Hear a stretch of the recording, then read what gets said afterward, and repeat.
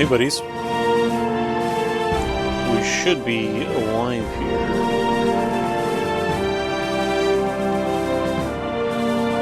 Let's check what this sounds like. Test, 1, 2, 3. Test, 1, 2, 3. Sounds like it's good. I might be a little bit quiet, but maybe not. Does the music not loop? That's dumb. If I go like back. Huh. Oh yeah, there it goes.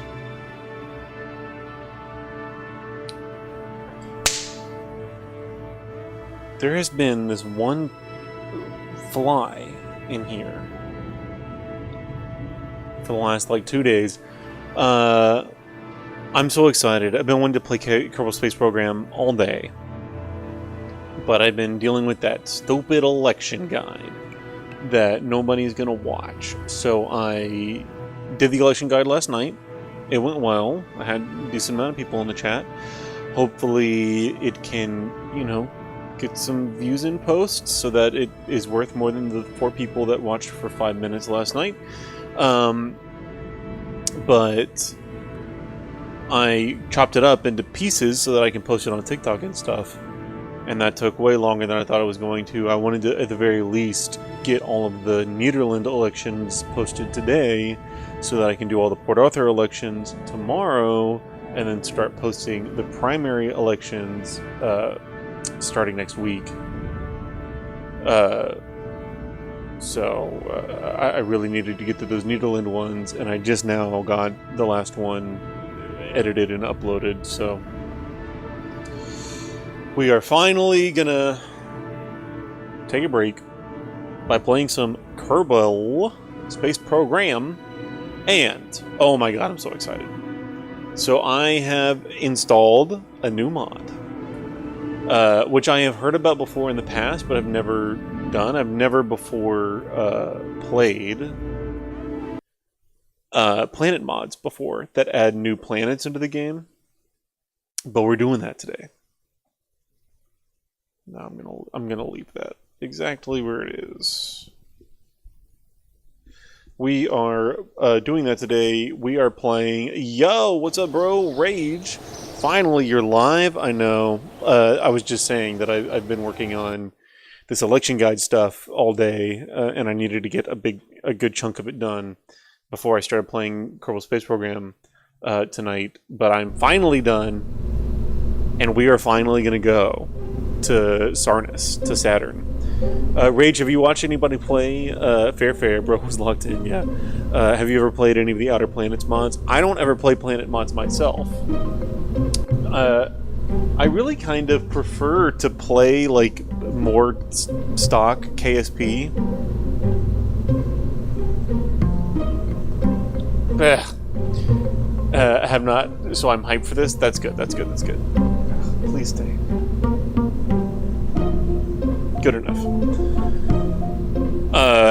And so I've been so excited. I usually go on long walks on Saturdays. Today, how long of a walk did I go on? I don't remember. There is this like water drainage district in my town, and they have like a big walking track around it. 5.38 kilometers I walked today. I don't know if you can see that. Where like it's like got blue water, and then the green land and the yellow is the path that I walked. Almost 5.5 kilometers.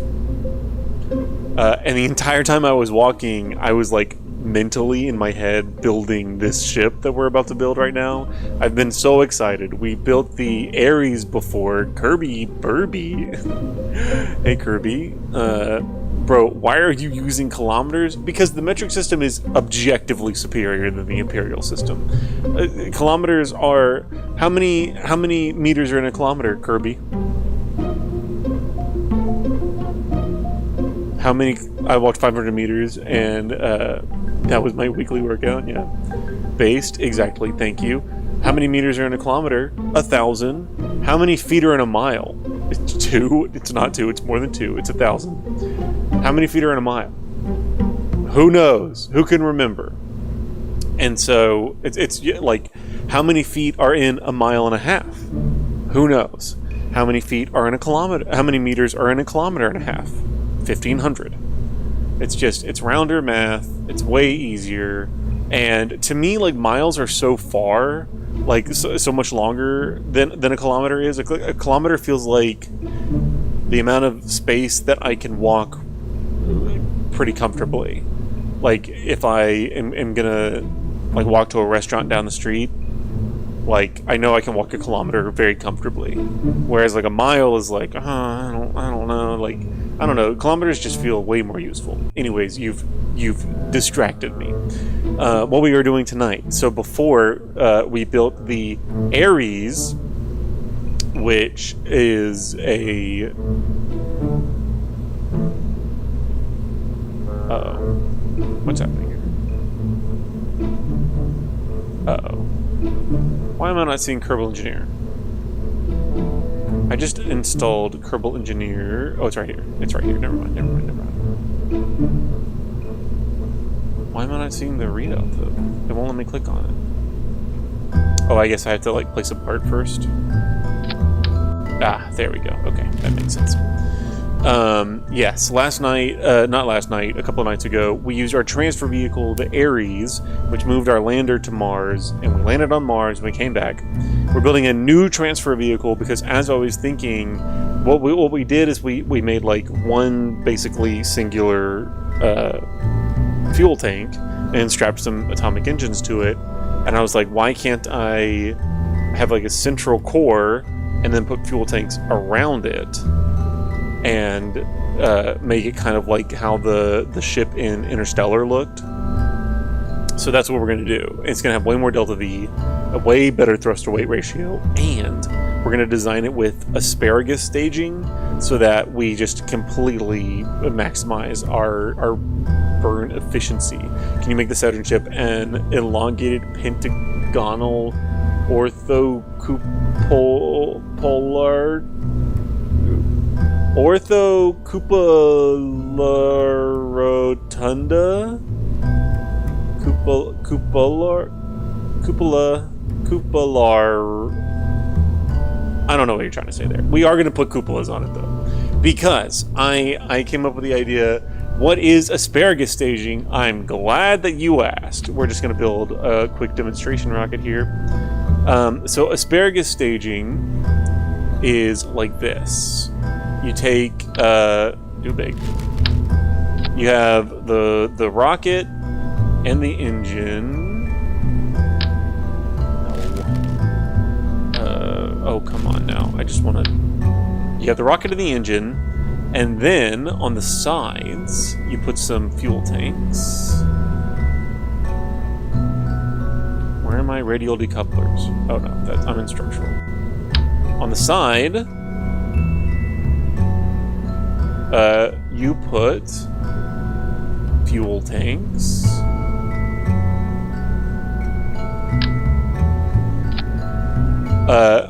And so now, like whenever we first start off, we need all of this fuel, but this is a lot of extra mass. And we want to be able to get rid of these side tanks once they're empty.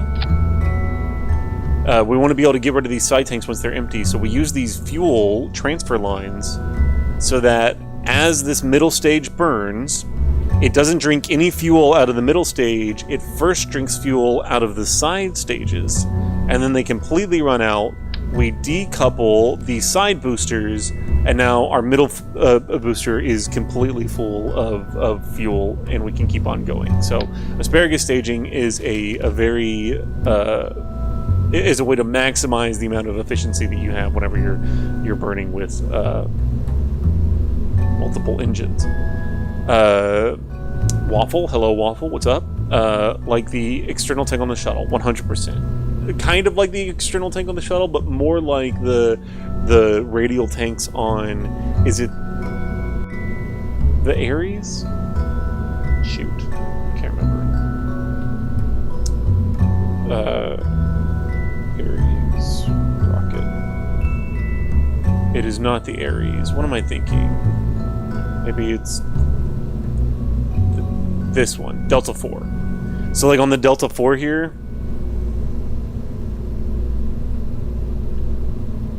on the Delta 4 you have all of these tanks, these radial tanks. You have these radial tanks that are all liquid fuel. These completely drain, and then they decouple those. They decouple the radial tanks, and then you just have the center tank left. On the space shuttle,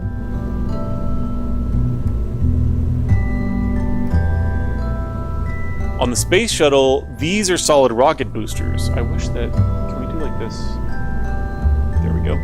These are solid rocket boosters on the space shuttle, and so this is a completely different type of fuel. This is liquid fuel inside the center, and it is a... It's fine.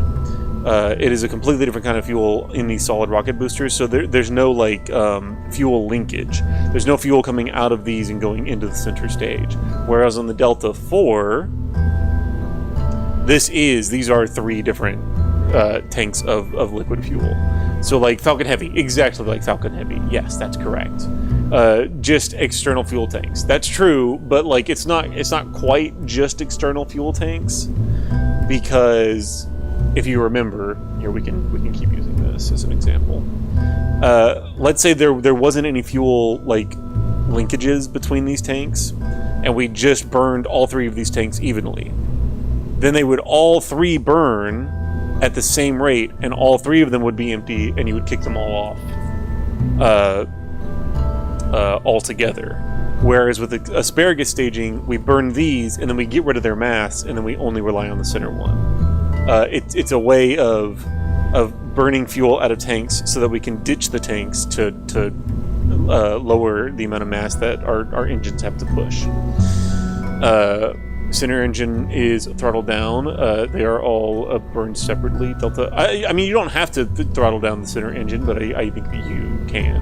Delta 4 isn't asparagus, I think. Oh, I don't know.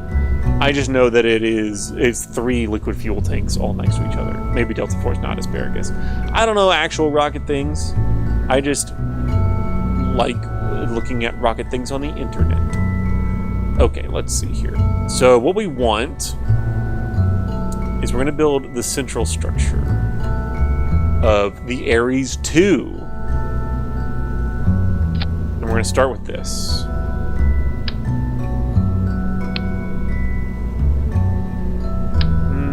Yeah.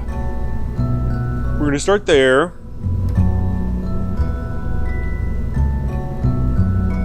And then we'll do some batteries.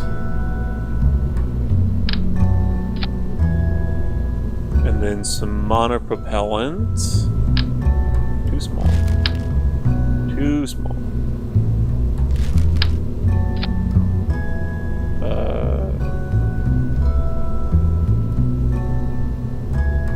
Oh, is this the only skin that I have for this monopropellant tank? That's dumb. And then we want another battery for symmetry. And then we want another crew module. And we're just going to pretend like in our brains that this monopropellant tank is not a monopropellant tank.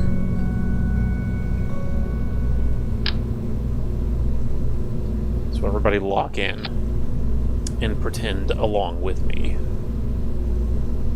So this is going to be the central core. Then we need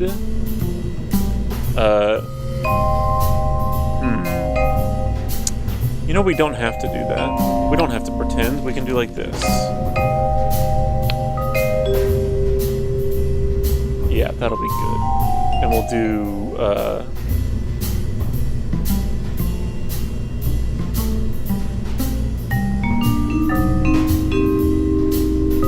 batteries like that, and now we need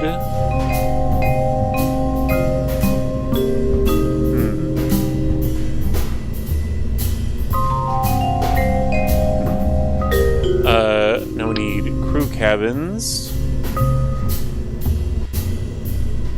And we want to do like this.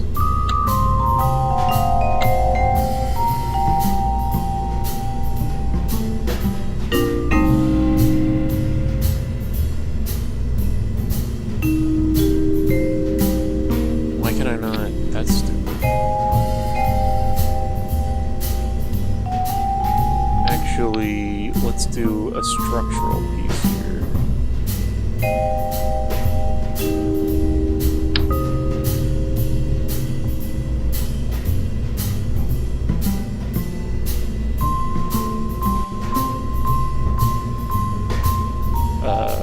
Like this. Is that right in the middle? Okay, Kerbal Engineer is in the way.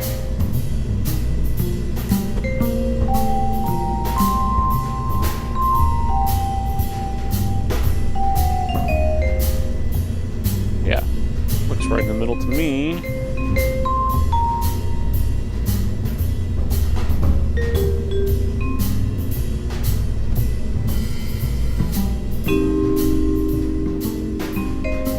Game audio might be a little loud.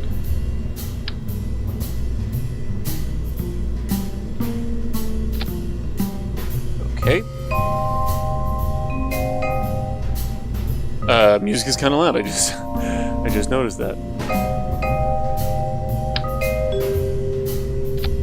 How is that? Is that better? And actually, I think I want these to be like this. How far do we think that that needs to go? Maybe one more? We're building artificial gravity into this ship because to get to Saturn is going to take a long time. Therefore,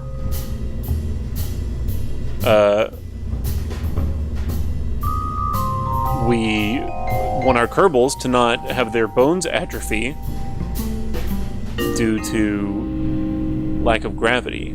So the crew, this is going to be like the central location, like the command area, I guess is what you would call this. But then it's going to have crew modules on each side for under centrifugal gravity. Is this some KSP RSS? What does RSS mean? Like back in the day? Like a subscription service? Do you have sidechain compression on the game audio via your mic, or am I bugging? I do have sidechain compression on the game audio. Test! Let's see. I call it ducking, not sidechain compression. Hey, that's dope. Yes, thank you. It is technically a compressor that is doing it. Ducking feels more intuitive in my brain, that term. But yeah, I can't stand not being able to hear people on stream. And so whenever I set up my stream, I was like, I need to always be able to hear myself, but then I also always need to be able to hear the gameplay. Alrighty.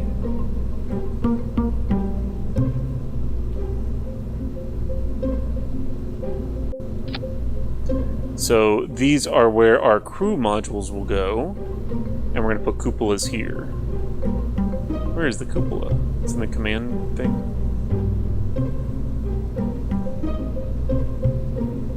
Cupola? Oh, there we go. Hey. Oh, actually, let's do like that. And so the whole ship is going to spin. The whole ship is going to spin. And you know what? I want this to be different. Let's do this. Hello. Put that there. And we're going to take this off. And is there like a crew junction area? I wish. I guess not.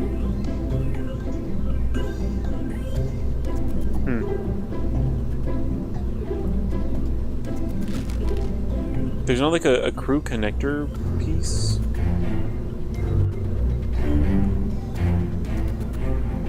Oh well.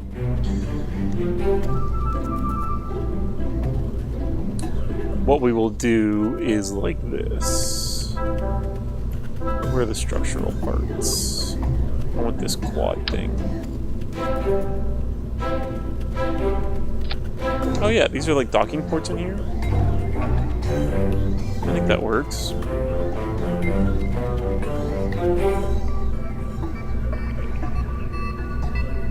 Let's take this off.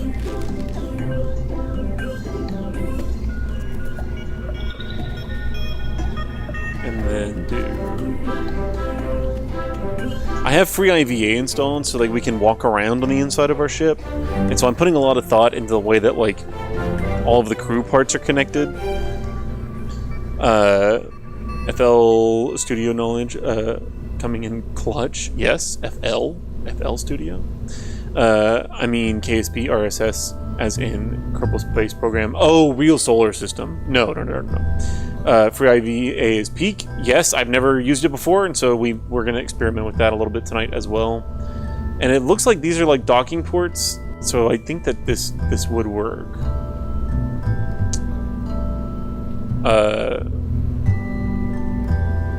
Where's the other science bay?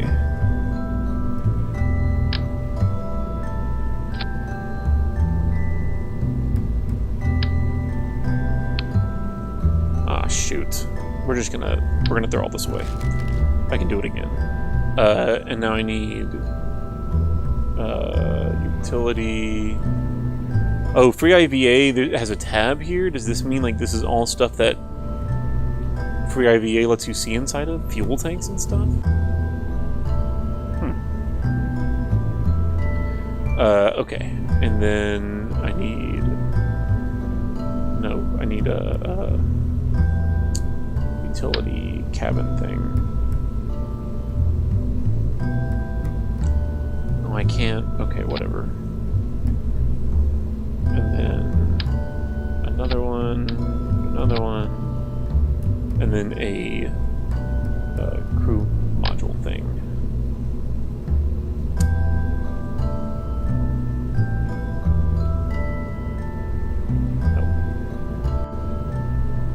Nope. Okay, come on.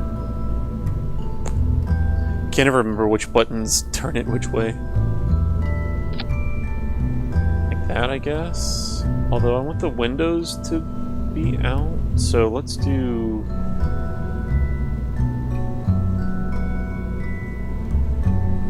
Let's rotate it like this.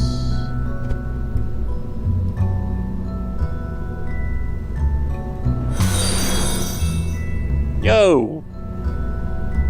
Rage just followed. Rage, thanks for the follow.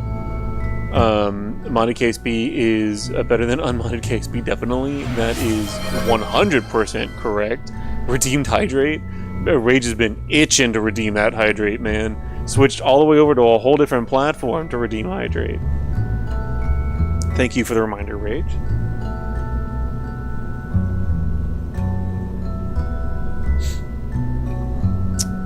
Okay. And now... we want these to be cupolas. And I don't know what this is going to do with free IVA. Actually, you know what we can do? We can just put it on the launch pad and test that. Oh shoot, I should have put that on there before we did this.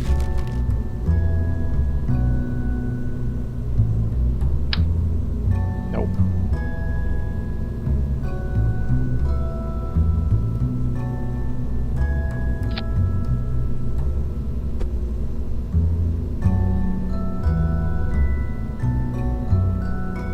Line those up.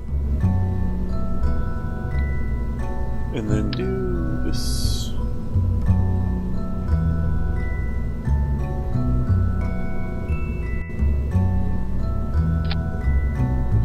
Okay, and now let's... we need a constellation to name this after. Hi, YouTube. You're talking to yourself now in... We're not chugging. Good lord. We need a good constellation. We'll just call this Temp for now. Kirby just followed. Hey Kirby, how's it going? Save. Launch. No control. That's fine. All I want is to... who's that Kirby dude? That's funny. All I want is to test free IVA here and see what the interior of our ship looks like. I don't know, but he seems pretty chill. Oh yeah, and we actually, let's just go ahead and revert this. While I'm thinking about it, we need to engage auto struts.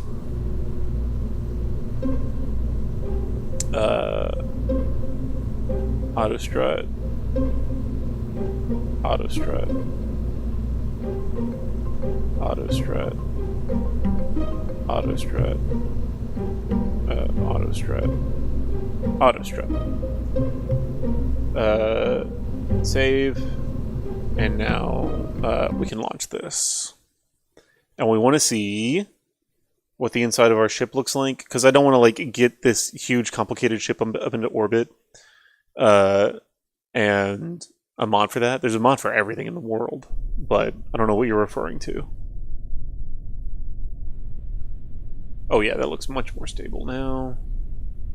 Do we not have Kerbals on this thing? Ugh. Ay, ay, ay. One thing about Kerbal Space Program 1 is it is slow. It does take a while to load anything. Jebediah and Bill for now. Launch, yes, Lord. Editor extension redux. Oh, it has a button to auto-strut everything. Oh. I am a little bit worried about auto-struts. I know that they can make things a bit buggy. And we're going to be docking several things to this, so... Okay, how do I do... How would I do an IVA? No, I don't want this. Go away. Oh, come on.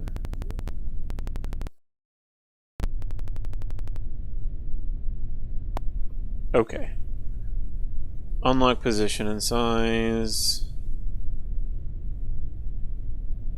Oh, come on. This is a pain in the butt.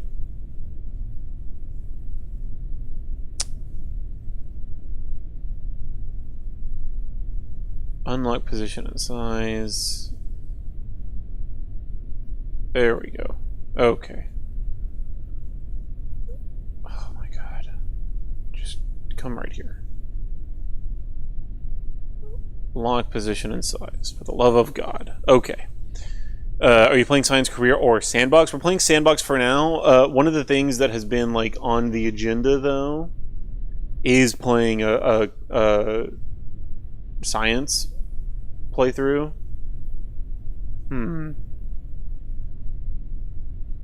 How would one, do you think, go about doing an IVA? Like this? Hey, looky there. How do I detach myself?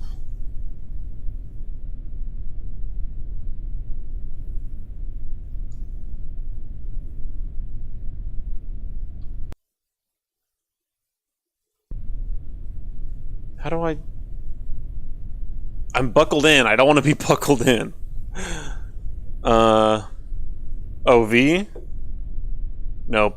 V has switched to a different Kerbal. I don't know why the audio is doing that weird buggy thing.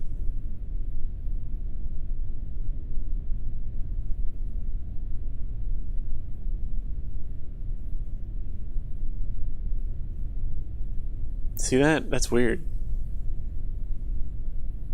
Is it K? It's not K.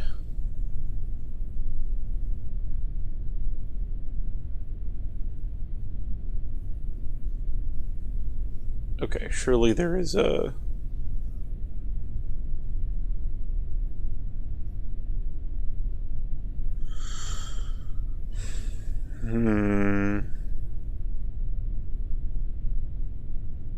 Oh, here we go. Y? Oh, there we go. I figured it out. Okay. So, we are under gravity at the moment. I do not want to go EVA. What am I looking at out there? Interesting. Where are we? Do I grab onto this automatically? So this is the science vessel. Grab prop, left alt. Or left click? No. Left alt. Nope.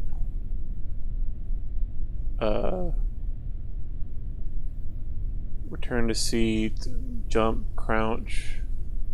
Oh, move up, I see. This is the... Oh, I see, I see. Wait, what?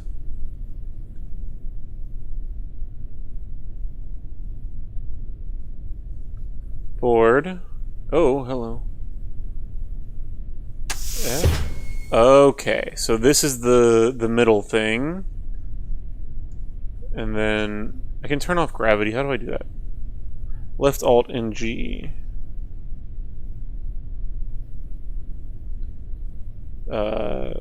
F. Ooh. Okay, F. F. You said we want to be really secure in here. I don't know. Open. Open. Open. Open. And then this will be our crew area, which will have gravity. And then this will be the cupola area. Look at that. Excellent. Okay. Let's see. Revert flight. So this all works together now. Return to the vehicle assembly building. This is like Area 51. I swear when you press C to go first person, it said, oh, parentheses to unbuckle. No, it was Y. Y was unbuckle. Help me remember that. Okay. So this is the whole ship. This will be all of the living space inside the ship.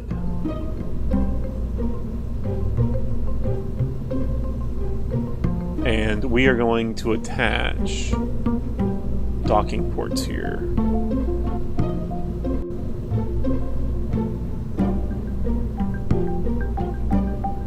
It's going to block some of our view out of the cupola, which is sad, but necessary.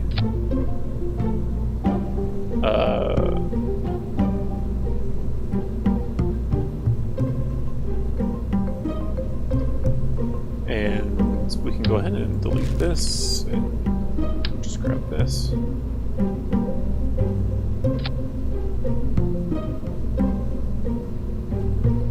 Okay, and now we need to... So we have docking ports there. We want a docking port here.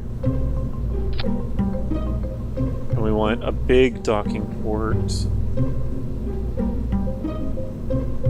Big docking port.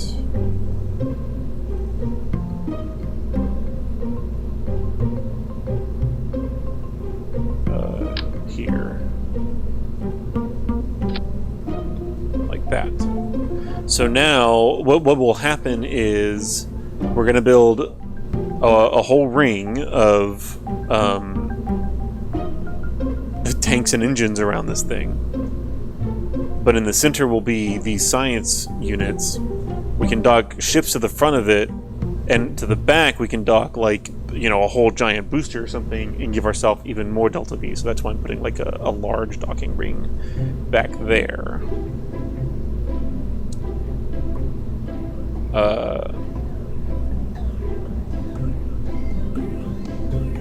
And then what else do we need?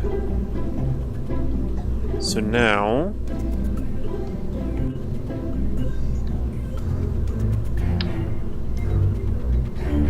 we need to put it this way, because that'll give us more room. Kind of gives you a better visualization for what the ship will look like. And we need a structural piece. We need this.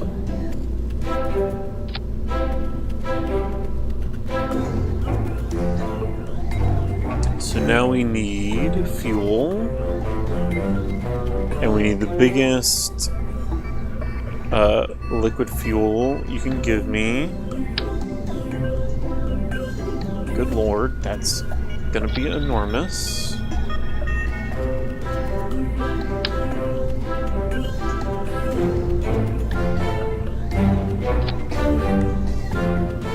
And then do this one again.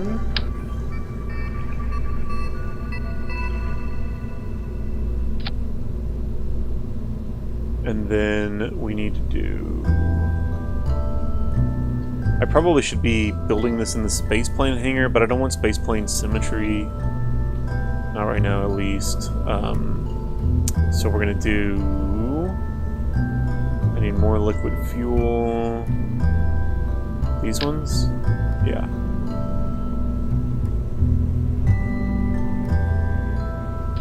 Like that.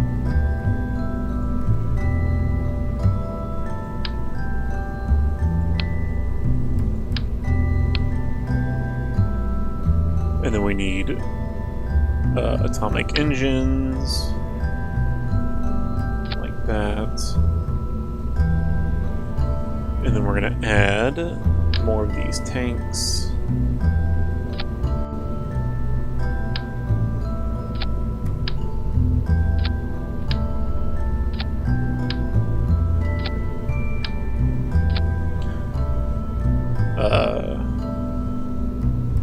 And now we're going to grab these and move them in.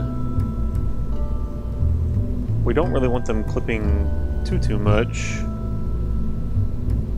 but we do want them to be adequately attached. That looks fine. Oh, I'm only doing 6. Let's do 8.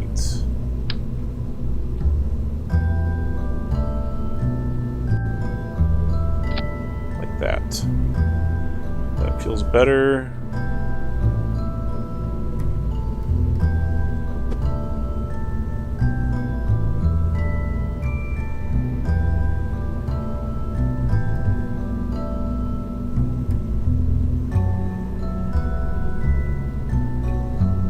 And what we can do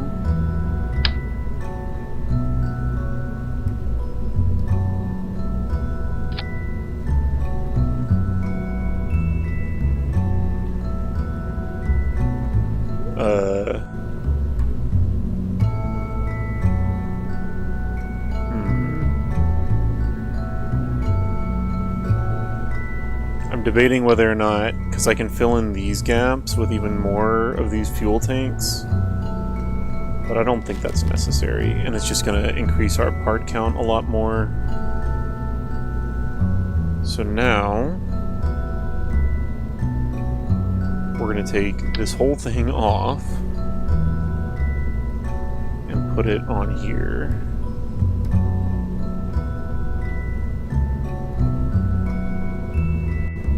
Not like that, though.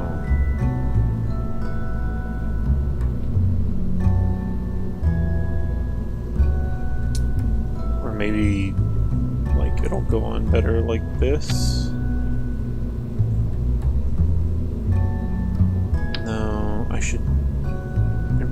wants to be like this. I guess I can't do it like that, though.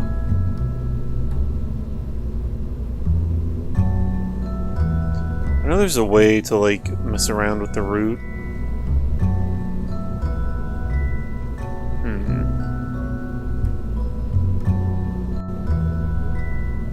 Okay, well, let's just do this, and we'll see if it will work like this.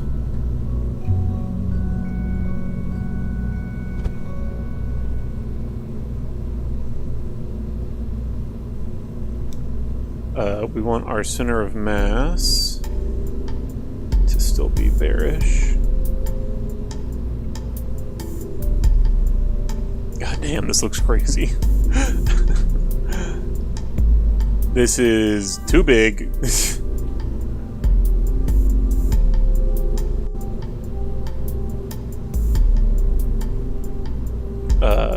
So let's grab this, go down a scotch.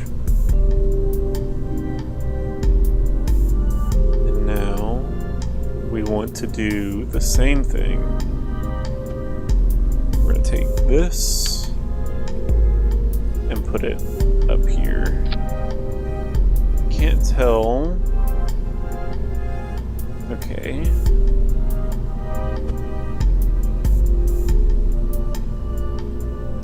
Like that. And then like this.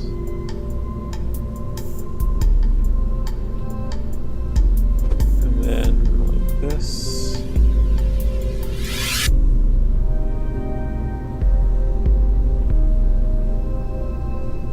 Looks right to me. This is not gonna work. Did you hear about the shooting that happened at the White House? I did.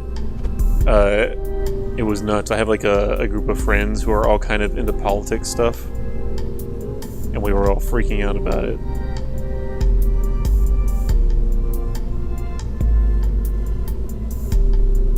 Like that. Good God. This looks ridiculous. It looks dumber than I thought. It looks dumber than I thought. We're gonna scrap this for now. And what we're just gonna do is like this. We're just gonna do, without putting them on the sides radially. This is quite the rocket, yeah. I mean, it's coming together. Just, you know, hear me out. Let me go.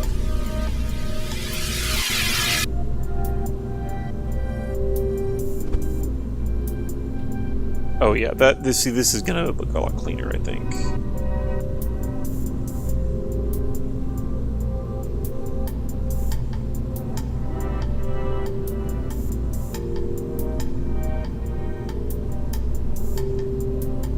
Okay.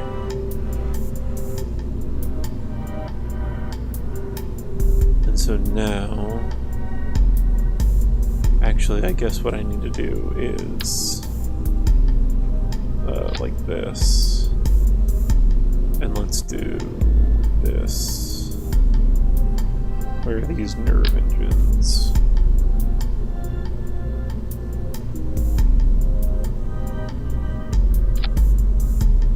The shooter at the White House, I've been hearing kind of conflicting reports. Some people are saying that the shooter is in custody, and some people are saying that the shooter is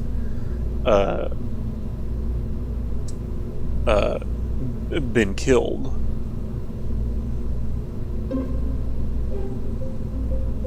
But you can reconcile those conflicting reports with the explanation that maybe like the shooter, maybe it was like multiple people who were involved.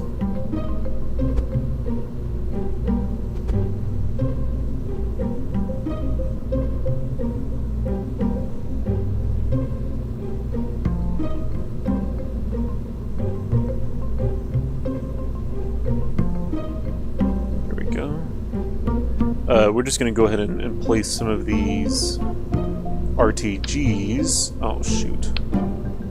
Okay, we're good. Oh, shoot. We're going to place some of these RTGs here. Actually, they look fine, I I think. Because we're going to need RTGs anyways. And now...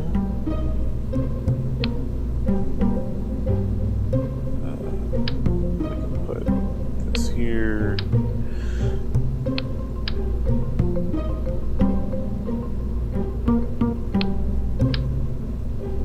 And do like that.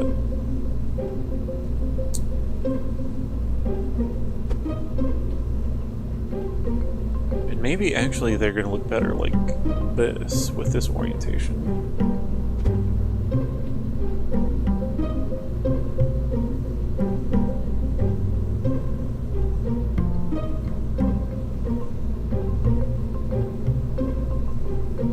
Oh, and I forgot that we're supposed to be doing asparagus staging.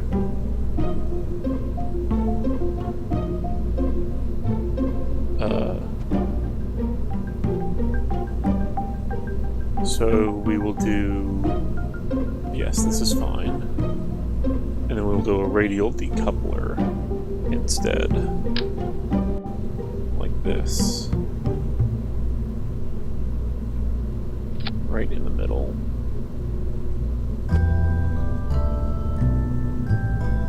Right? That's right in the middle? Yeah. Wait, so where does the ring go? If the engines are there, the engines are the ring. It's not going to have a gravity ring, it's just going to have a pod on the end of a long rod, essentially. And because the rod is spinning, the pods will experience centrifugal gravity. You don't necessarily need a ring to do it. I feel like it's almost kind of tropey that people use rings so much now. Because, like I said, you can do it... Oh, shoot. How am I going to attach this, actually?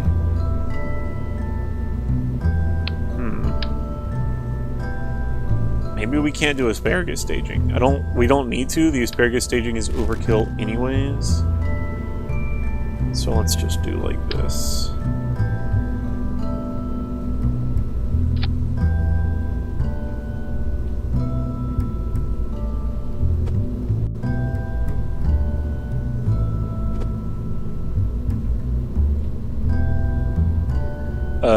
And I really like that in Project Hail Mary, how they did, spin gravity, but they just did it by spinning the whole ship.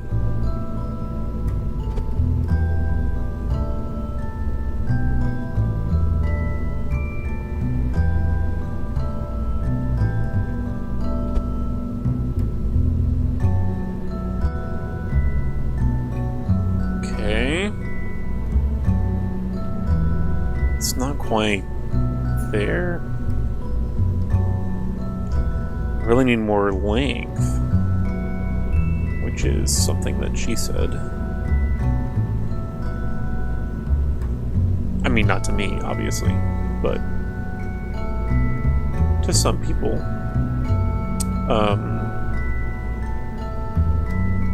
That's a little better, I think.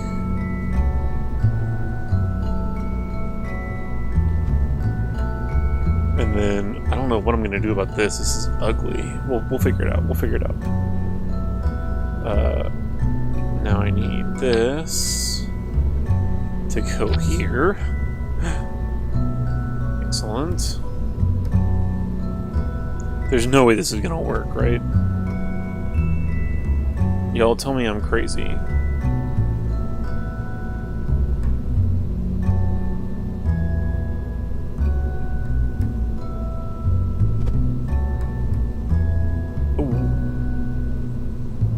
This to be like that.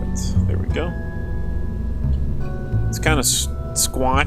It's not quite... You're crazy, yeah. It's kind of squat. It's not quite circular. But like the plan, what we're going to do here, kind of psychotically, is like this. You see, can you see? Smelling what I'm putting down? that the phrase?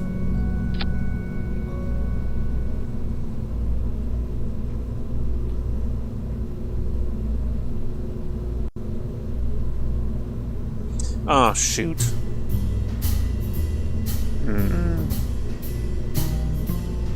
Alright, let's throw these away. I need to put an engine plate on this. I forgot about that. Ay, ay, ay. This is going to take us a minute, so everybody get comfortable. Because we need...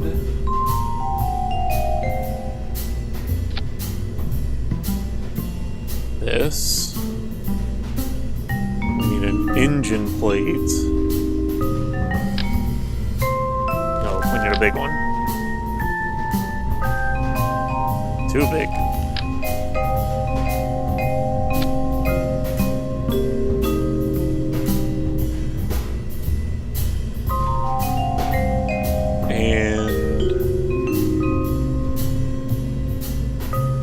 Because we're going to need to attach boosters to this to get it up into freaking orbit. And now we're going to do... I guess we can just do 3. We don't need 4.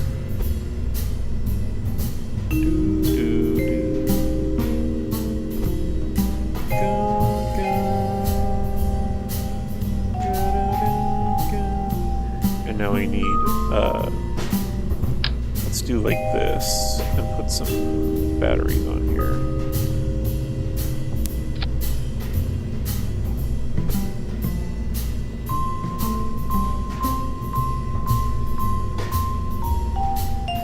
Nope. Like that.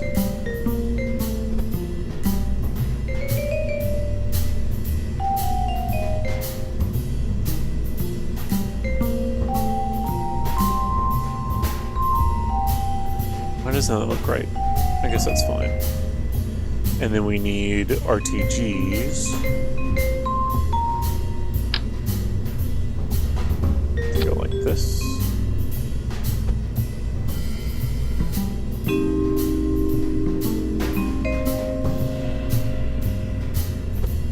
Oh shoot. No. No, we needed the RTGs actually to be exactly as they were. And now we're gonna bring these in like this. That looks good. And now, instead of this short one, we're gonna use the long one, because we can always clip it.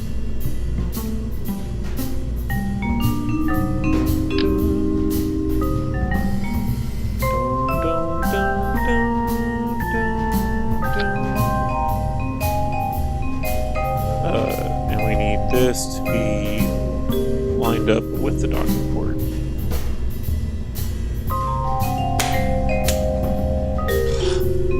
Freaking bug has been in here for days. Okay. And now we can do like this. And like this. And like this.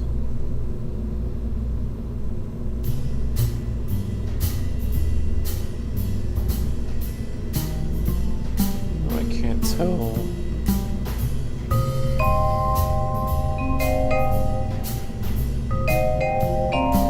There.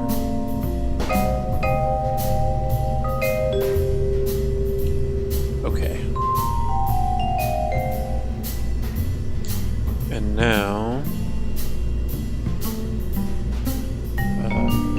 take this and put it here.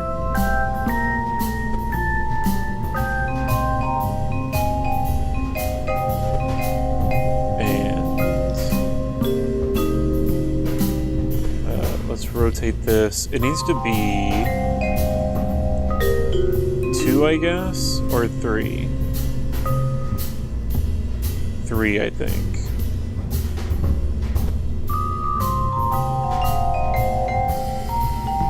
Like that. And now, if I take this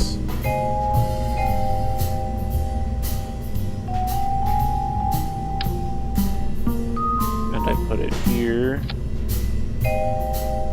It's still kind of squat. But I guess I can do like this.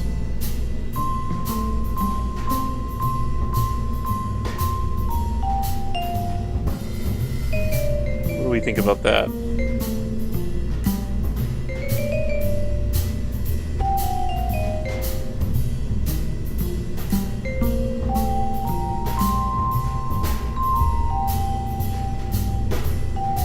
And now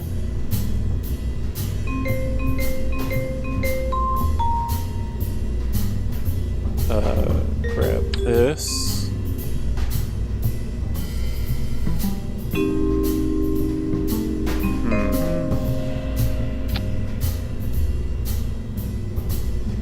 Yeah, it'll work. We just need it to go all the way across. So we can do like this.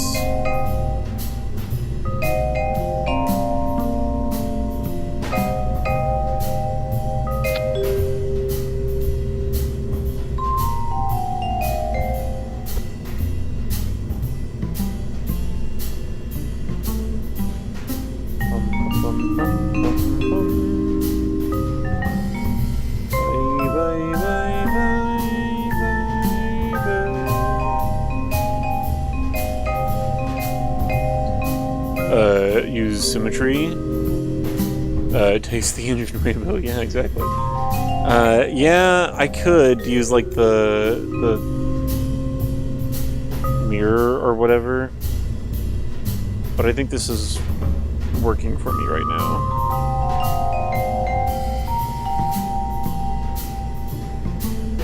I'm just not totally certain about how to attach this here. We can do it with struts, I guess. I'm just a little worried about struts getting wobbly.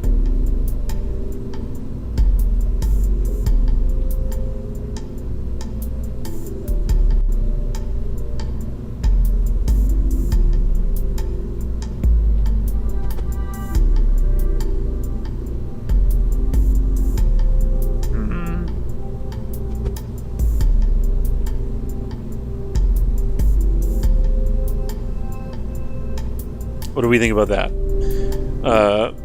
Struts are probably the way to go for this. You mean auto struts? How are you gonna launch this? That's why you put the engine plates on it, so that we can attach boosters underneath. We're about to flip it.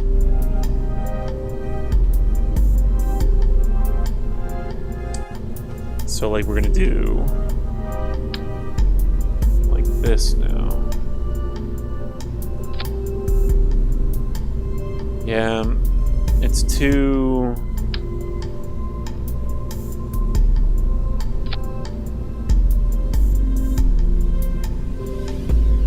It's not quite circular the way that I want it to be.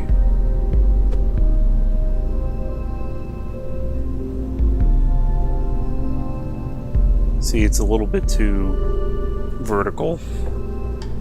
Low key, starting to see the vision, yeah. This is an insane ship, though. And you can see why I was wanting to asparagus stage it.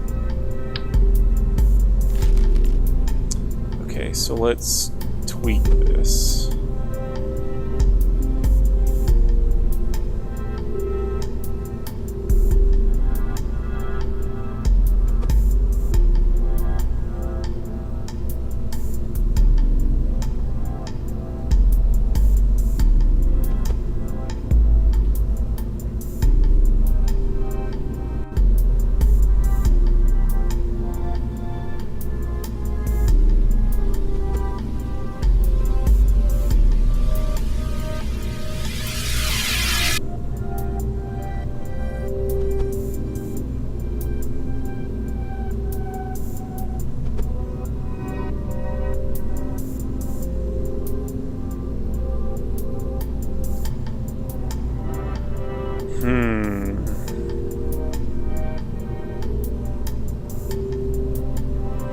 Why is my center of mass off to the side like that? I wonder.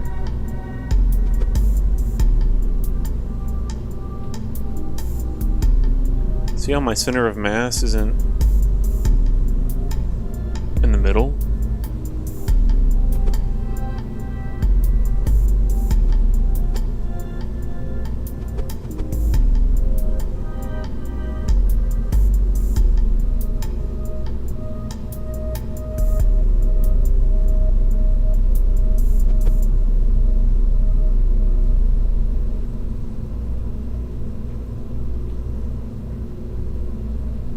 Okay, that's a little better, I think.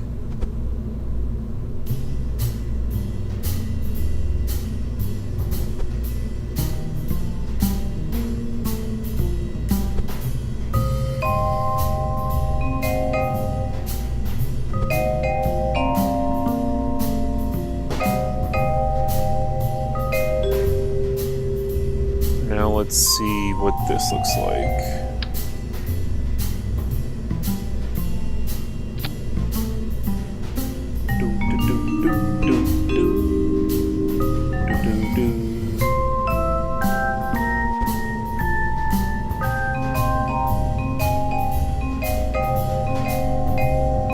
It's still a little squished, but I think it's better.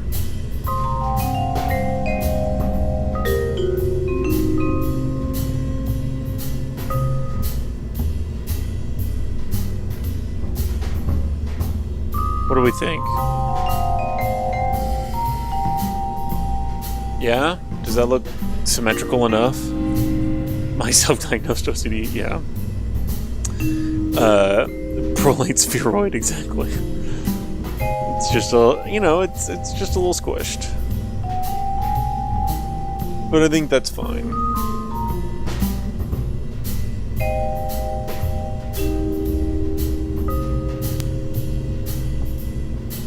So now, let's grab some struts. And start strutting it in some places.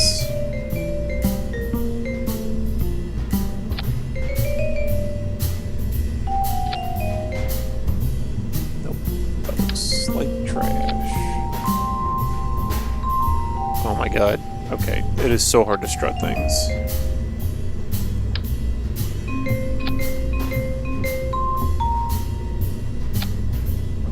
Okay. I really don't think it's gonna need a lot.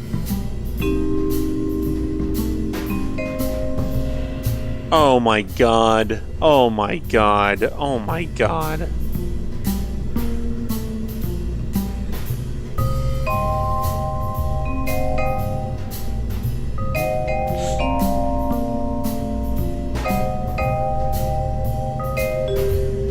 It's got oxidizer. I put freaking oxidizer in it.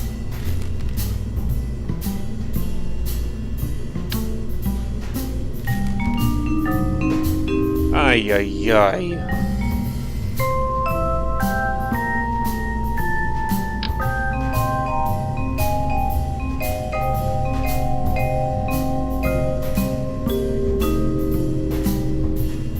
Dadgummit.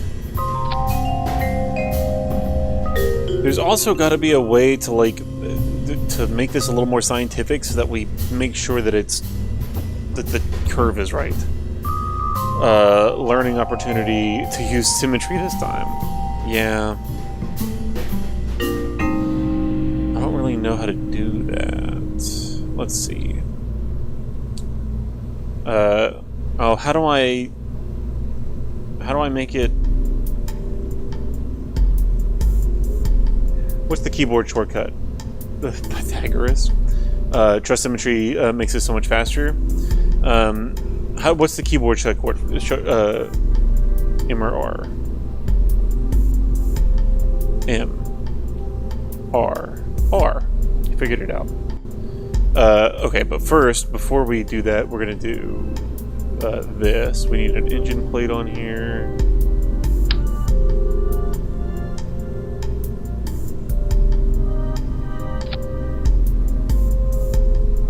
And then we need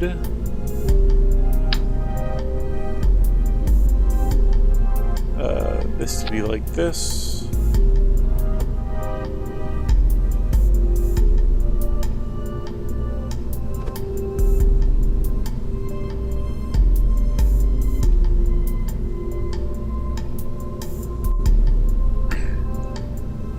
X and Shift X.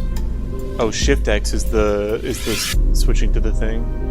Also, why not use attachment nodes on engine plate for the engines?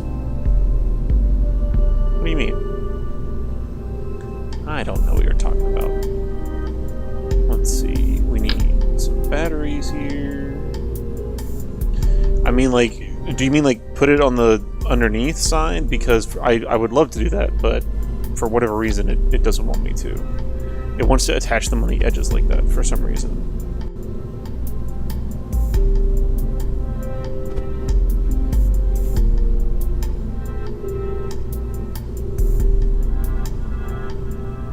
Okay, and then we need RTGs. If you right-click on the engine plate, you can add more attachment nodes. Oh, look at y'all teaching me stuff.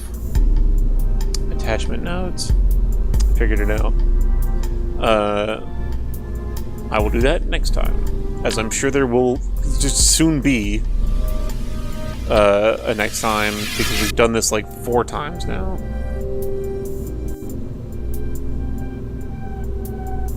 What is happening here?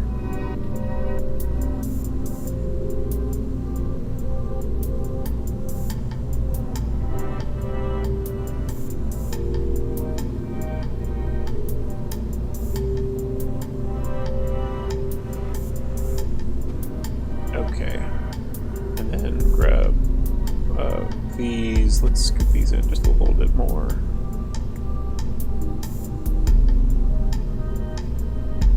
Like that. That looks better. Okay, now we will have batteries and RTGs and be fine. And I guess we might as well put monopropellant boosters, some RCS on these.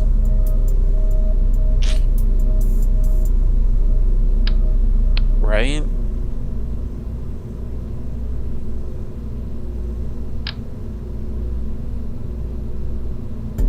I don't know. That looks gross. I don't know. Let's leave them. See, why is my mass like that? Mass. There we go. I just needed to turn it off and back on again. What else do we need here before I freaking move on? Sometimes you need to hold the part you're attaching further away from its node so it snaps properly. Okay. So now let's do this and do this and do this. Make sure that it's centered.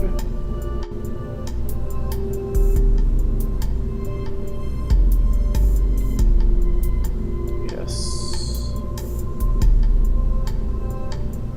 Okay. And now we can detach this, I guess, and do R.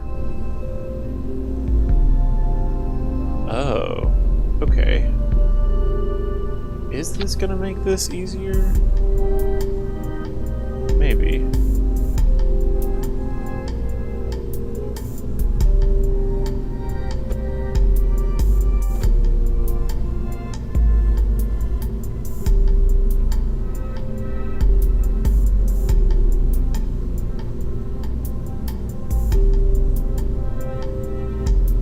Okay.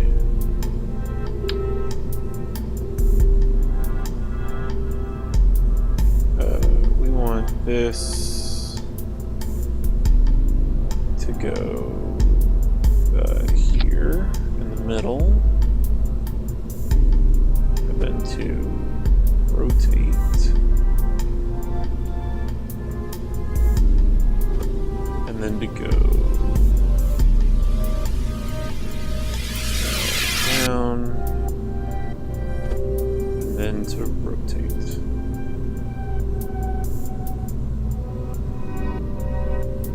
That ain't gonna be it. Oop, that's probably too far, actually. Something like that.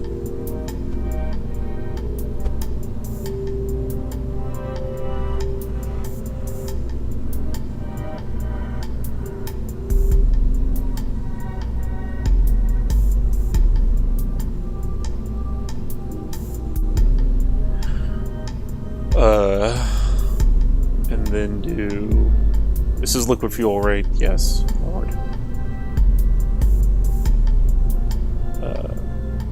And then do the same thing again.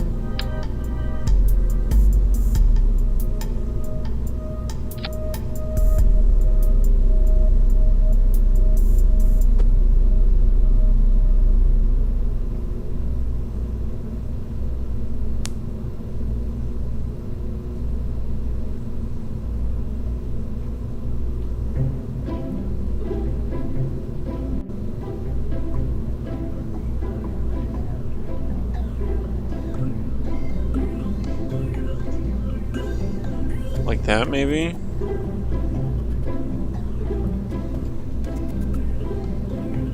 Is that looking right?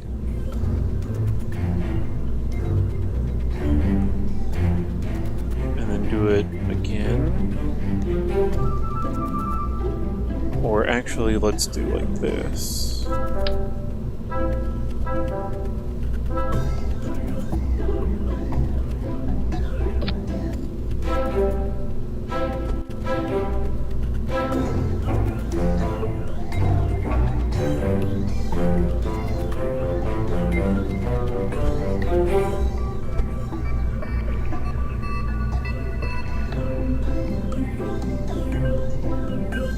Okay.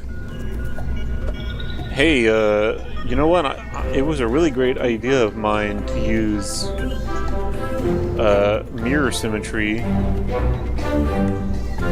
instead of radial symmetry. I'm so glad I thought of that.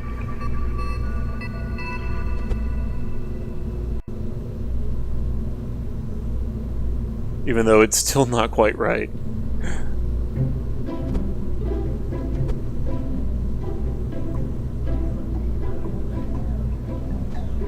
But that doesn't bug me very bad at all, honestly. Okay, what else? I do wish...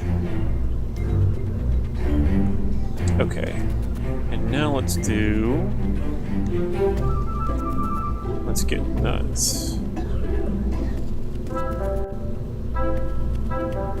And put this like that.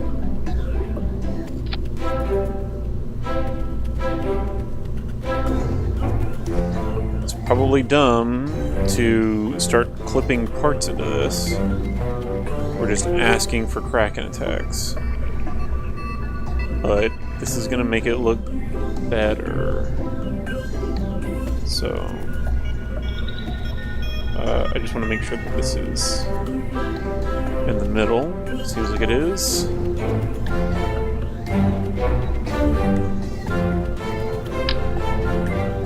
Oh, that's the small one.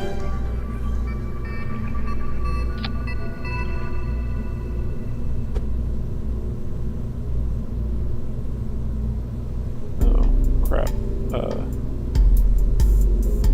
No, it needs to go like this.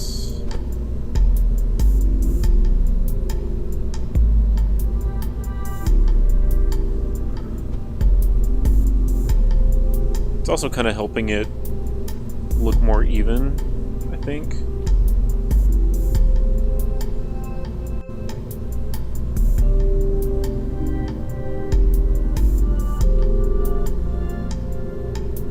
This is crazy talk.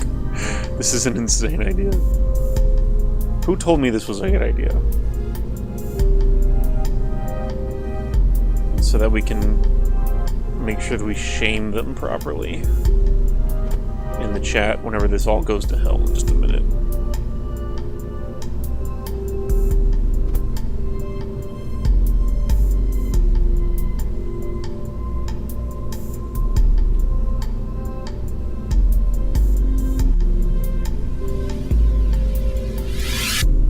Ay, ay, ay. Good enough. We're cooking now? Yeah. I think it's coming together.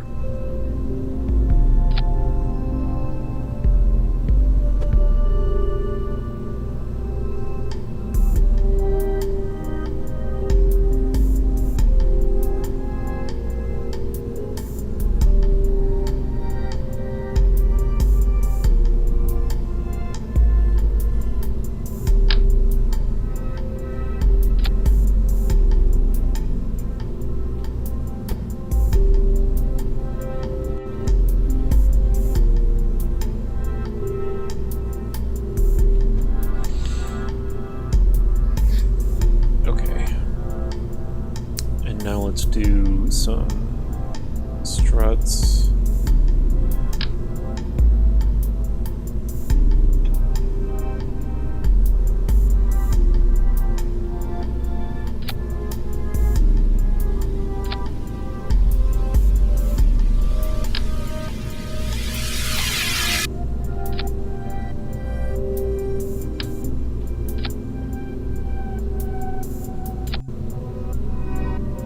Just to help it stay together a little.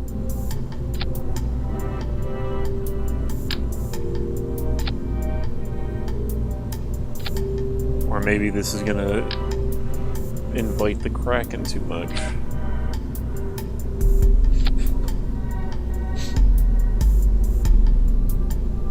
And now we need to really strut this here.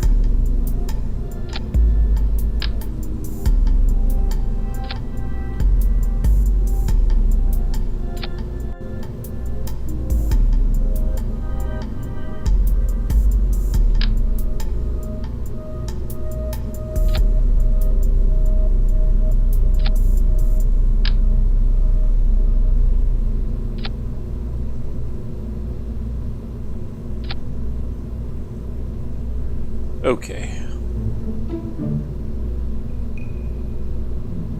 Yeah? What do we think? Cracking like an earthquake. What do we think?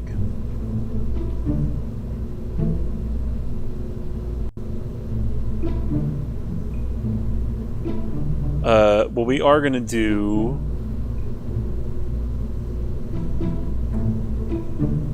is this.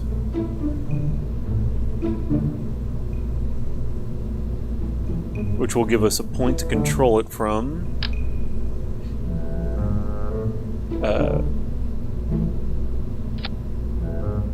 And we'll also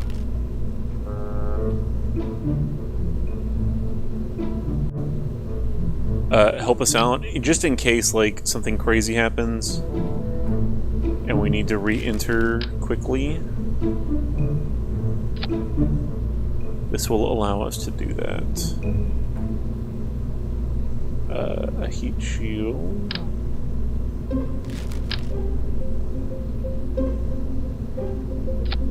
Is this one too big? It is too big.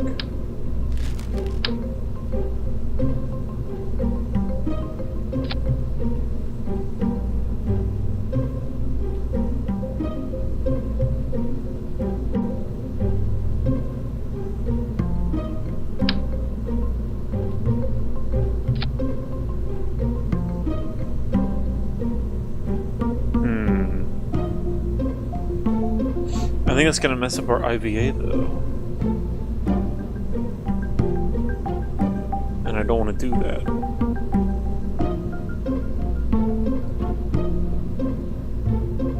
You know what, let's do this. Take these off. And let's put a robot here. Oh shoot, which way is up on this robot? No, the exposed side, so I think we're good there. And then we'll put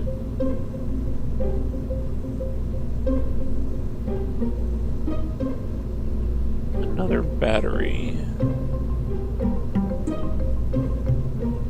here.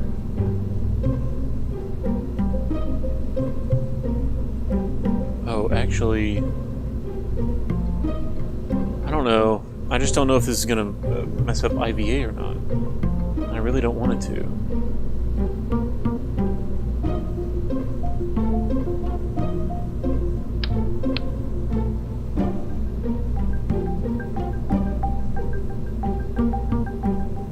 If I do like this.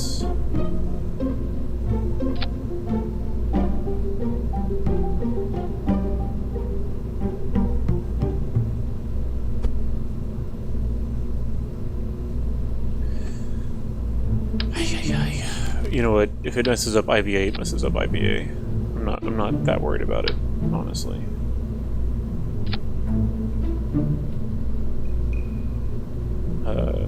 Oh, but we wanted another battery here.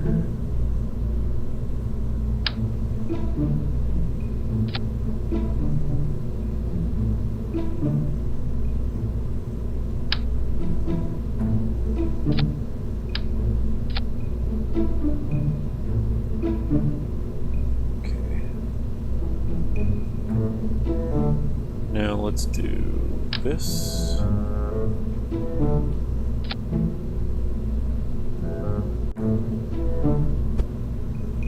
These aren't going to be terribly helpful in the outer solar system. I mean, they're not going to be terribly useful, but they'll be useful enough. And then we want...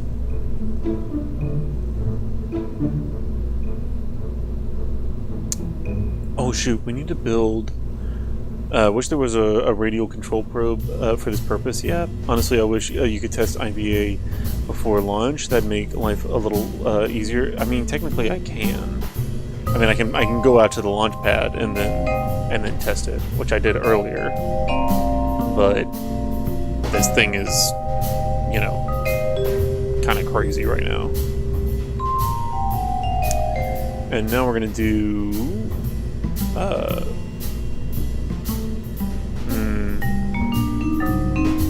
Another thing we need to do here is this, and put this there.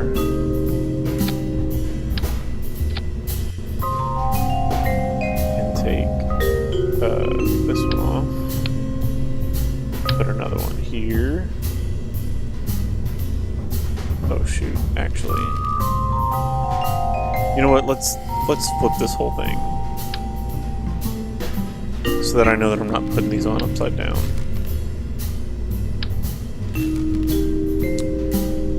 Alright, here we go.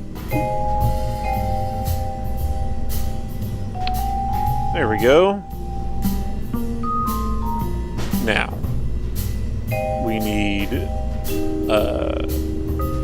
batteries.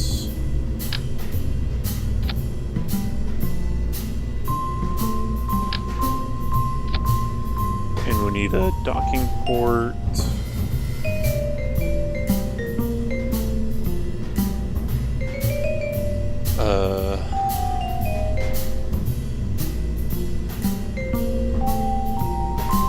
Docking port.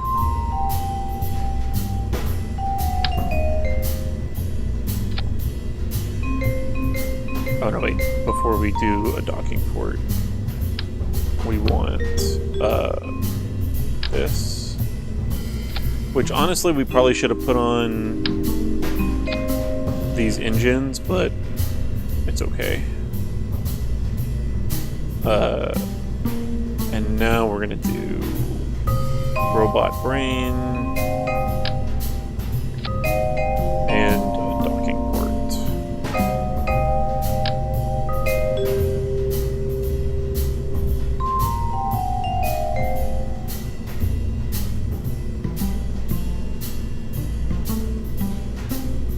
Hello?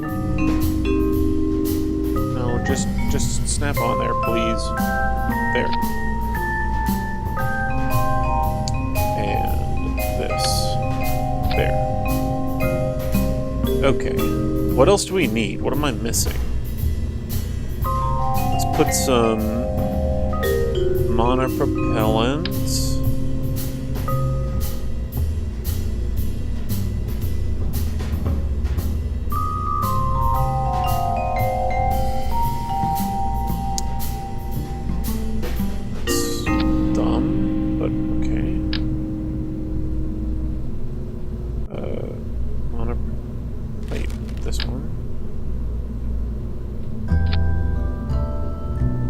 I think that's enough monopropellant. Probably not. Oh shoot, I forgot these fuel tanks on this side.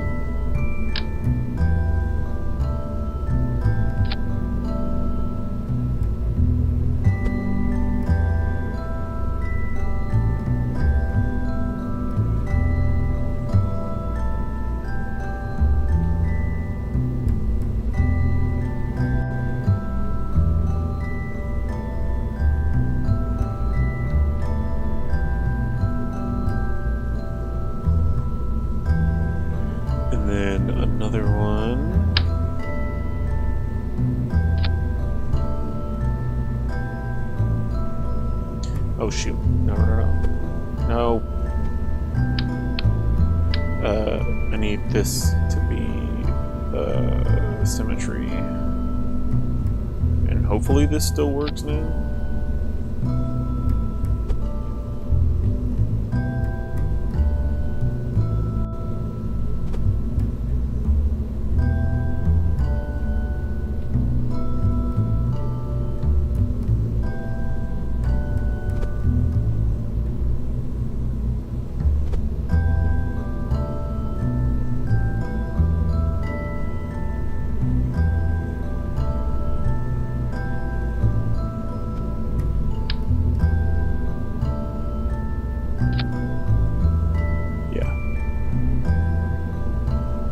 Oh, that's not right. Why is that not right? Shoot.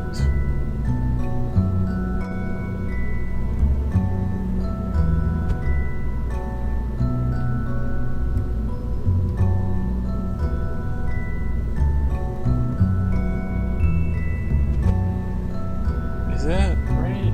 Yeah, it is. Yeah, it is.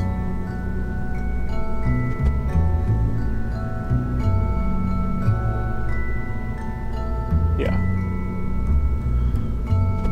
Okay.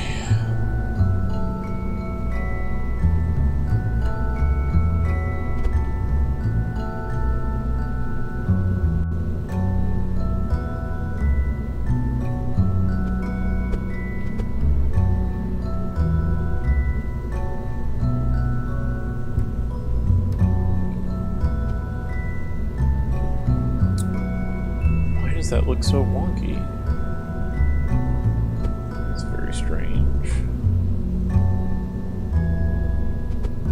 Something is not right here. And I'm sure we'll figure it out halfway to Saturn.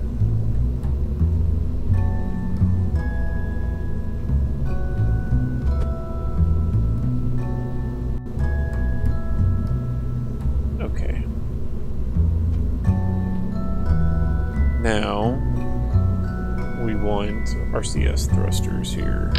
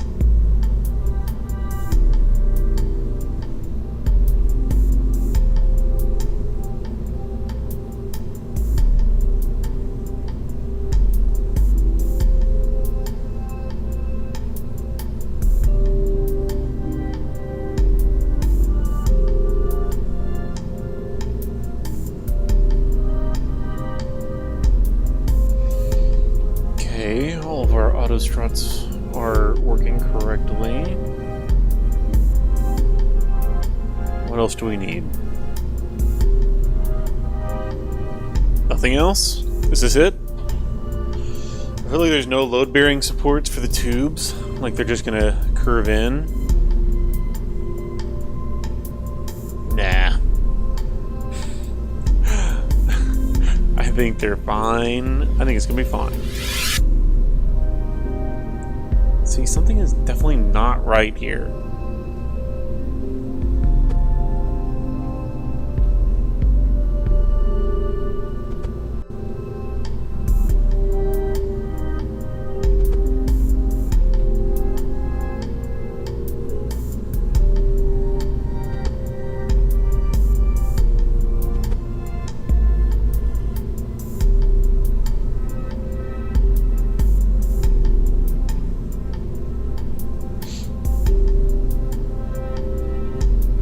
This will be interesting. It will be, you know, if that only, control point. How do I make this the ship's control point? Oh well. We do need a radio antenna, but the thing that I'm worried about with that is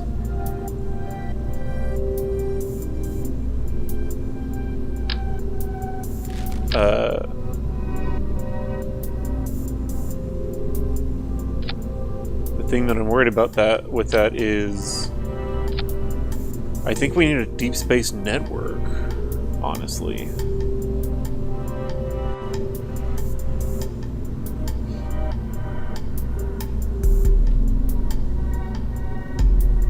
Which one of these? Yeah, this one.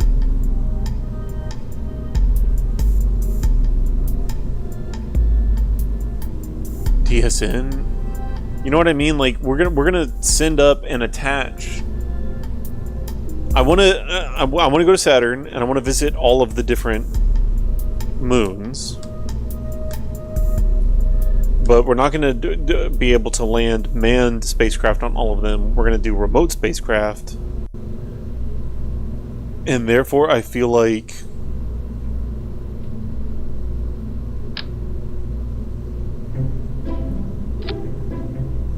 we need to set up a deep space network, you know what I mean?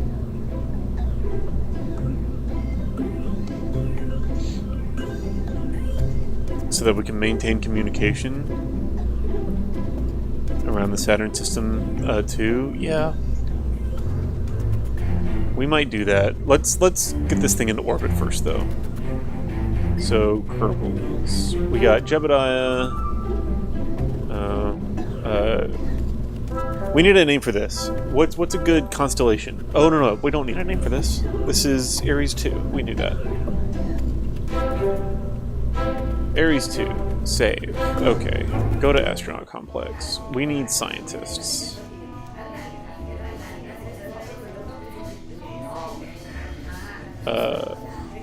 Just do this. Okay, go back.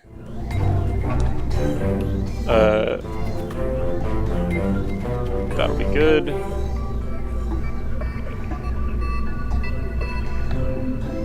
So we have our 3 main Kerbals on board. Now, we need to get this thing into orbit. And in order to do that, we are going to give it some ridiculously heavy engines.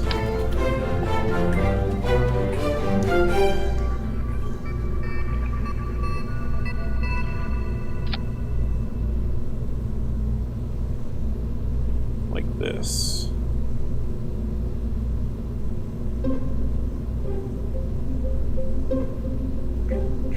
Where are these vectors?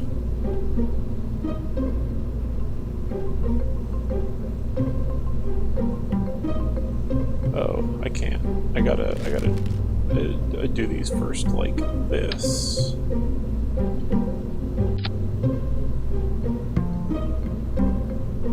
So we want a Rhino, just to make sure we have enough thrust here. And we want a bunch of vectors.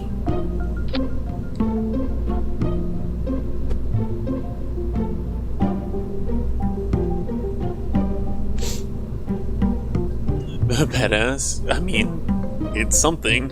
Ass. This feels like a job for the Rhino engine. Read my mind. I mean, we keep on doing that, Rage. Get out of my brain.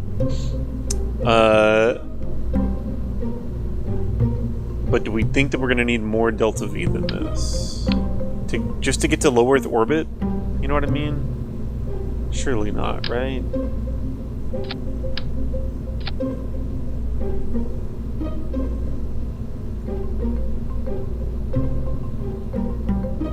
And we can lift this whole thing up a bit.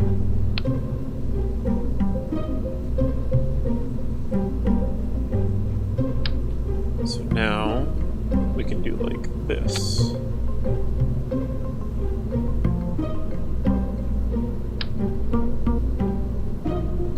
Ooh. That's not gonna work.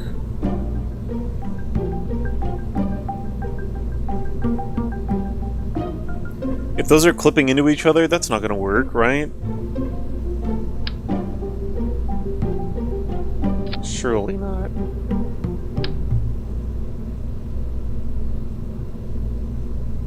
If it's clipped, do you think it'll break it?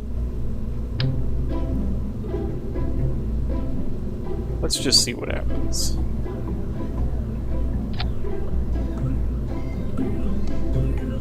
Maybe just have gaps? I know, but I want fuel.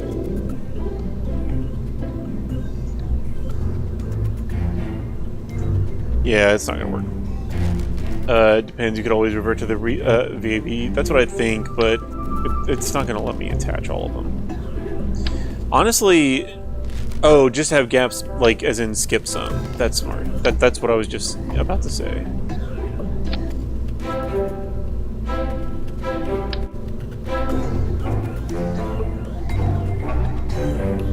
Although we do have like an odd number here.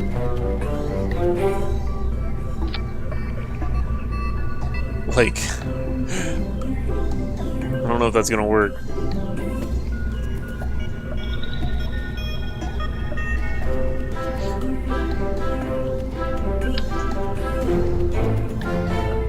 No. We're just gonna redesign this real quick. But then now I'm really worried about not having enough delta V.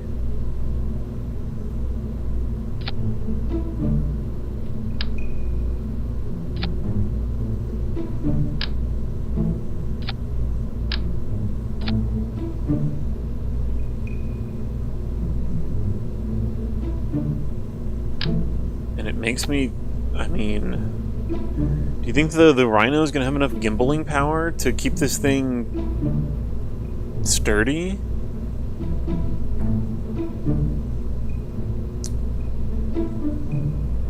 We can do like this. I wish I had cool things like, what are the oh, that's exactly what I wanted. What is this? This is a fuel tank, right? Yes, this is exactly what I wanted.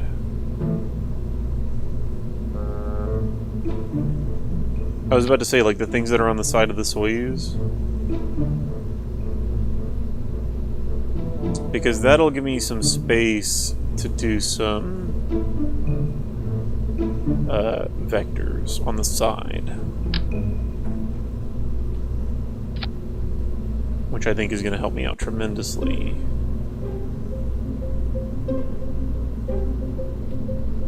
And now if I do like this...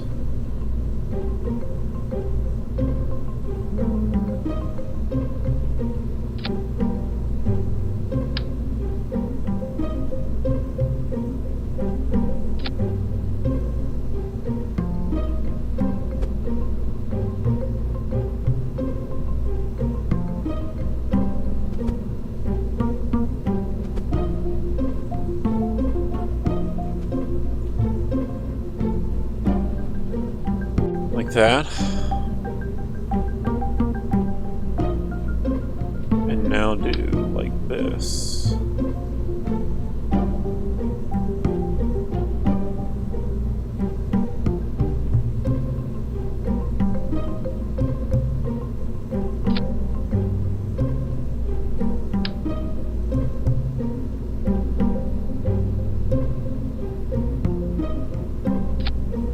Right? Is anything clipping down there? Oh yeah, it's definitely clipping down there. So I guess just let's do 2.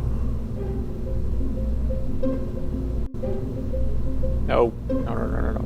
It's not bad. Come on.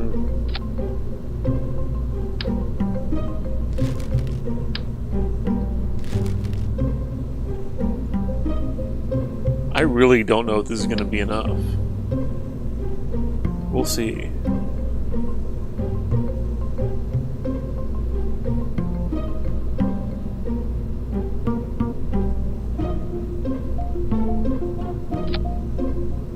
And who knows what the frame rate on my computer's about to be like. See, even these are kind of clipping into each other a little bit.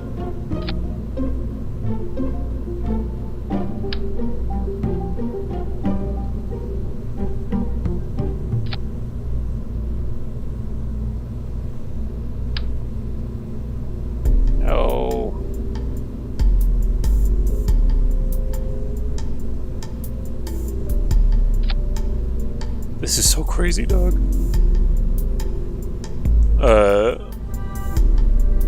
Just do the sides maybe, so no middles, or that works. I mean, you could add boosters to that. Sorry, I wasn't paying attention to the chat earlier.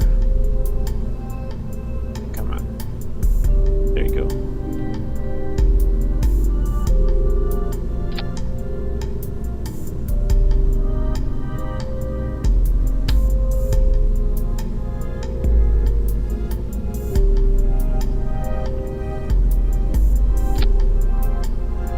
Okay, Lord.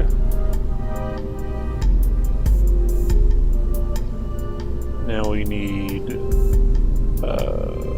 some struts.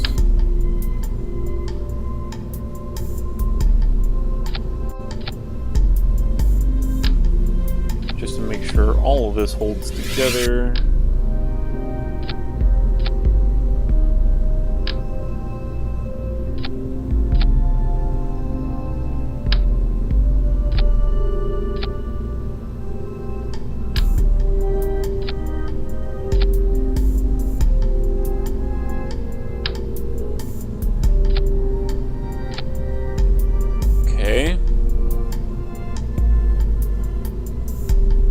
She's a big one.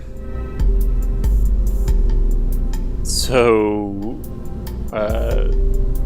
okay, we want none of those. Put all of that up there. And then what are these? More atomics. We want those up there.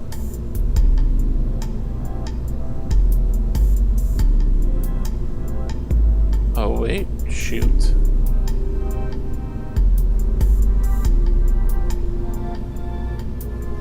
Why is this? Are these like SRBs? Are they supposed to separate? Yeah, it's got some solid fuel on it.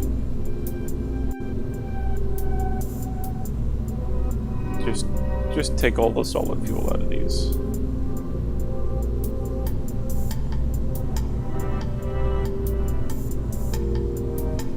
Because we're not going to separate these.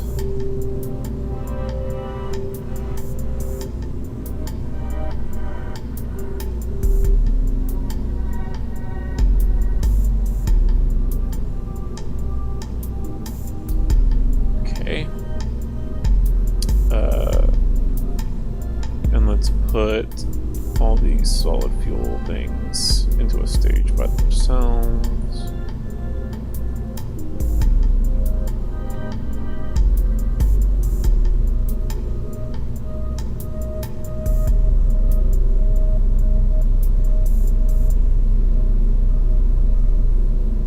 Okay. And these all go together. What is this? The heck? Why is there only two? You put these with these. And then put these up here. And you can kill that one. Okay, now, according to Kerbal Engineer, in my first stage, I have just enough to get into orbit. It looks like.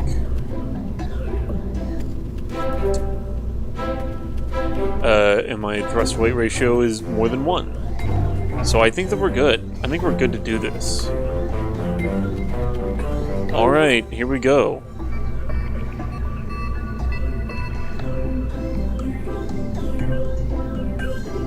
Hold on to your butts, I think. I've got everything, right?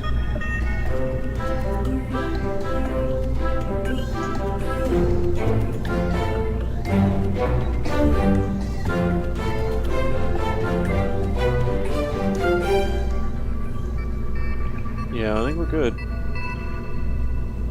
Okay. Here we go. Let's launch this thing and see what happens. There's no way it's going to load this right. Not while I'm streaming.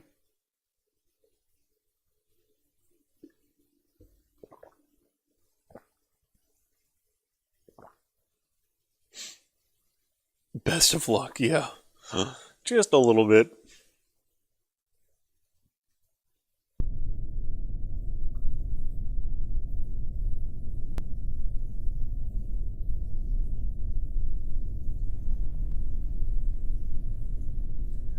Alright, here we go.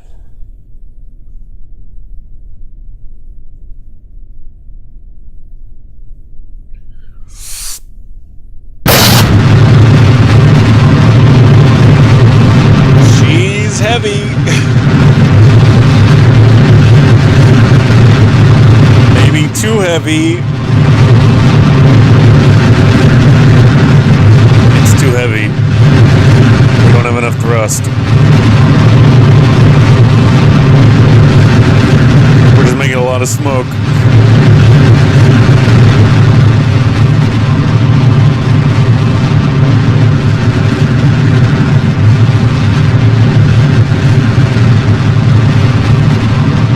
More boosters is always the answer.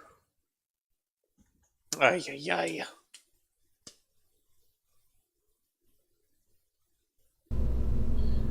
But that's going to be freaking annoying to do. What components of a PC do you have? I cannot remember at the moment. I can look it up in a minute, though. It is not the greatest PC, I'll tell you that. But I have been pleasantly surprised by how well it's been running Kerbal Space Program. Because that didn't even look like my frame rate dropped very much. Okay, let's see. What is a booster that's going to give me some more room down here? The Rhino has, in atmosphere, 1200 kilonewtons of thrust.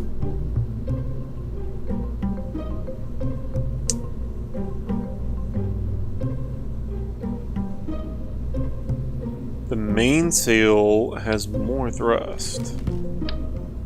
Shoot. God forbid I accidentally click outside. There we go. Okay, so the mainsail has even more thrust than the Rhino does. Rhino has 1200 kilonewtons at sea level. The mainsail has almost 1400. Wanted to know to see if mine can resist the lot of engines of KSP. Let's see. I can tell you right now.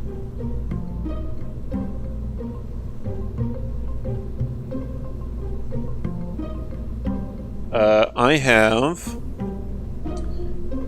an Intel i7-9700 CPU, 3 gigahertz Intel i7-9700 CPU, and my graphics card is an NVIDIA GeForce RTX 3060 Ti.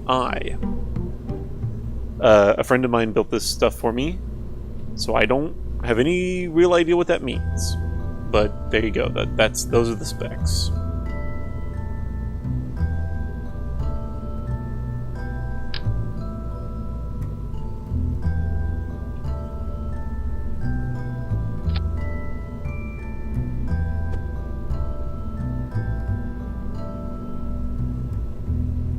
Okay. And then we're gonna do... Actually...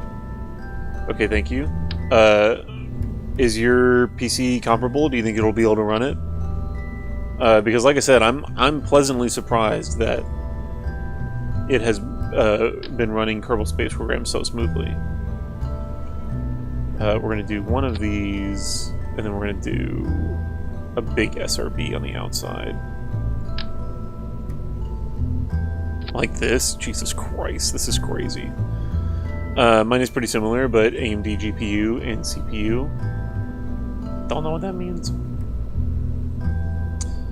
I really am pretty illiterate when it comes to like actually building PCs like this. Aren't there nose cones that have built-in solid rocket motors?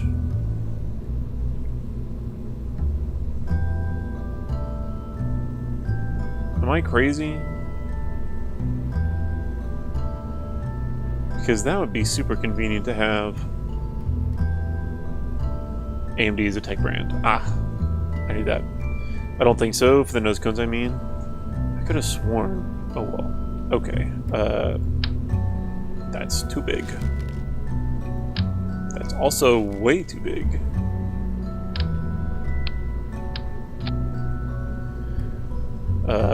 And then we will do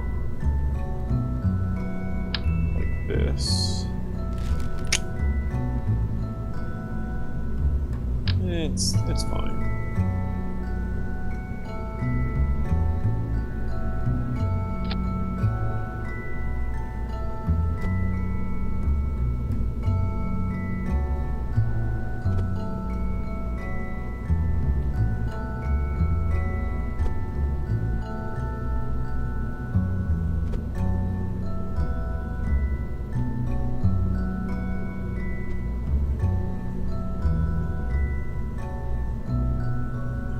Okay, and now we're gonna put this in a stage by itself, and this in that same stage, and then all of these. Nope. We want this to go into this stage, and these to go into this stage. And this to go into this stage. So now all of those are the atomic engines. All of these are the engine plates. That's that Sepratron. Okay, so hopefully that will work out just fine.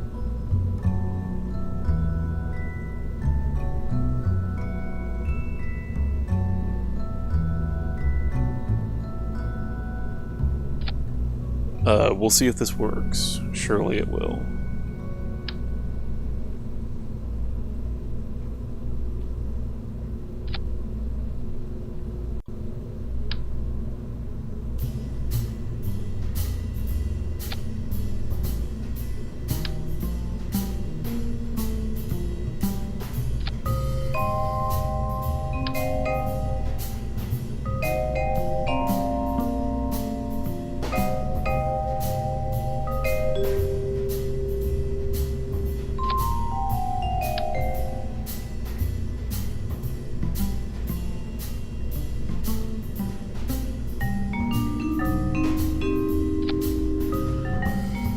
Okay, it's big. Scale mod would be pretty helpful for some aspects of this. I think that's true, and I thought about downloading something like that, but I really prefer for it to feel more like, I don't know, I prefer it to be as stock as possible. I like the visual mods, but like I don't like new parts and stuff. I want people who might be watching the stream to see the way that I'm playing it and the things that I've built, and to be like, ooh, I want to do that. Like, I feel like whenever you play with mostly stock, it inspires people more than whenever you have a special obscure mod that nobody's heard of or seen before. Alright, now we should be good. Oh wait, let's check this staging real quick.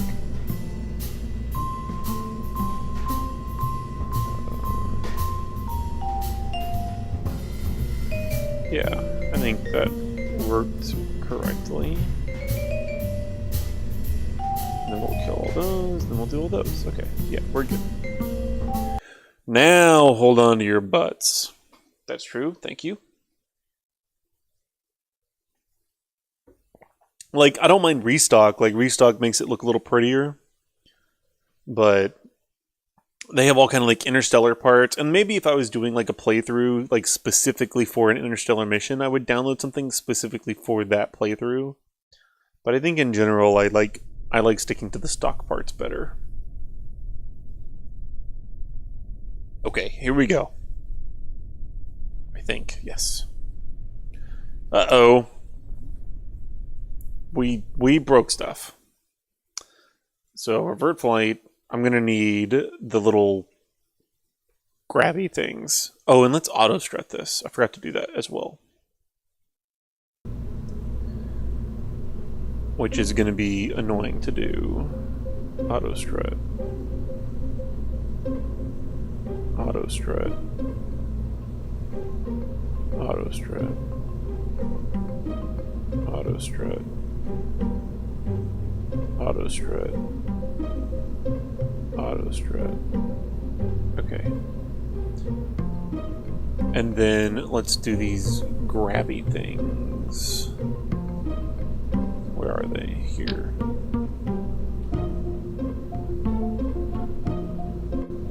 Oh yeah. This is gonna be real fun to do.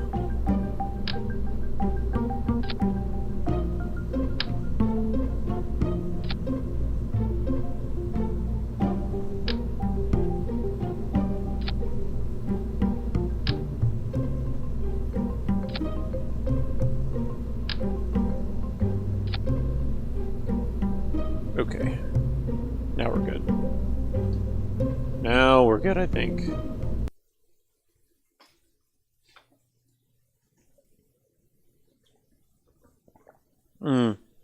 I should have strutted the SRBs to the main body. Didn't think about that. We'll see if it breaks again.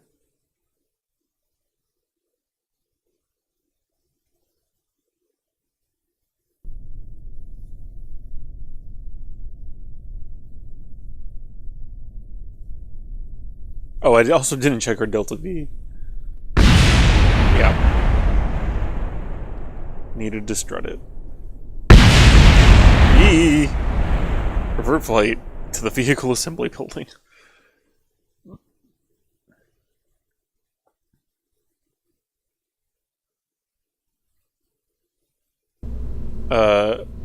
Let's auto strut these.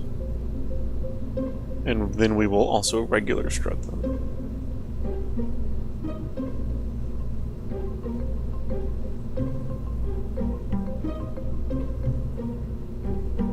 God damn, that thing is volatile. It's fine, it's fine, it's fine. We're gonna get it into orbit, it's gonna be okay. Once we get it into orbit, it's gonna be great. Okay, here we go. Now, give me this. And let's strap these to the booster.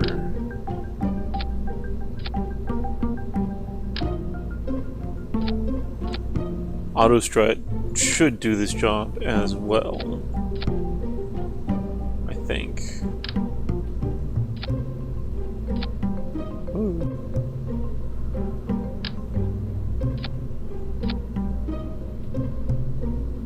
Oh, great. Okay, well, whatever.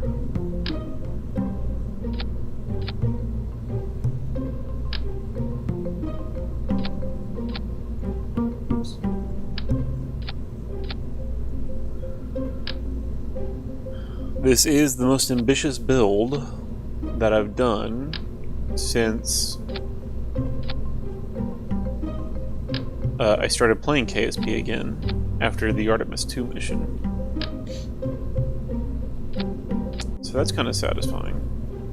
And it is giving me flashbacks to like very first like learning how to play the game, not knowing what auto struts were, and like building these crazy huge, like not knowing how to like even build rockets very well.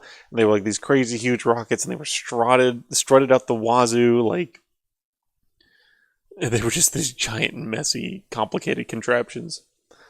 Which is kind of what we've done today.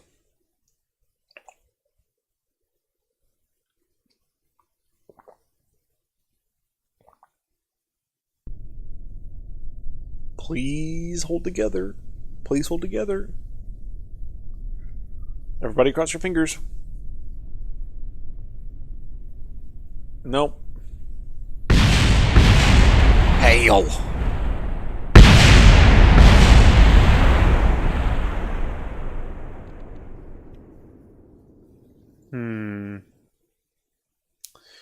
The way to do it would have been to it might just be too heavy. The way to do it would have been to have the SRBs not be like lower like this, to have them have been higher. But I don't feel like doing that now. Let's just do this and see if this fixes it.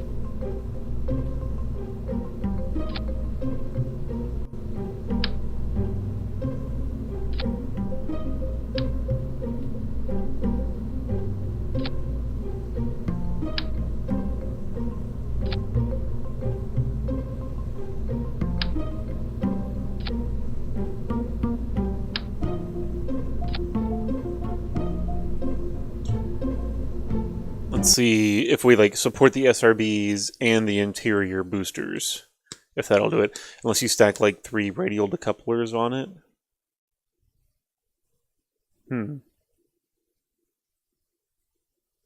To make the radial decoupler stronger? I don't know if that would help.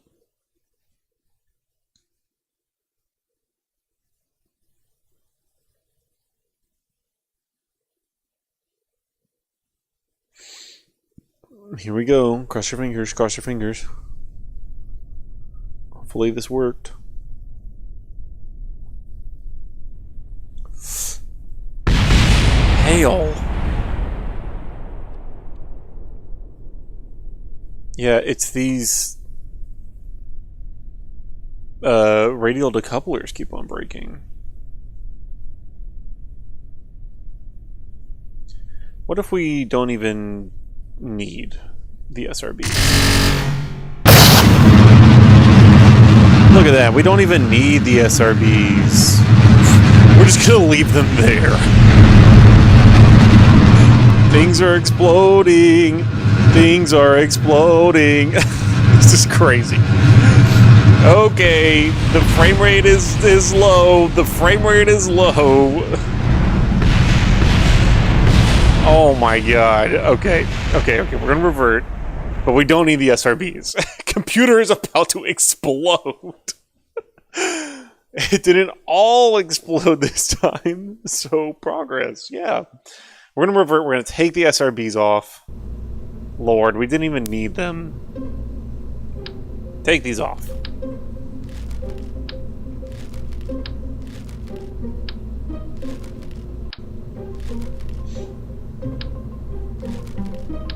Oop.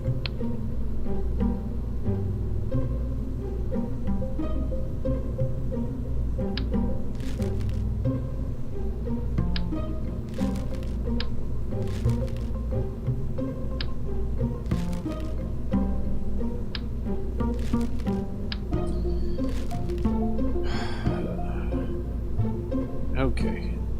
Now we have 3,000 meters per second of delta V, which is not enough to get into orbit. But I think we can use, like, the Ares itself to get us the rest of the way there. I think. Okay. Now let's see what happens.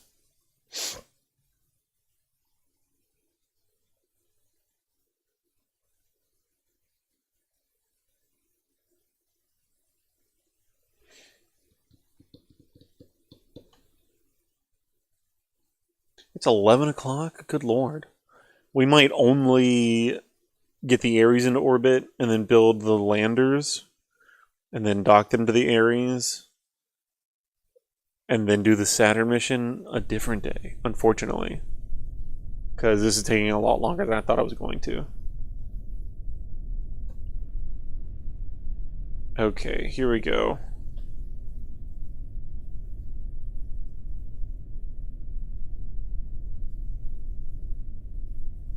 Oh, also, where am I controlling this from?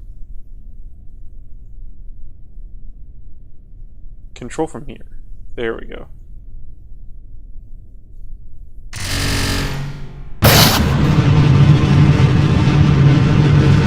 And we're moving.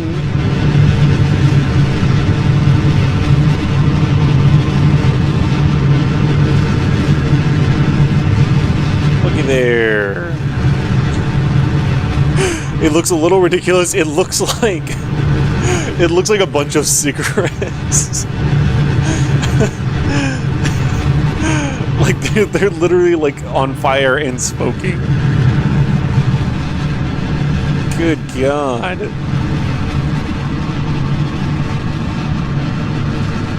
Now, we do want to continue to burn pretty vertically here, because we want to get out of the atmosphere as quickly as possible. Jeb needs his nicotine. This is how we ship it out to him. We want to get out of the atmosphere so that we can rely on the Ares itself to circularize our orbit.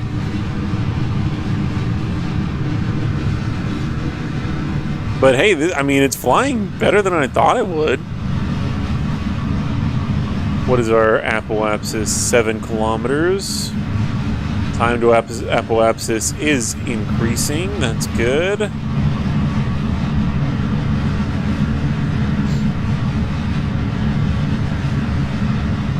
Good God. This thing is ridiculous.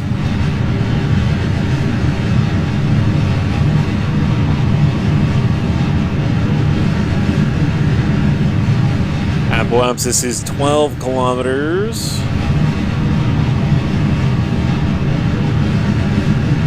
Honestly, this is performing better than I thought it would.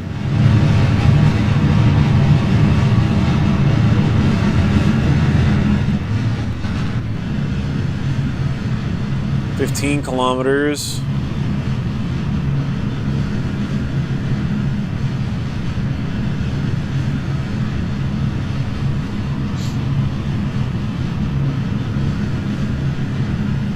We want that apoapsis to get all the way up to 70 before our first stage burns out.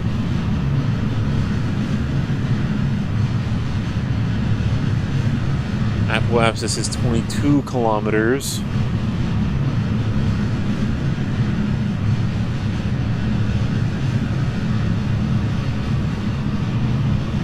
Good Lord. It is starting to heat up a little bit. We can stop thrusting as much, but we don't want our time to apoapsis to go down. We also don't want to overheat or break anything.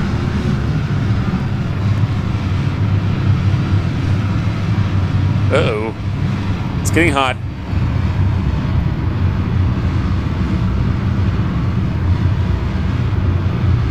It's getting hot.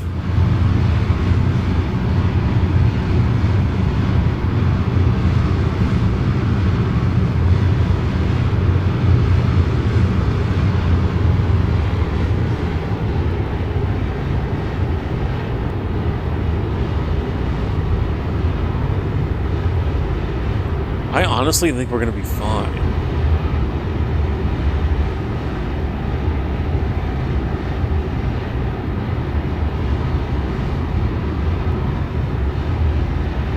I think we're going to be fine.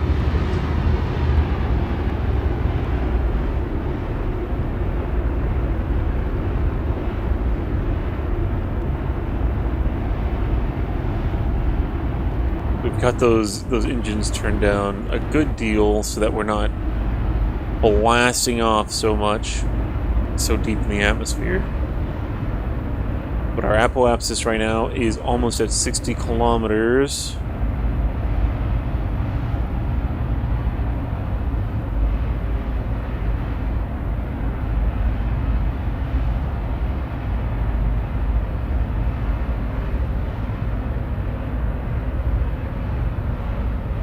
We honestly can start moving pretty parallel to the ground. We don't want to lose control, though. Careful.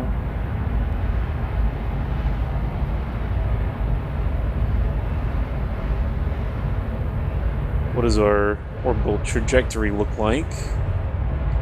I mean, it's not looking so bad. It's looking pretty good, actually.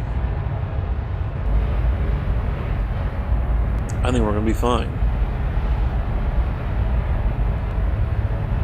Look at that, we're cooling down. And our apoapsis is above 70 kilometers, which means we will be in space.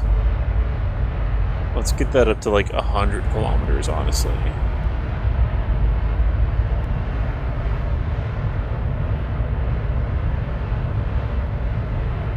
I really can't believe how well that worked just now.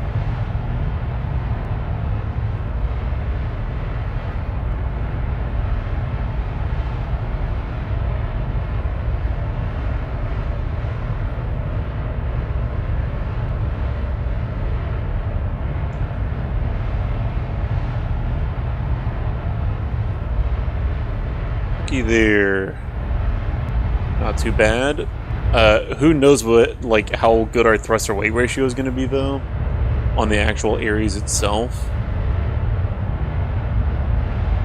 So we do want to get as close to a circular orbit as possible, which we're making some good distance towards.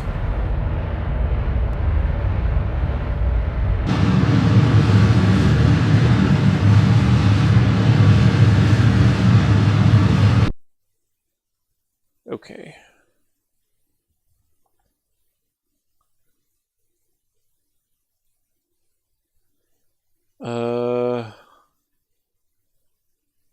Let's do like this, actually. Let's just use the last little bit of this fuel, and we can bring our orbit back down. It's okay if we go above 100 kilometers a little bit, but let's try to raise our periaps more effectively. We do not want that apoapsis to go down.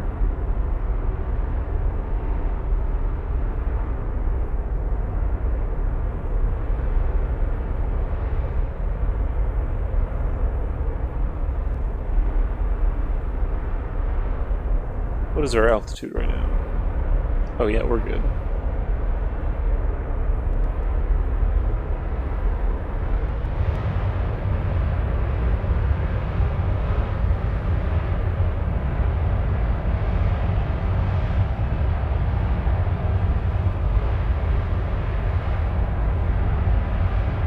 This is a wonky burn, but we are getting very close to circularization, but we just flamed out. That's okay. Let's decouple.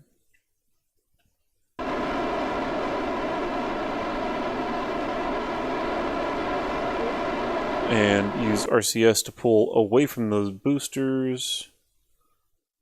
And we do want to face prograde, please. Yeah, this is a big ol' honking ship. More boosters is always the answer. Actually, this time it turned out less boosters was the answer. This is a big honking ship, and we don't have nearly enough RCS to turn it well enough.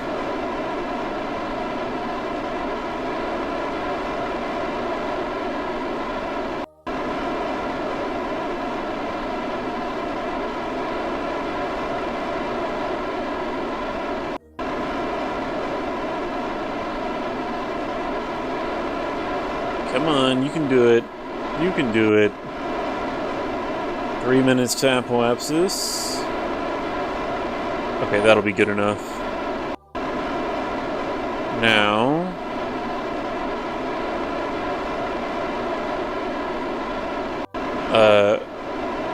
how long is this burn gonna take us?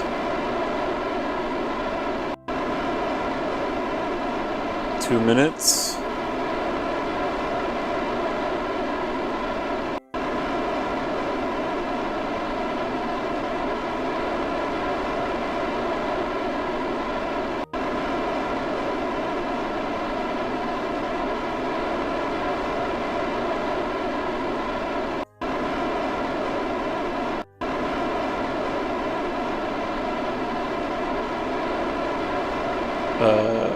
Okay.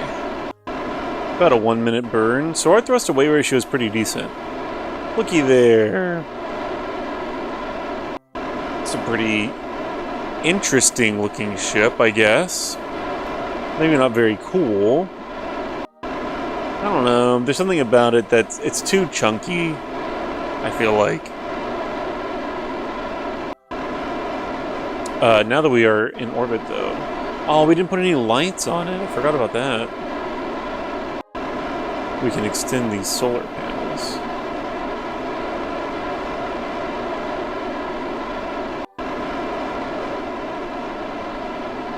That kind of helps it. And we are relying on that RCS a lot here, and we are about to run out of it. That's not good. We honestly probably need to redesign this ship. Ay, ay, ay.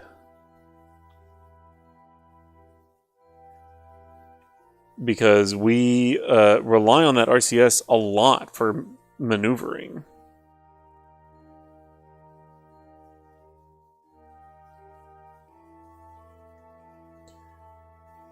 Alright, we're gonna start this burn at about 40 seconds.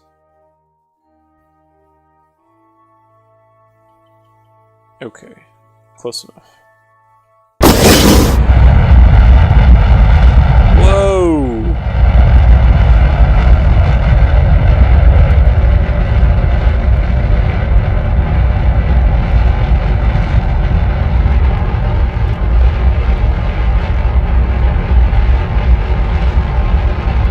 Holy! It's got a lot of engines.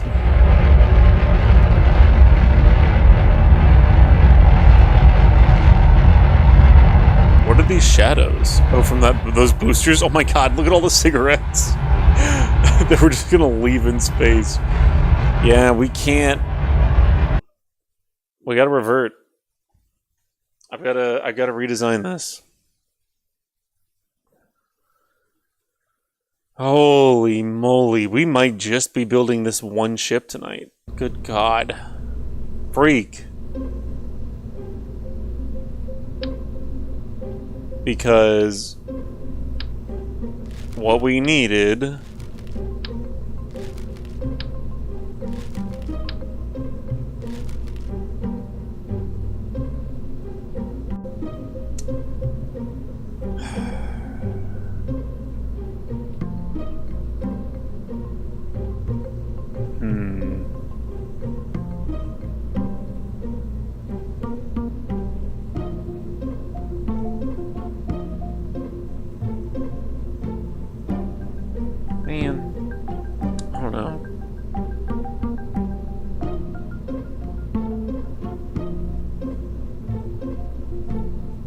know what to do about this.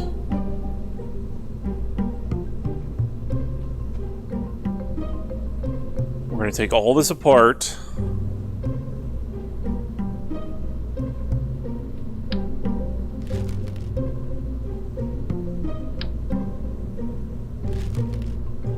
Ay, ay, ay.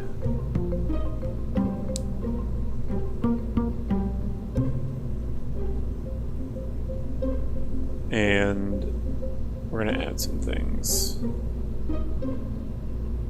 So let's take this off. And, oh, crap.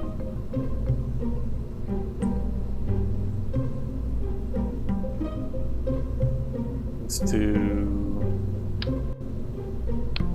this, and then this. And let's do like this.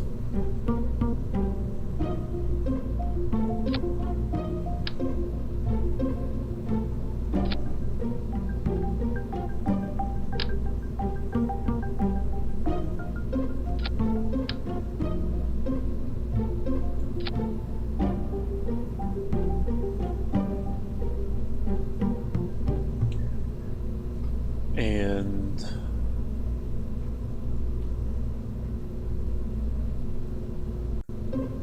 then let's do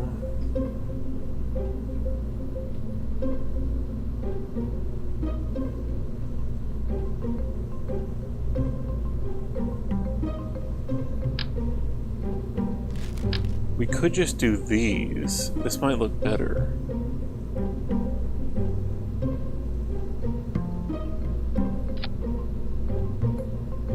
But that's not going to be nearly as much delta V.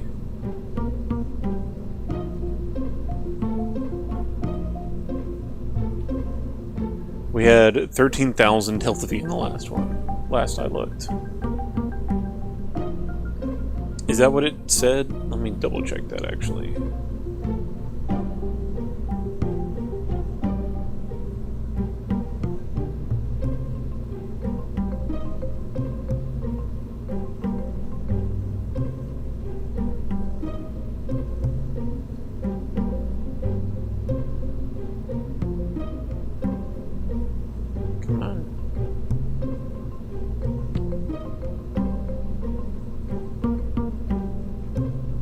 on that one that we were just flying, we had... Oh, we really only had 10,000. Shoot. The other ship that I built had even more than that. Shoot.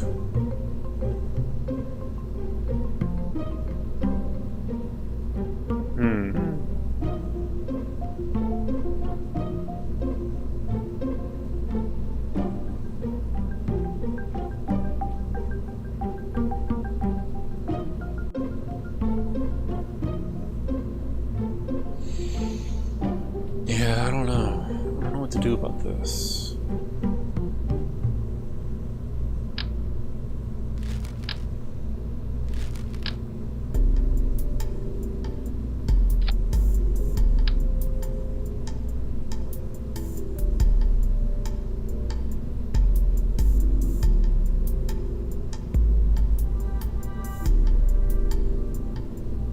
Why will you not do this?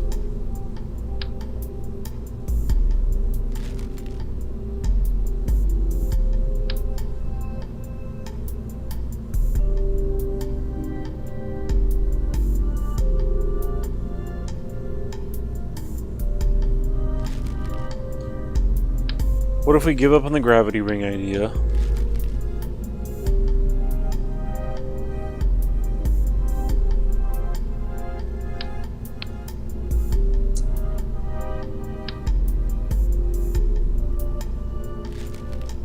Ay, we're really scrapping this whole thing right now. But what we're gonna do instead is this.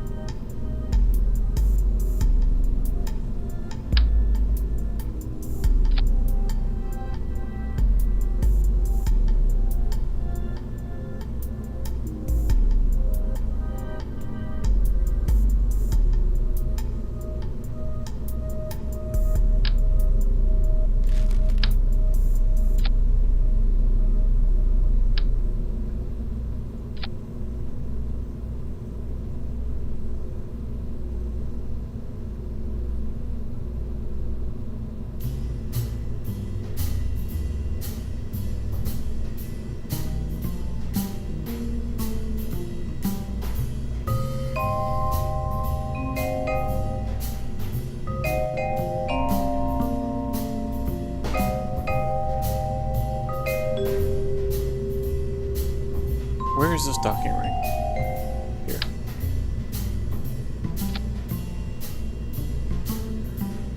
We're paring it down. We're making it smaller.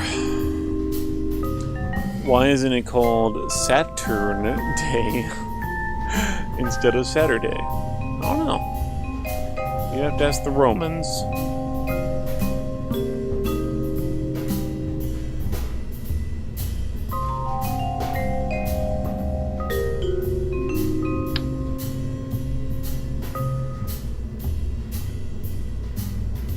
Okay, now.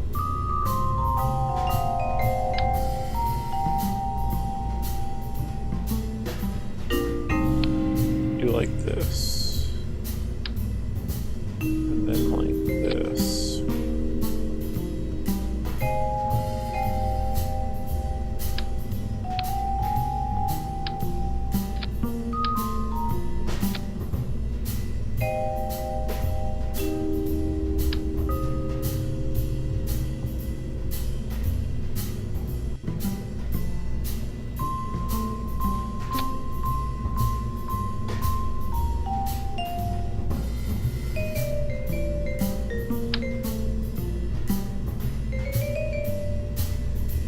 Now,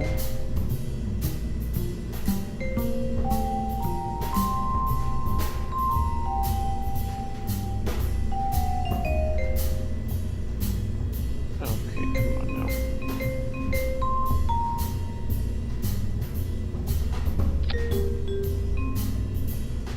If we did like this.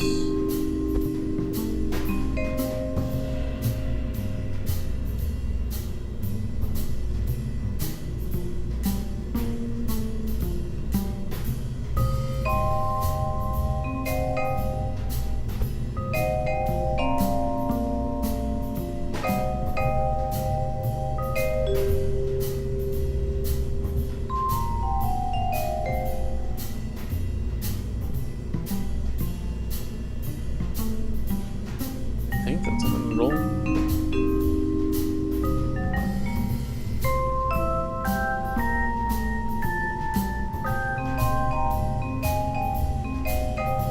Right? No, definitely not.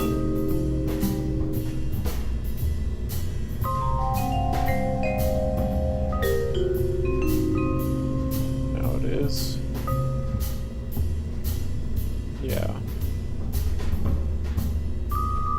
But what I want to see here is I want Kerbal Engineer to give me how much delta V this is going to have.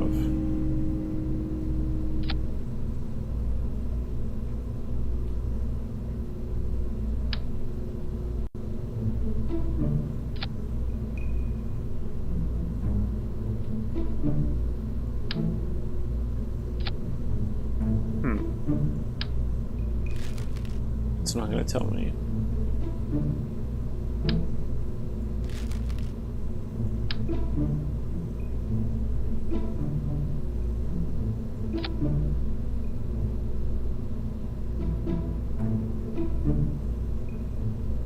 See.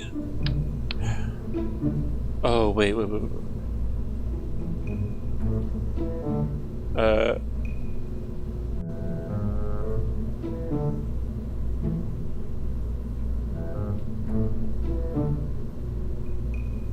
All stages. I don't want atmospheric, I want curve in. Altitude, all the way up. How do I... okay. All stages. So this has 3,200 delta V right now. Now it has 4,000. So that gives us 800 more.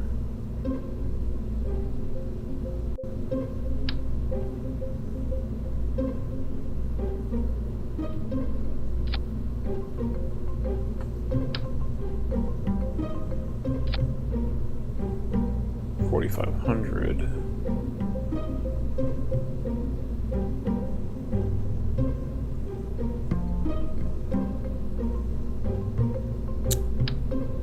Okay, so I think I'm gonna have to use the big ones. Not like the biggest ones, but like bigger ones, like this.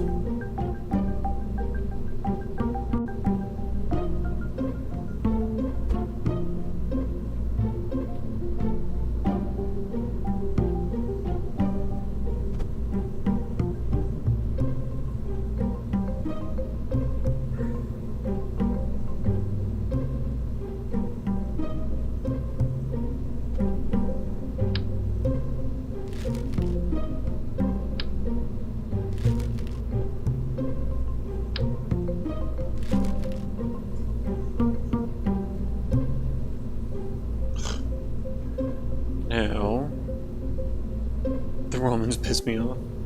Yeah, they were pretty not great people. Although, I mean, they are responsible for a good deal of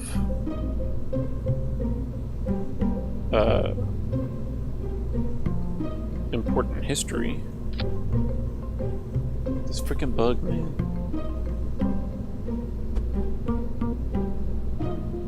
No.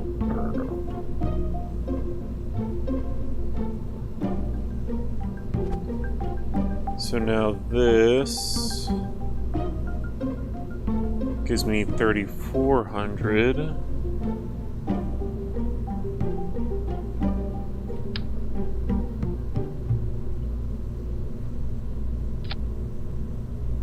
How is that possible? 3,977.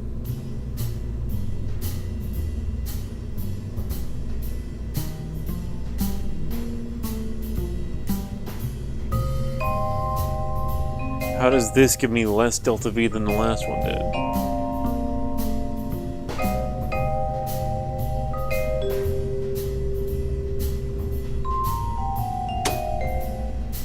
Got it.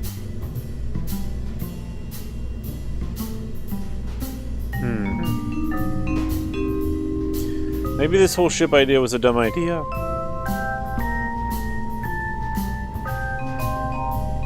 The whole intent was to do asparagus staging from the jump. Let's see what that does. I mean, Kerbal Engineer is not going to be able to give me the calculations for asparagus staging.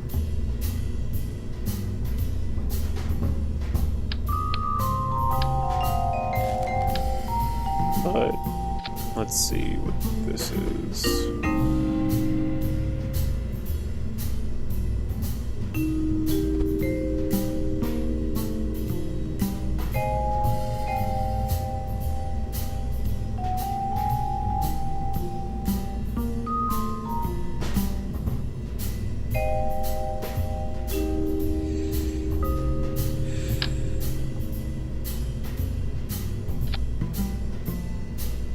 Okay, that's more.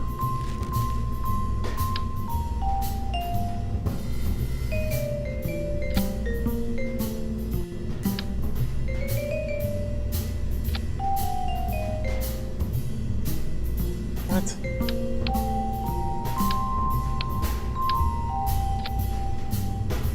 $3,400? I don't know. I don't know if this delta V calculator is working right.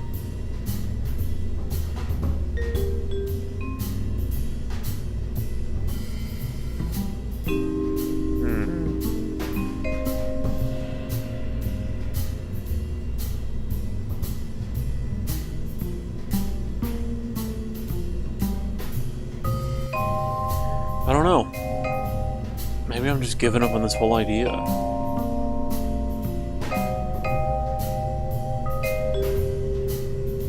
Because I am a little tired of pursuing it.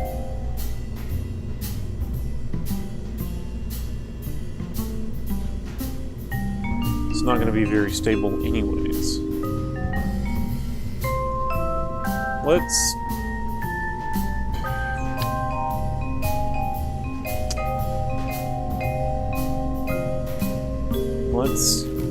build something else. Let's just try and see what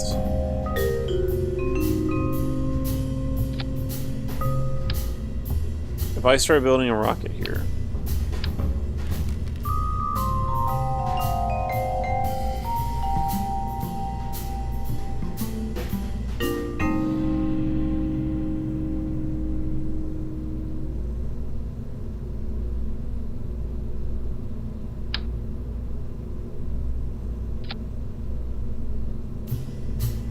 KSP 2? No, this is KSP 1. Although with the visual mods I have installed, it looks better than KSP 2 ever did.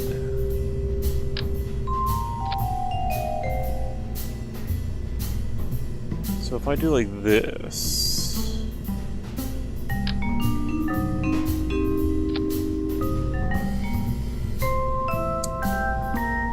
do an engine plate.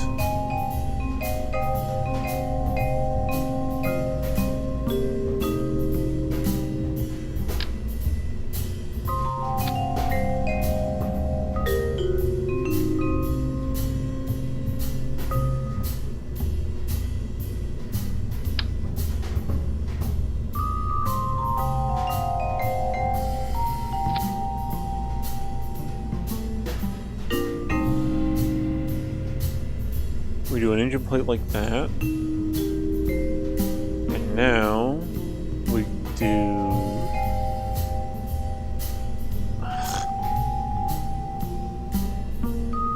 some radial decouplers.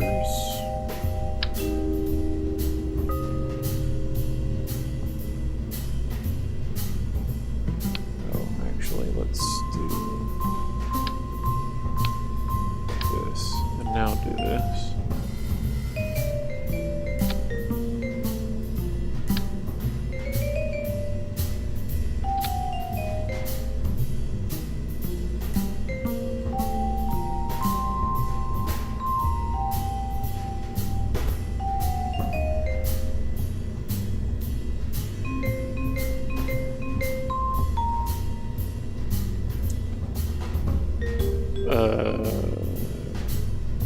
Put all of these together in the same stage, please. And so now,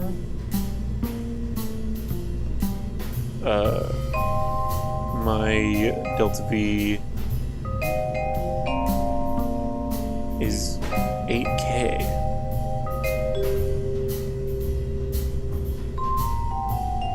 Which is still not as much as the delta V that I had before. I had 11K in the Ares 1. And the whole point of designing a new Ares was to design something that had even more power. But now, let's do this.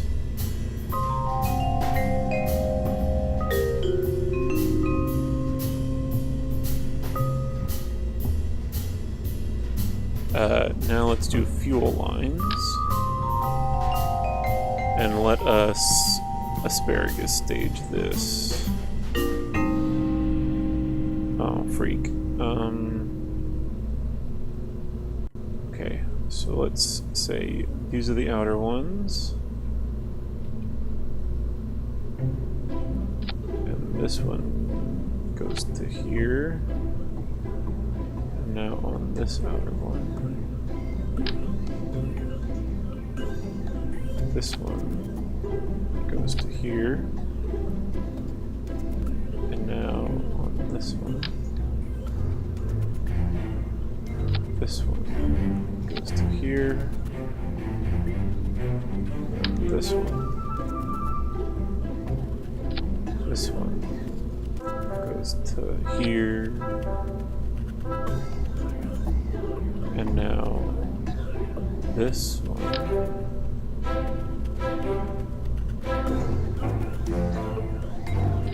This one goes to here, and then the same thing.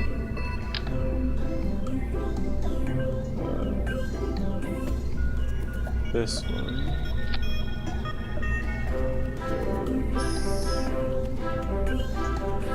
goes there. Okay, now the way that this asparagus staging is going to work is like this. We're going to make sure that these stages work correctly.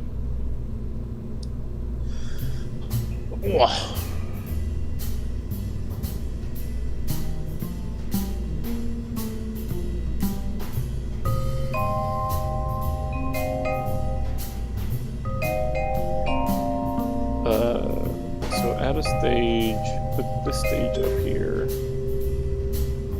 And I need, which one do I need first? Oh yeah. This one.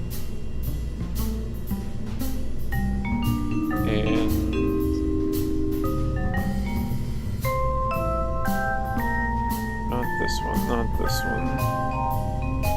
this one, that one. So these two first, right? Then a new stage, and then we do these two. That one, and that one, and then the last two. Okay. These can all go there, and this can go with these. Okay. So now what we want to do is, since, you know, this whole night... Oh, shoot. Is that going to mess up? Yes, it is. Oh, wait. No, it's not. Okay. Since this whole night has been crazy, we are going to put this together and test it out. Oh, shoot. I forgot.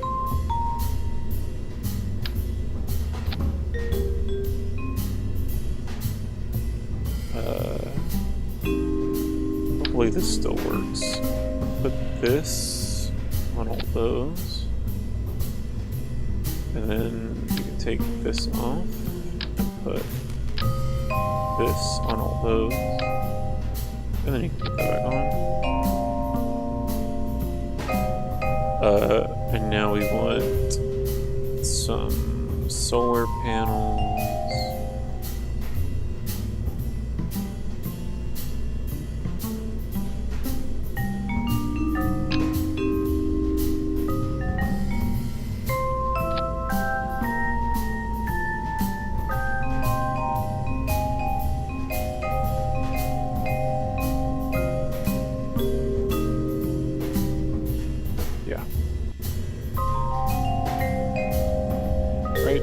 Yes.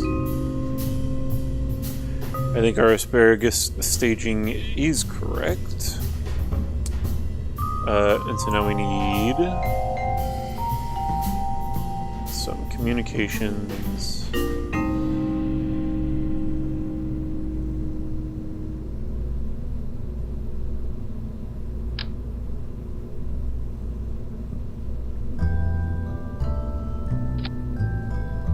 And some more batteries, just in case.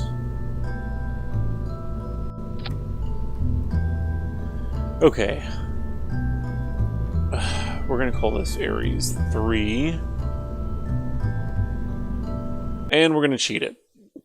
We're gonna test this and see how much Delta V it has by cheating it into orbit.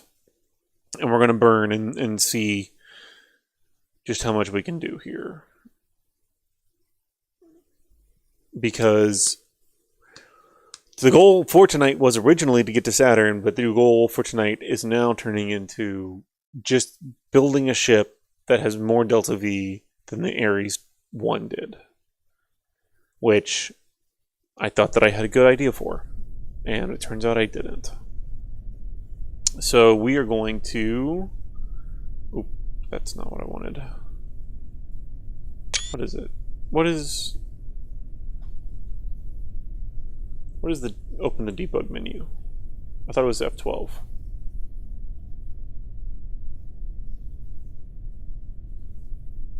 It is F12. Oh, it's Alt F12. There we go. And we are going to cheat this into a 100, 1, 2, 3.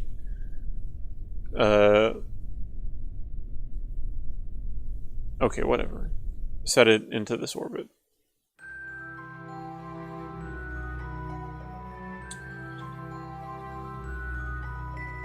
Okay.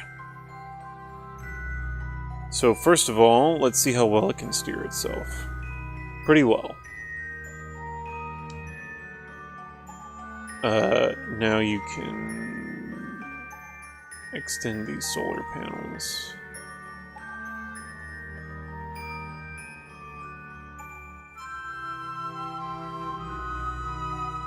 Not that this matters, really.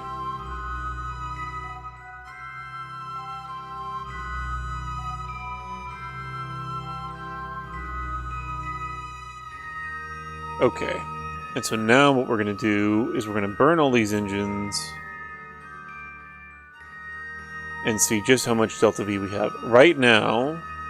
Oh, okay. So right now it says we have 16,000 delta V. Right here. So that's decent. That's better than I was thinking. But we're going to burn this. So right now it's at 16,300 delta V. Let's write that down.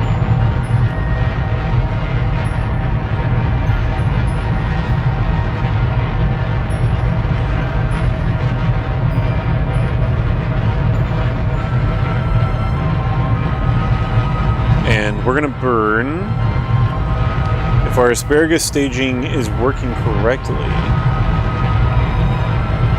then as we burn here, we should only be losing fuel out of these ones.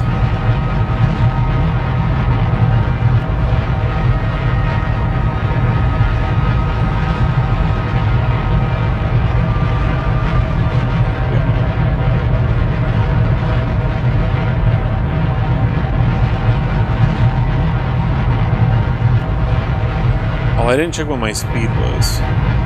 I don't know. I don't think that's gonna matter. So we were at 16,300 before.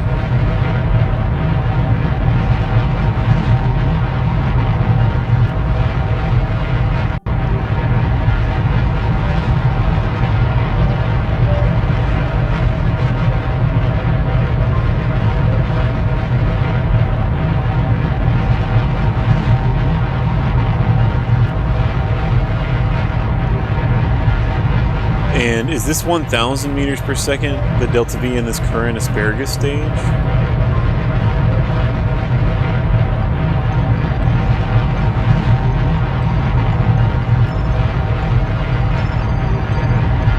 If I did this asparagus staging correctly...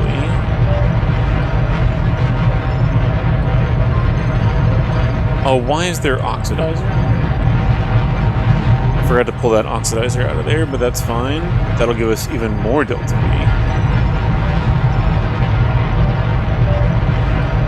Yeah, it looks like our asparagus staging is holding up correctly.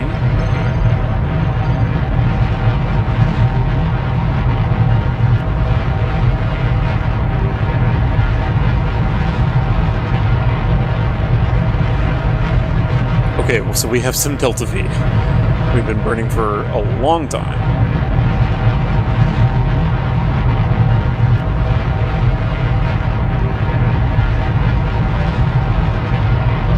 Now what I'm curious about is if the Kerbal Engineer, whenever I stage this, if it's going to change the delta V reading, or if it really is 16,000. It does look like it's taking into account the asparagus staging. Like I'm about to run out of delta V here in like this current stage. So I really do think I have 16,000 total. Which is accomplishing my goal of having more delta V than the Ares one had.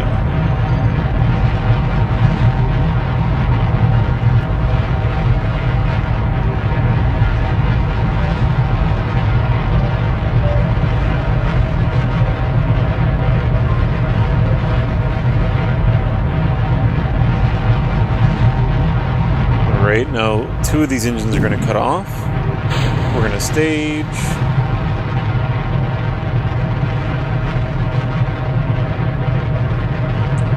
And now we have, yeah, 14,000. So that does look right. It is wobbling a bit.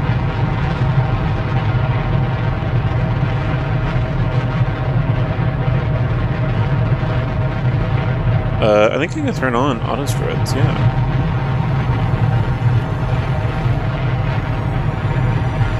So that this doesn't wobble.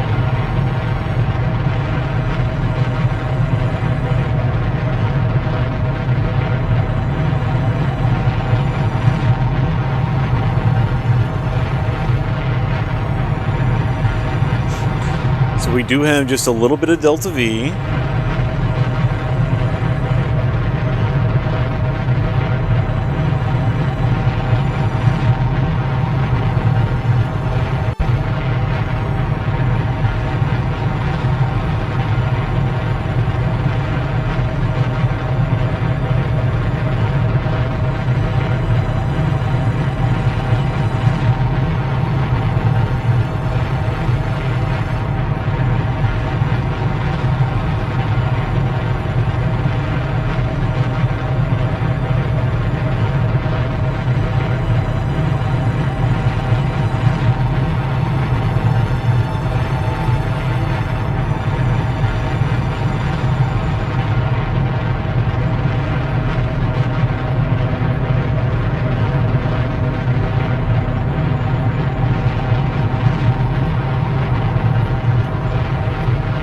This is random that I'm just burning for so long. I mean, I've satisfied what I wanted to satisfy from this test, but I am kind of curious about just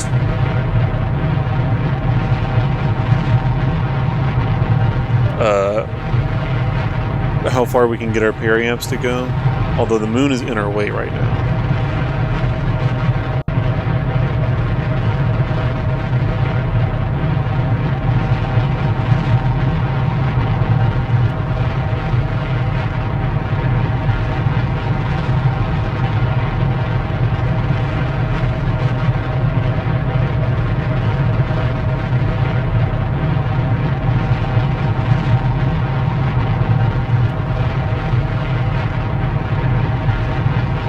What is this?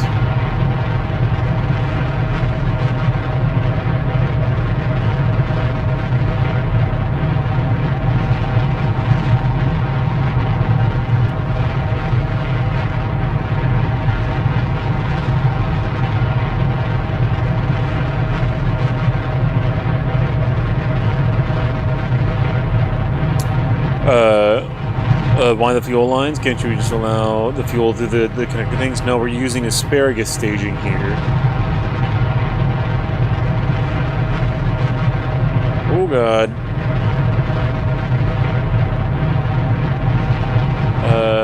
Let's leave that where it was. We're using asparagus staging here, so what's happening is it is the most efficient way to burn these, and this is just a test that I've been running. Love asparagus staging, yes, thank you. What's happening here, you can see as we're burning this fuel, it's only coming out of this stage.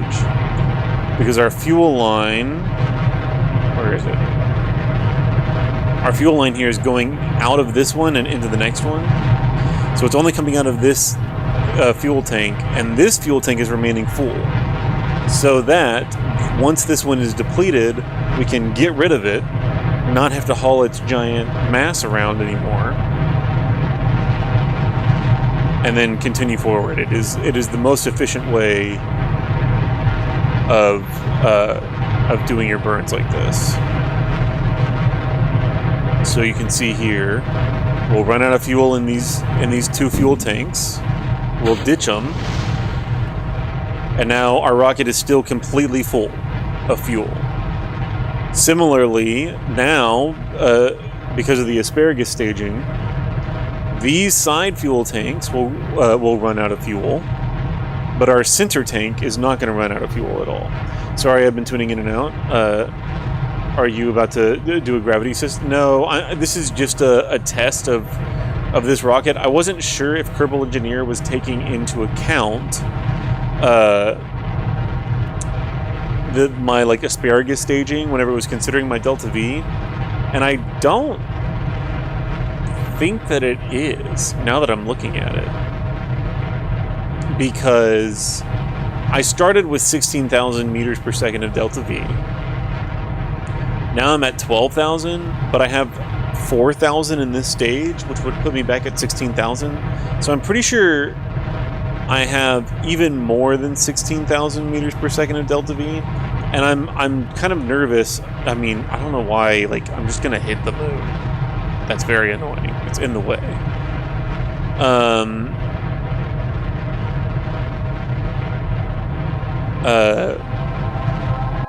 I just want to see and test like exactly how much delta V I have in this thing, because I've never done like the Outer Planets mod before. I've never been so far away from the moon, from the sun, and I just want to make sure that we have enough delta V. So I'm running an experiment here to see if Kerbal Engineer is actually taking into account my asparagus staging or not. I thought I'd been doing the same thing by setting the priority. I'm still learning. I think you can. I think that that's correct still. Because whenever I started playing Kerbal Space Program, you didn't have flow priority like this, or at the very least, I'd never used flow priority like that. I always learned how to do asparagus staging from the fuel lines, and in my brain, it just makes sense to like imagine we had 2 more on these sides. It makes sense to just draw a fuel line from these tanks to these tanks and then to this tank, instead of having to go in and like set which tanks I want to be priority or whatever.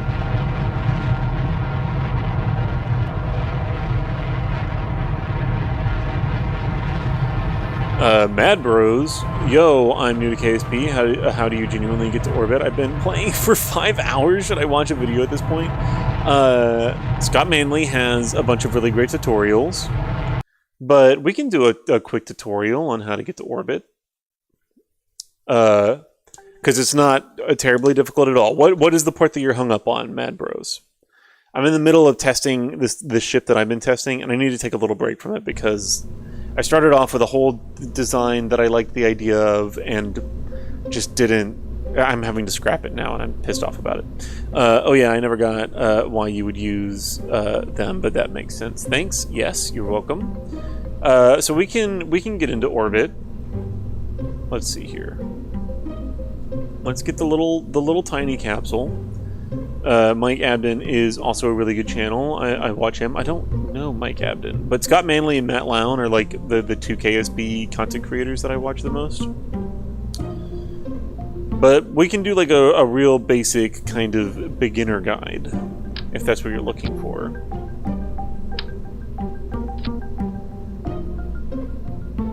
Or did you immediately leave the chat mad? Because if you did, I'm not gonna do that. I'm gonna go back to what I was doing. But if you're here and you're interested, we can do a quick kind of rough how to get to orbit tutorial. Okay. Oh, there we go. Matt. My problem is either going straight up and down, or flinging jab on a one-way intercept course with Voyager 1. Yep, those are the 2 extremes. So, then what we will do, let's just load a stock ship. No. VAB stock ships, please. What is their Apollo ship called?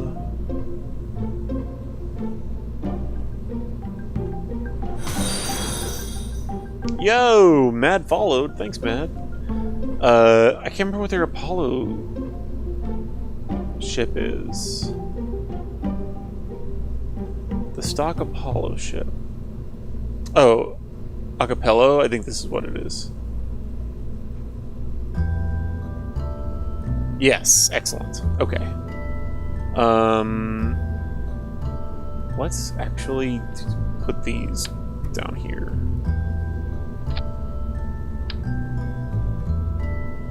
The hey?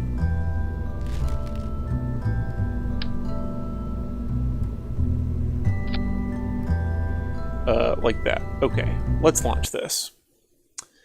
Wow, that's a lot of ships. Those were just the stock ships. This is actually a relatively new save. I haven't built a whole lot of ships yet. That would be very mean to send him on a one-way trip. Oh yeah, my Yadrin is also my problem. That would be very mean to send him on a one-way intercept course with a Voyager. So what it's called is I don't even really know how to do like a gravity turn. Are you in Sandbox? I am in Sandbox. I'm considering maybe in the near future doing a science playthrough. That would be super fun. But right now we're in Sandbox. The plan for tonight was to go to freaking Saturn, and we're not going to do that tonight, unfortunately. Does this not have auto struts on? Oh, it does. Okay. Okay, so this is our rocket here. And what you need is you want to imagine. Let's do this. So this is the planet Kerbin. You want to imagine that you're throwing a baseball. Let's say you're standing right here on the surface of Kerbin, and you throw a baseball this way. That baseball is going to fly in this direction, and because of the Earth's gravity, it's going to be pulled back down, and it's going to land on the Earth again. If you throw that baseball even harder, it's going to fly even farther, and then land on the Earth again. What setting up an orbit is it's throwing the baseball so hard that whenever it falls back to Earth, it misses, and then just keeps circling. So you want to think about throwing a baseball. If you throw the baseball straight up in the air, all that baseball is going to do is come right back down. So you need to throw at an angle that gets you parallel with the ground, but also gets you high enough out of the atmosphere that it doesn't drag you back down. So we're going to immediately start to go up, vertical, but we don't really want to blast off with a huge amount of thrust just yet. We're going to have full throttle on right now so that we clear the launch pad. There it goes. And then we're going to turn just a little bit. We're going to put our marker here on our nav ball just in this first little circle. We're just going to turn a little bit, and we're going to keep ourselves pointed straight up. We're going to lower that throttle just a little. Oh, shoot. Stop it. We're going to lower that throttle just a little bit because we don't want to burn super hard, super low in the atmosphere. Because all that's doing is wasting fuel by slamming us against the thickest part of the air.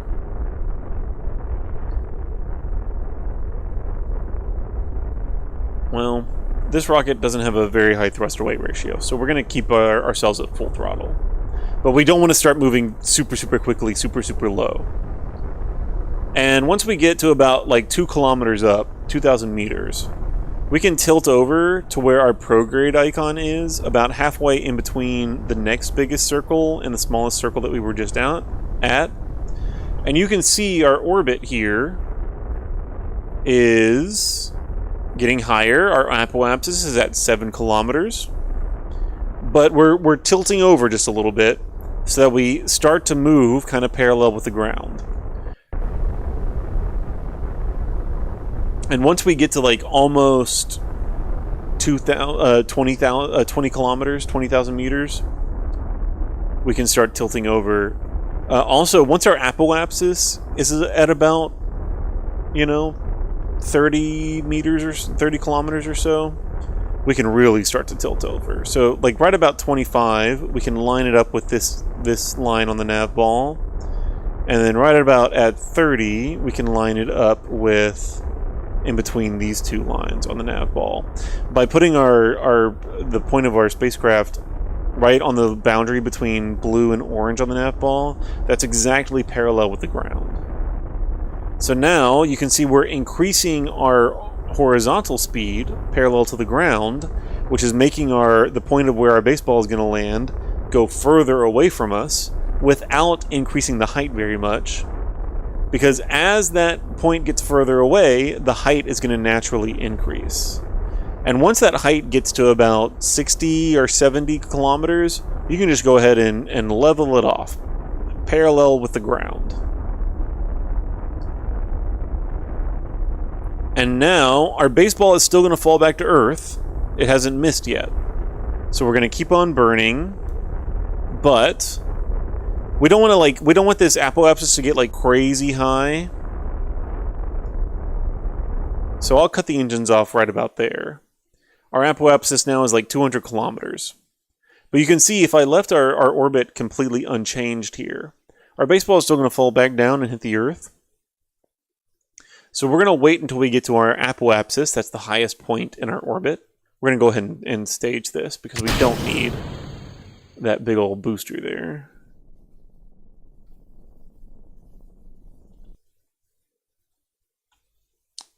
And then once we get to our apoapsis, we're going to burn towards our prograde. Prograde is this little symbol on the nav ball.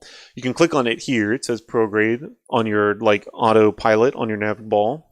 You can click on prograde and that will automatically line up your ship to follow the prograde icon. Prograde just means directly along the path of your orbit. And the most efficient burn that you do is going to be prograde. Like if I did, a little bit, to the left of prograde, then that would be pushing thrust into a direction other than exactly in the direction that we're moving. And so that's what we want to do. We want to be pushing our thrust completely in the direction that we're moving. And we're going to wait until we get to this apoapsis here. And then once we get there, I'm time warping now. But once we get pretty close to that apoapsis, we're gonna point prograde. I've got my autopilot selected to prograde, so it's automatically pointing me towards prograde. And once we get to that apoapsis, we're gonna increase our speed, because remember, we're a baseball, we're flying through the air. We're gonna come back and hit the ground, so we need to throw that baseball even harder. Because we have engines on this baseball, we're able to push it even harder while it's still in flight, very conveniently. And so once we get to our apoapsis, we're going to push our baseball, which is going to start increasing our orbit again to the point that our periaps leaves the surface of the Earth. There it is. And right now, if I killed the engines, we would fall back to the Earth at exactly 29 kilometers in the air, which is still within the atmosphere. So we want to keep on burning to raise our periapsis up out of the atmosphere until we circularize. And now we're in orbit. And so our baseball is going to miss the Earth and continue missing the Earth forever, unless something interferes with it. Like our engines. We can go ahead and stage all of this. We don't need any of this. And we're not worried about that lunar lander.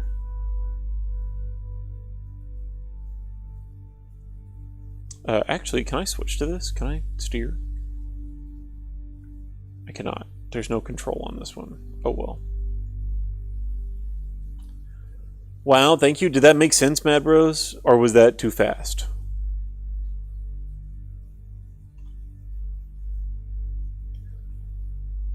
We can also do some other basics, if you're down for that. Let's do this and burn this way just a little bit.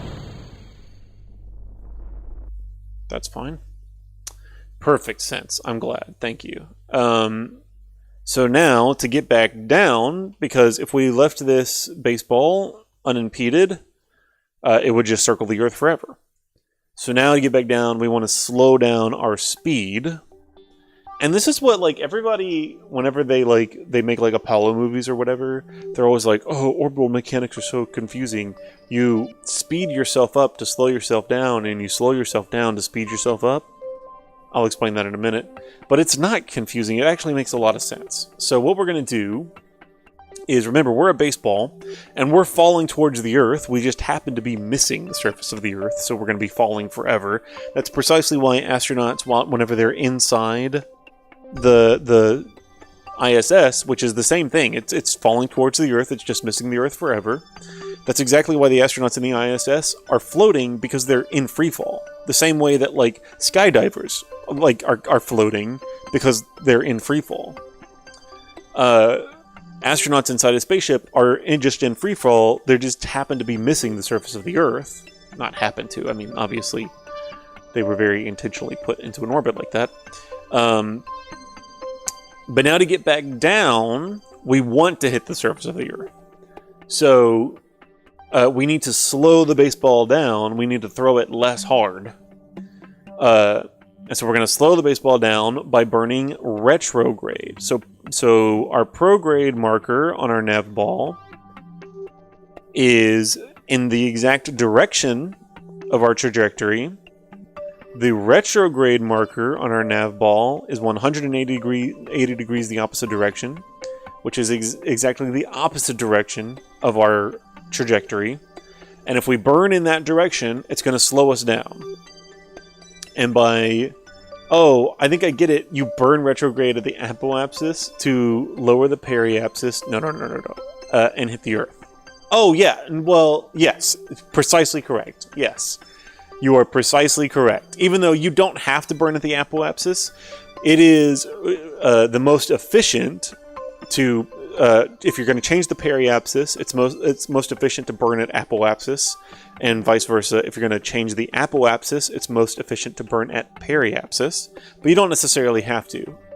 Like right now, we can burn here. We can burn retrograde, and that's going to start lowering the point of our orbit that is exactly opposite from us. So like if you're at apoapsis, it would start lowering your periapsis. But this is going to start lowering the point that's opposite from us. And because our orbit is going to start getting lower on that side, it's going to naturally decrease our periapsis. Just not as tremendously as if we burned at exactly apoapsis. But I'm going to go ahead and burn retrograde now because I want to land in the daylight. So I'm going to burn retrograde. You can see we're burning our engines. And that is lowering... You saw my apoapsis, because all your apoapsis and periapsis are, technically, they are... Your apoapsis is the highest point of your orbit, and your periapsis is the lowest point of your orbit. Because I started burning here, slowing myself down, and lowering the opposite side of my orbit, that side started becoming the lowest part of my orbit. And so my periapsis moved to be right at that point. So my periapsis now is at 118 kilometers. That's still well outside of the atmosphere, and we want to hit the atmosphere so that we slow ourselves down. So I'm going to burn even more at retrograde, which is going to lower our periapsis. And we're gonna bring it all the way down to the surface. That'll be fine. And so now we've slowed ourselves down, but what's going to actually happen is we're going to start speeding up. Because, like I said, we're a baseball. We're in free fall, and so now we're falling back towards the Earth, and gravity accelerates things towards the center of mass of the whatever the object that it's orbiting or whatever. And so now we are, because of gravity, being pulled back towards the Earth and accelerating towards the center of the mass of the Earth. And so because we slowed ourselves down, we allowed ourselves to be more influenced by the Earth's gravity, and we're falling, just like a baseball in free fall, and speeding up as we fall back towards the Earth. Our speed right now is 1.9 kilometers per second, 1,907 meters per second, but now it's 1,908 meters per second, and now it's 1,909 meters per second. We're speeding up as we fall back down to the Earth, and we're going to speed up even faster as we get closer. But we are now going to hit the atmosphere, and that is going to start slowing us down tremendously. Not the friction of the air against our spaceship, but the amount of compression that we're doing to the atmosphere in front of us is going to start superheating the atmosphere into a plasma. So we're going to detach from this service module because it is not going to have a fun time. And we are going to... Oh, there's no RCS on this. I mean, there's no control on this. We are going to expose our heat shield so that heat shield hits the atmosphere and not the rest of our spaceship, if I can get this to point in the right direction. Because our space capsule is specifically built so that the broadest side is the side with the heat shield on it, because that broadest side is going to have the most drag and interaction with the atmosphere. And so therefore it's going to naturally point itself towards where the atmosphere is. I don't know why this doesn't have...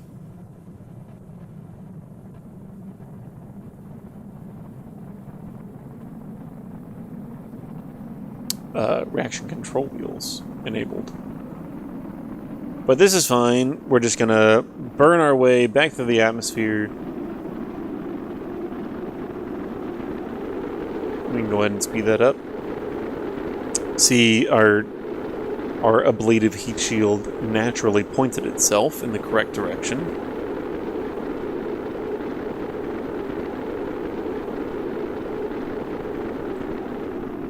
We're compressing the atmosphere in front of us, superheating it to a super hot plasma. And now we are going to deploy our drogue chutes, which are going to start slowing us down enough that we can deploy our main parachutes.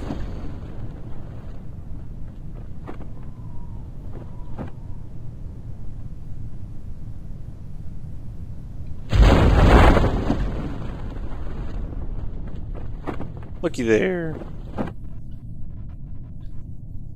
Ta-da! And now we are ever so gracefully floating back towards the surface of the Earth. Did that make sense?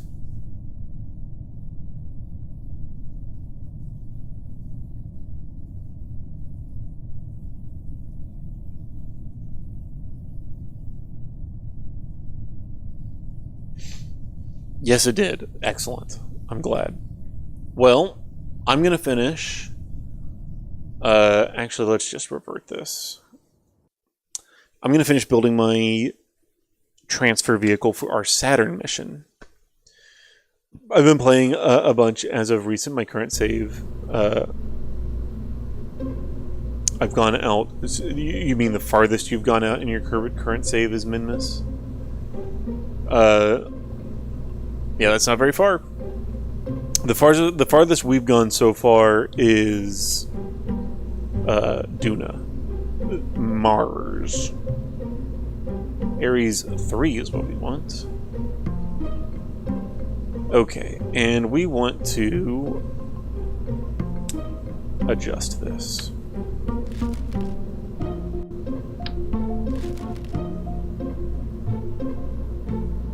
So let's do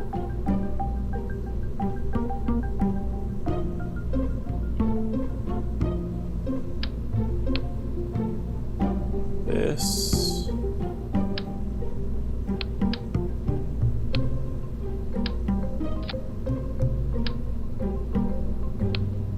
We're gonna put a battery there, and then we're gonna put some reaction control there. Then we're gonna do that, and we're gonna give this some monopropellant. One last question: why does your game look better than mine? Are you on KSP 2? No, I have mods installed, which is a little complicated. But can be made very simple by installing a program called CKAN, C-K-A-N,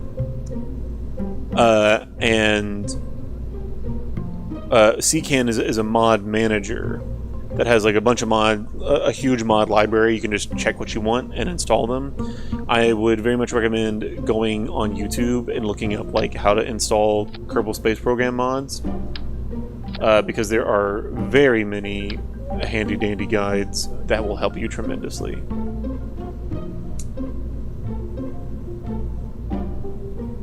Okay. I need... like volumetric clouds. Yes, volumetric clouds is the #1 mod that makes this look a lot better, which is not a CKAN mod. Volumetric clouds, I need a battery, is a paid mod, one of the very few, but it is well worth it. It's you subscribe to their Patreon for like $5, and then you can just unsubscribe from the Patreon if you want. And then you can download it and you install it. And that's the very first. Like, if you're going to install some mods, you want to go and install Volumetric Clouds first, because you have to install it on a brand new, like, install of KSP. So I would definitely go in and check that one out first. And if you go and install Volumetric Clouds, they have a very handy little video that explains to you exactly how to install it, and exactly what other mods you need, because it does rely on several other mods.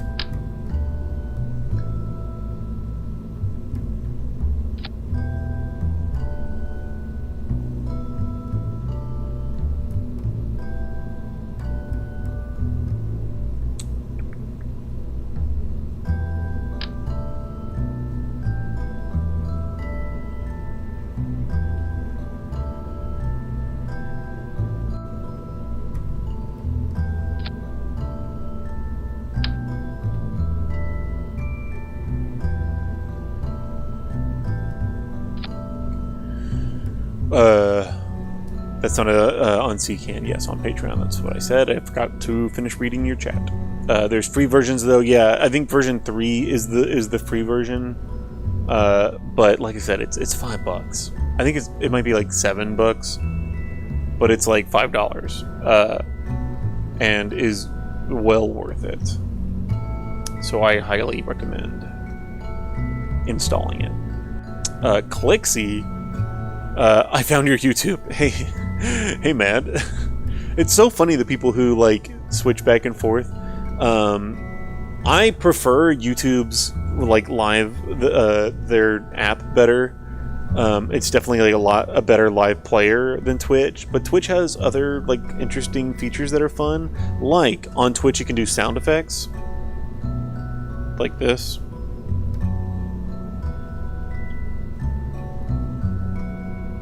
Oh, you can hear the. Don't roll your eyes at me whenever you got Ebola in your throat. They're super quiet right now for some reason. But there's like sound effects you can do on Twitch. There are like chat points that you can redeem on Twitch. So I think Twitch is like more fun for like users, but no, you gotta do exclamation point Ebola, and I don't think it works if you're not in the Twitch chat. And that's just one of the sounds. You can do like command sounds, and that'll give you all the different sound effects that are in the library, and there are some good ones in there. Okay, take all this oxidizer out.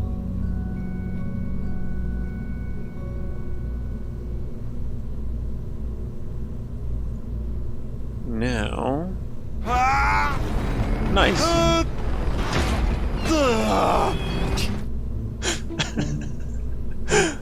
He punched you! Gosh! Punch him back! I don't know! Punch him back! I don't know how! I can't punch a 12-year-old! Well, they're not... Let me through! Oh, I'm gonna Lord. prove David wrong! I'm gonna have a kid! I'm gonna have a kid. I should not have showed chat how to use the sound effects. You got a whole giant thing! Give me that! You don't like Gummy! I like you don't like Gummy! The microphone is right there. No, no, no!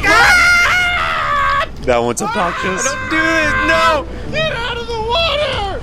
Ah! The death roll, Jacob. The death roll. She dabbing! Jaden, stop moving! Look, she dabbing! Girl! It's a museum to him. He's like, you know what? We haven't seen in a while, honey. Let's go see the actors again. All of these, you have no context for them, unfortunately, but all of them are.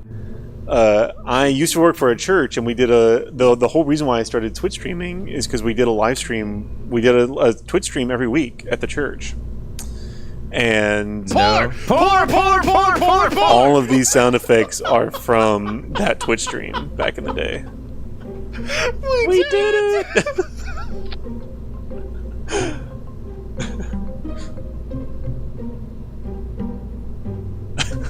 Oh, that's cool. Yeah, I really enjoyed it. And then I got laid off. Some crazy stuff happened at the church, and that was wild. But I was honestly really thankful for getting laid off.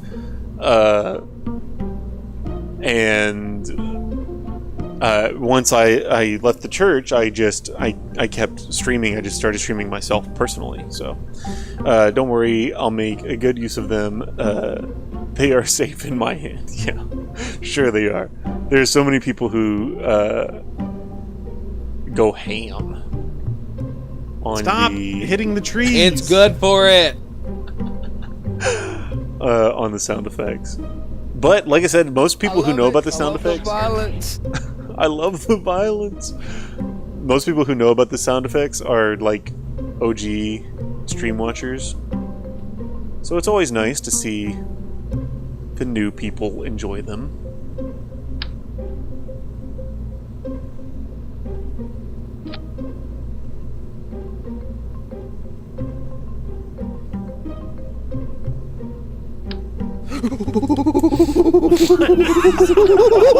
Oh no!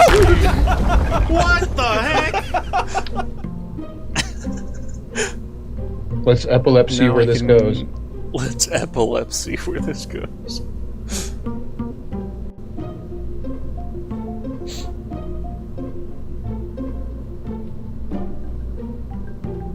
Okay, what else do I need here?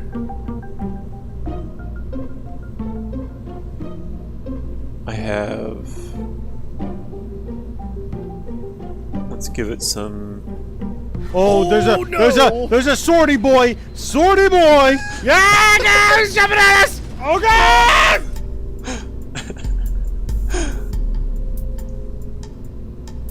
That was Halo. We played through the entire Halo series on the old stream. Are those life jackets for the rocket? Are you making a submarine? Oh yeah, they go on cooldown once you use them. I can't remember how long the cooldown is. It is. They're not life jackets. I don't know which ones you're referring to. These things. These are monopropellant tanks. Monopropellant is a really useful fuel source for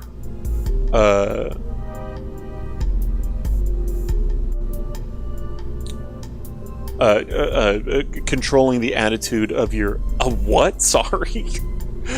No, they put my sounds on cooldown. They are very useful. It's a very useful fuel for controlling your attitude, like the way that your rocket is pointing and stuff.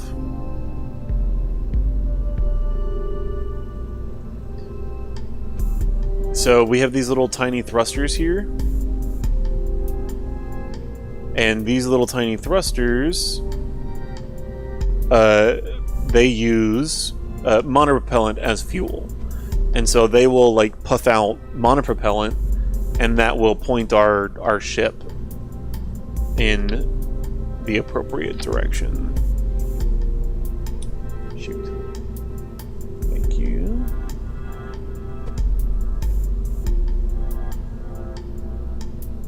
So like if I need to point towards prograde, the monopropellant will help me do that faster, usually, is why you install them.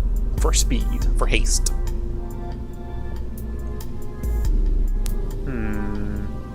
Actually, let's put these on this side.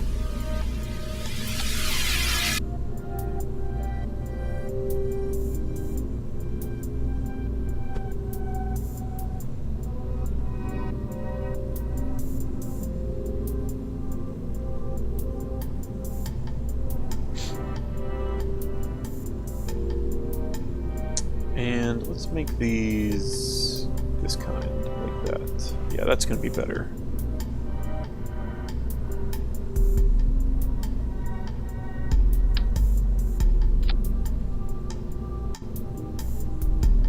Okay. Oops.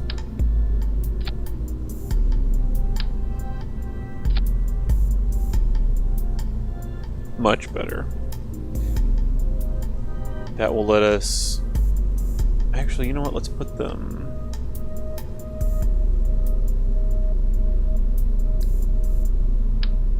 Let's do this.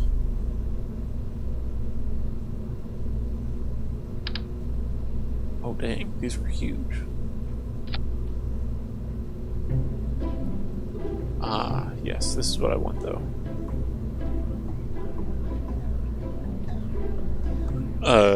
Death roll's on cooldown. I just found a way to cheat ads. How did you cheat ads? Oh, those are the fish gills that rockets have in movies. Sure.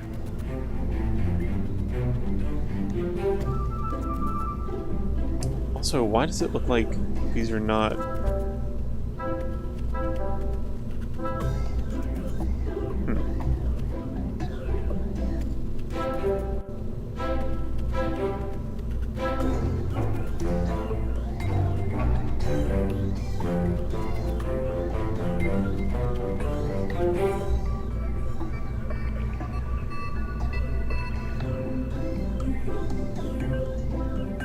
Is that right?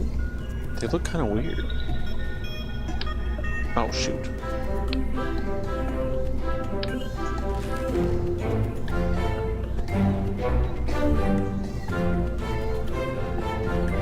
Good enough. Okay. Give me this.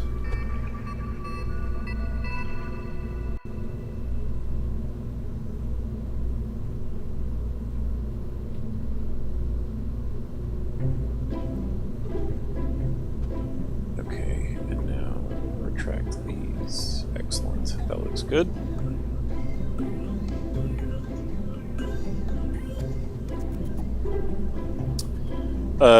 If you go in theater mode and F11, the ads only show in the top right in a small screen, and you keep audio visuals of the stream.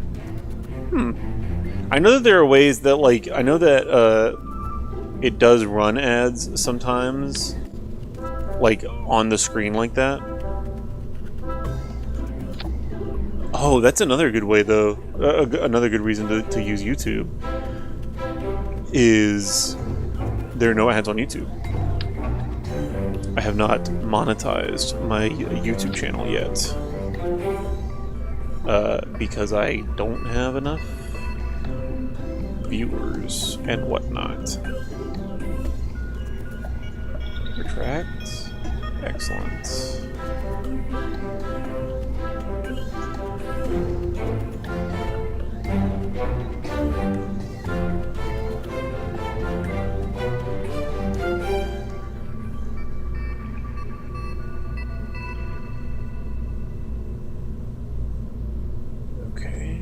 What does it look like when we extend it?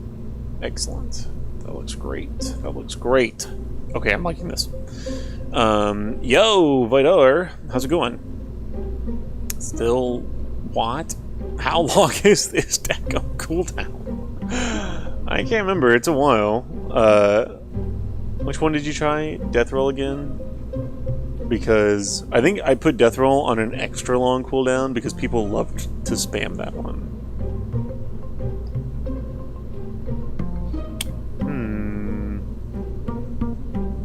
Okay, I think this is good. I think this is everything that I need.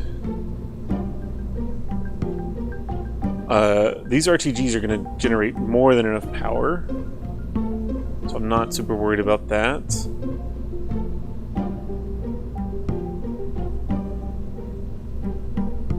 But now, what I need is to make a new one of these. Bring this up there. And we need to do this. Oh, well, actually, I took the oxidizer out. It's just liquid fuel now. Okay, good. Actually, what does this look like? No. No, okay.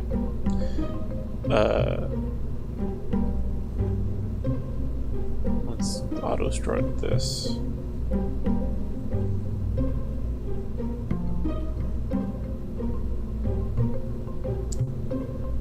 And now we need to make the side fuel tanks.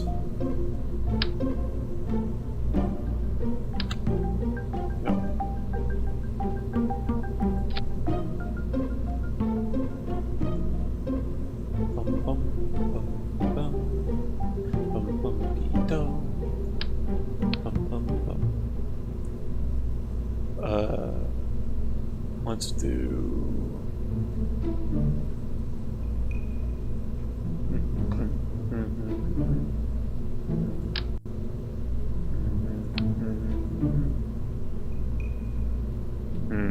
And I guess we'll do like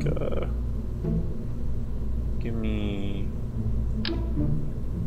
this, and then this, and then this, and then this. And then this.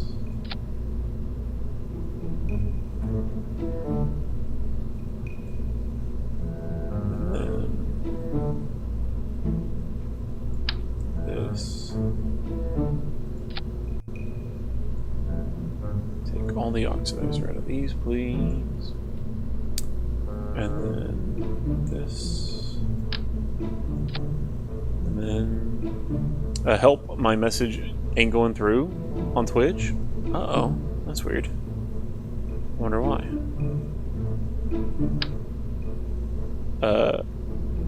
A banana? Yeah. Okay, what else do I need here? Nothing, I think. Oh yeah, let's do like this.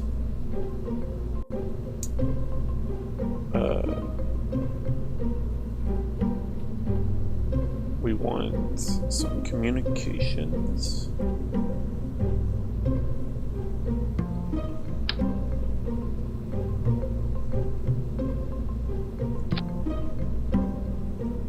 And then we want some power.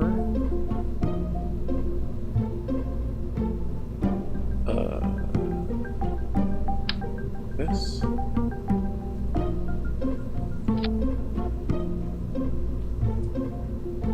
And then I think that's good. I don't think I need anything else, honestly.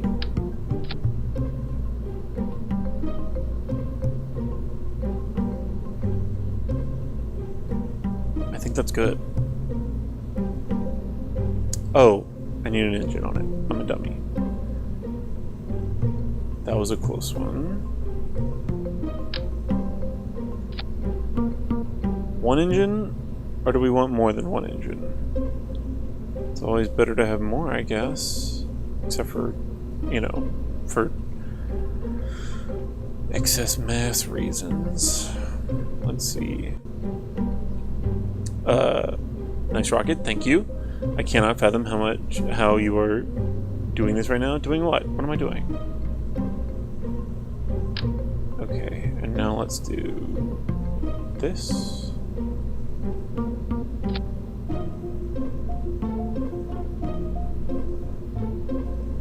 Oh shoot.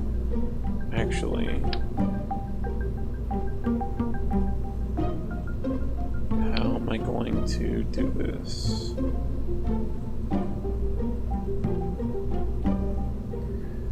Man, there's a way to make a certain thing a route. The route. Hold on. Change route.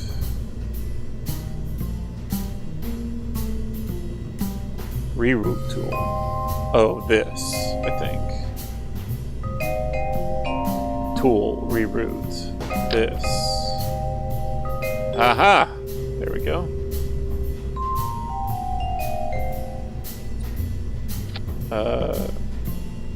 But this is looking incorrect.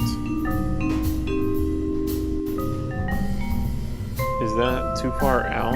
It is a bit. So let's do this.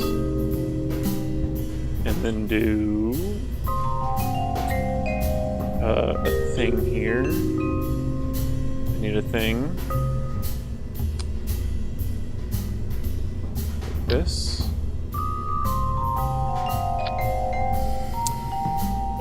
Building a rocket of this unprecedented technological scale. Obviously, you've not been watching Matt Lowndes' videos.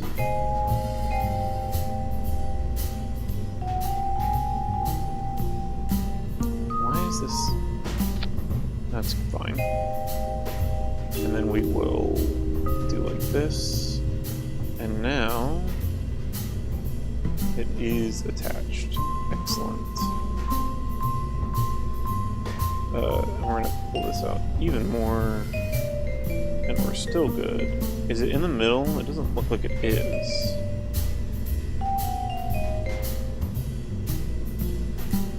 I guess it is. Okay.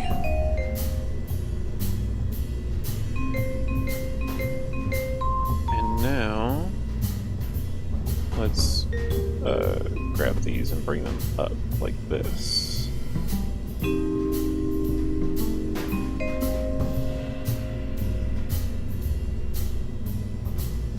And let's attach these.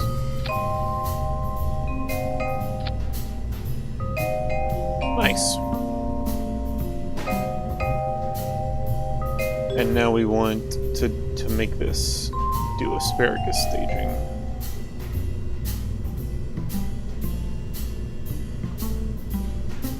Doom, doom, doom, doom, doom, doom. This is gonna be.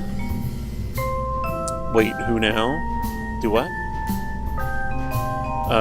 Oh, Matt Lown. Matt Lown is a YouTube creator. He does KSP content, and his videos are great. If you want to learn about KSP stuff, he has a lot of good tutorials. But like just watching his content and enjoying watching the kind of things that he builds will teach you a lot.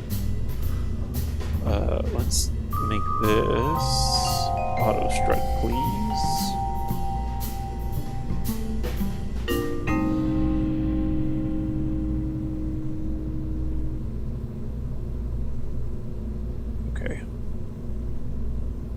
And then let's do this.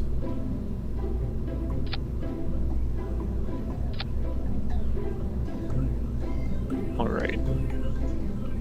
Ares 3. This is just the transfer stage. We're going to go in and put this up in orbit. And then, once it is in orbit, we will build a lander to land on the moons of Saturn whenever we go do that, I guess next weekend, because I won't be streaming KSP2 until probably Thursday at the earliest. Whenever we go to Saturn, we'll land on the moons of Saturn, and we need a whole bunch of different landers, and we're going to attach all of those to this docking port here.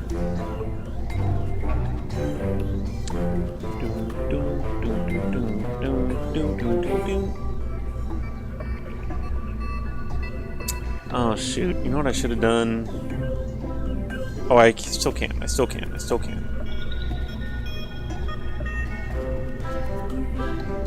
Let's do this.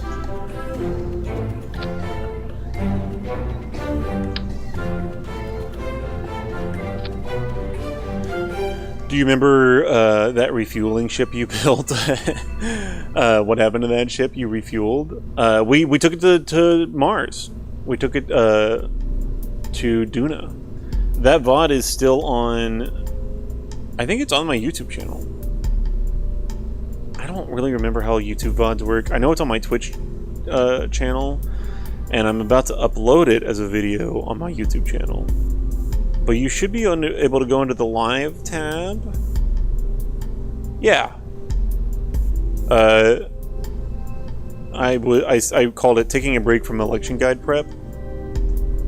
If you go into the live tab on my YouTube channel, that VOD is still out there, where we took that ship that we refueled to Duna and landed on Mars. What else do I need? I need to asparagus stage these. So we're going to start with these ones. Fuel.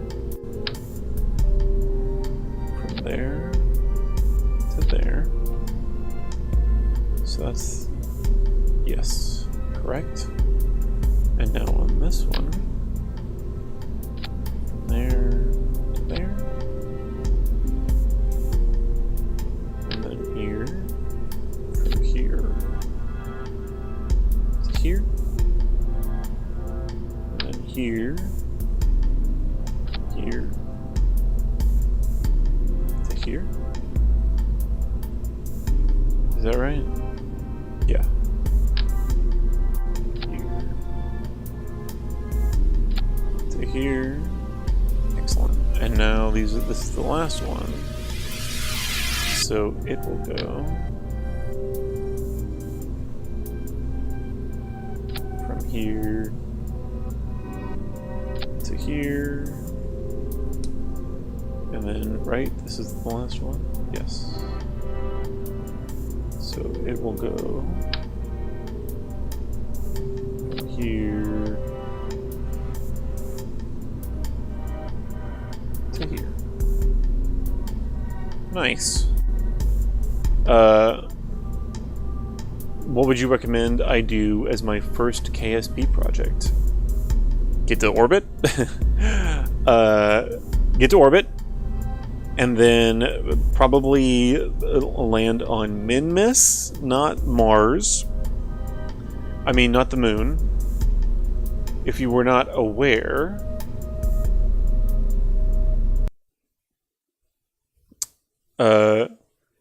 2 million boosters into Kerbal.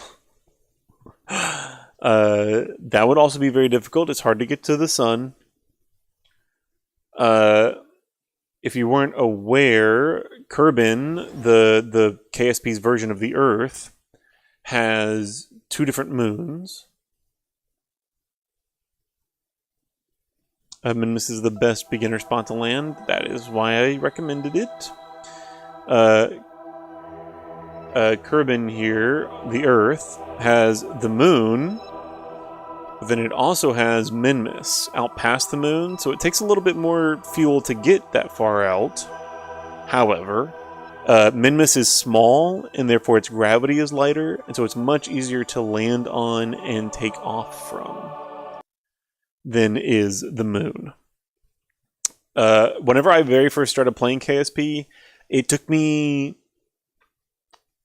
like 5 days, maybe more than that, maybe like 7 or 8 days of playing like every night for 4 or 5 hours after work, of like 5 to 8 straight days before I finally was able to land on the moon. It was a very, it was such a, like, it's what got me addicted to the game. It felt like such an accomplishment to actually do it, like, that it just got me hooked. So getting on the moon is definitely a big accomplishment. Now we need to make sure that these are staging correctly. So this is the first one. Let's open these up. And we don't need this one, or this one, or this one. We need that one. We don't need this one, or this one, or this one.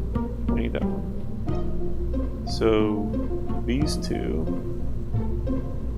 Oh shoot. These two go in there. And now we need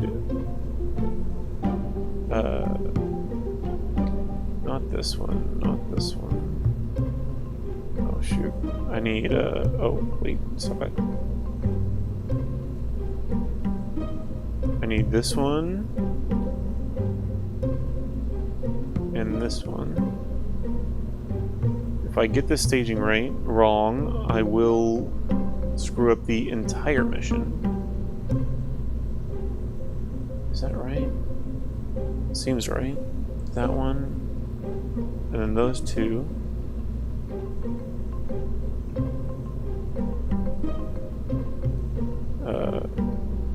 And then this one. And that one. Those two. And then those two. No, like this. These two. And then those two. That's how it goes. So those two, and then those two, and then those two, and then those two. Right? Those two, those two, those two, and then these two. Yeah. Okay, I think we're ready to go. We just got to make a big old booster. I like watching KSP while playing it. Yeah, that is also really satisfying. Gonna try to get into orbit. How do I make an orbital rocket? Big engine, I'd assume, and lots of fuel. Sometimes bigger isn't always necessarily better. Here we can, like something that's fully capable of getting into orbit. What you need is about 3,500 meters per second of delta V. So if I did this. I just added this capsule, and let's give it a parachute so that they can land, and give it a heat shield so that it doesn't burn up in the atmosphere, and then put a decoupler so that it can separate from the rocket. If I just put this fuel tank and a small engine. Actually, we can do a smaller fuel tank than this. Let's do this fuel tank and a small engine. So that right now gives us 2,300 meters per second of delta V. Delta V, delta is the triangle symbol, and V stands for velocity. Delta V is the amount that your ship can change its own velocity. More fuel equals more weight, exactly. So it's not necessarily true that bigger rockets go farther, even though they usually do.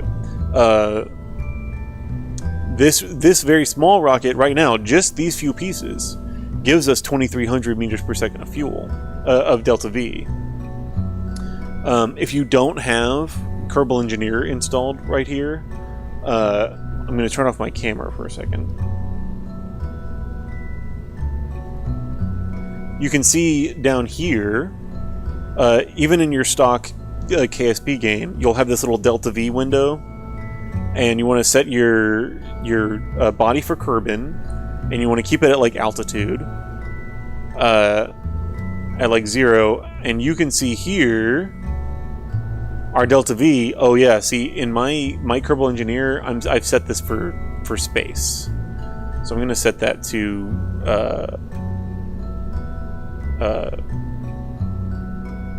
sea level. And you can see down here in our stage, so we've set our delta V calculator to Kerbin at sea level, and you can see here on our stage we have 570 meters per second of delta V, which is not very much. Like I said, what we want is 3,500.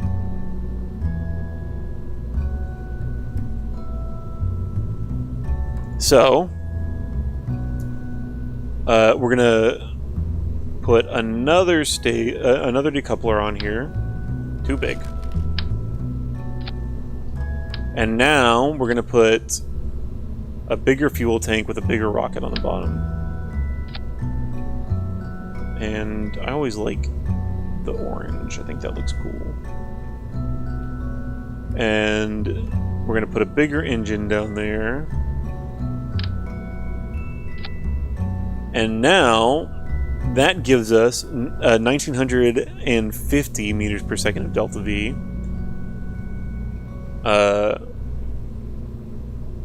Plus 570 is still not 3,500. Even though I'm doing all of this delta V calculation for, sea level.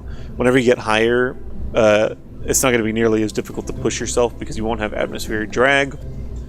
So now, what we'll do, just to make sure that we have enough delta V, we'll put on some radial decouplers here. Radial decouplers.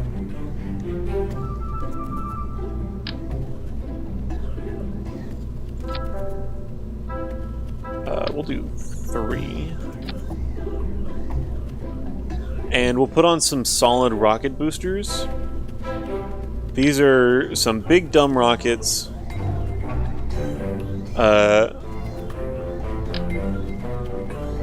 Some big dumb rockets that are going to... Okay, those are too big. Give us an extra little push.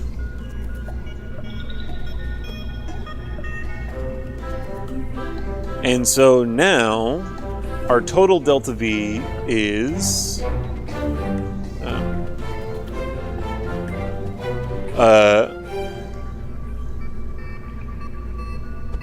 our total delta V here is 3,600 meters per second, which will be more than enough. We're going to put a little nose cone on these rockets to make them more aerodynamic. And we'll put some struts on here just to make sure they don't go anywhere, and to make sure that we will be able to control our vehicle. And those are pretty big. While in the atmosphere, we'll put some fins on it. And now, just this simple rocket is enough to get us into orbit, because we have 3,600 meters per second of delta V. So we're going to double check our staging here. You can't see it because it's behind my camera, but we're going to make these big solid rocket boosters go first, and our central liquid fuel engine. Then we're going to separate the solid rocket boosters. Then we're going to do that decoupler. Then we're going to fire that engine. Then we're going to do the decoupler, and then we're going to use our parachute. So, and we'll call this Mad Bros. Save. Now, let's see if I'm an absolute idiot. I don't think that I am. This should be able to get us into orbit.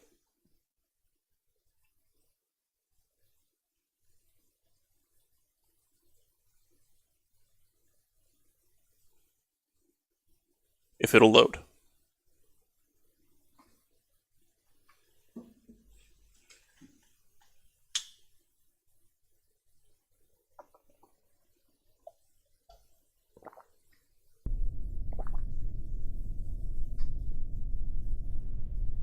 All right, you ready?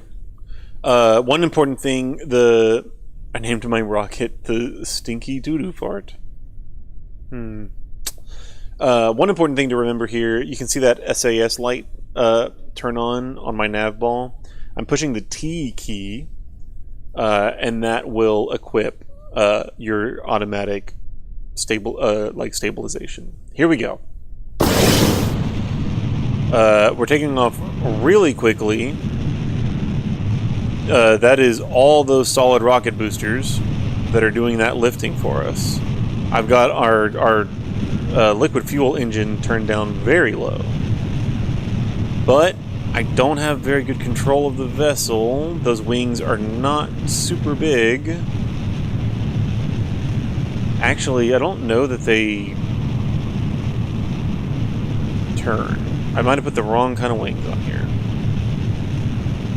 So we're going pretty straight up, which is not great, but I'm not able to turn it yet. And then we're going to get rid of those SRBs. Whoa! And we're going to increase our throttle.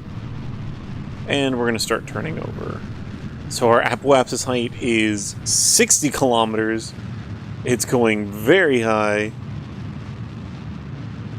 So we do want to turn over as much as we can without losing control.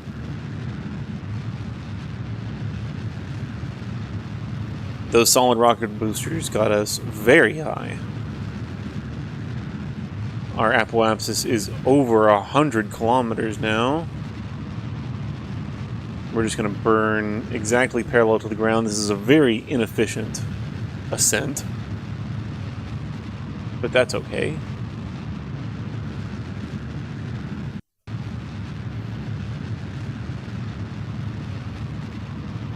We're burning parallel to the ground so that we push our trajectory further down range, so that, remember, we miss the planet Earth. And we're probably high enough now where I can kill this, and we can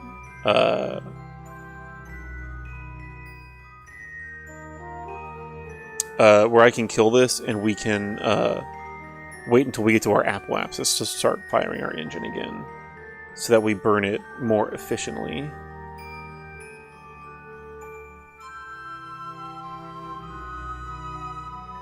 So I'm just going to burn until we get closer to our apoapsis.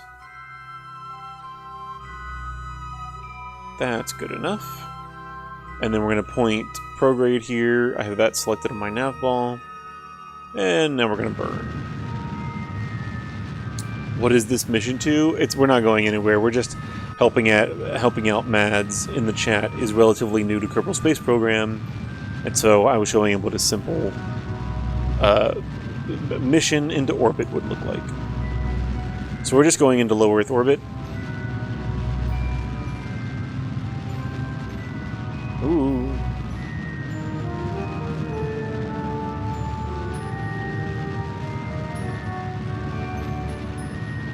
And we're just circularizing here. There's our periaps.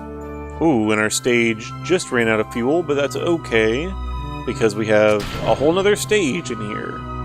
And this tank is full of fuel. So we will wait until we get to our apoapsis,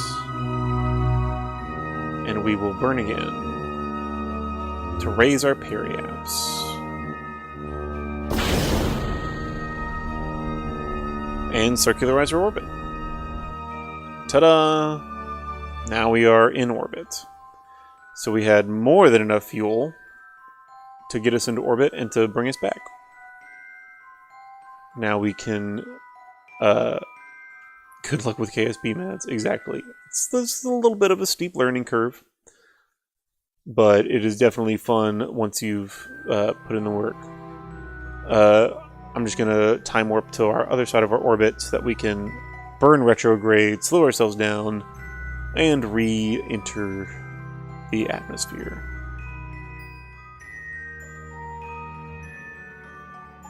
Here we go. That engine is not very strong. But that's okay, it doesn't need to be. There we go. Now we will time warp until we hit the atmosphere.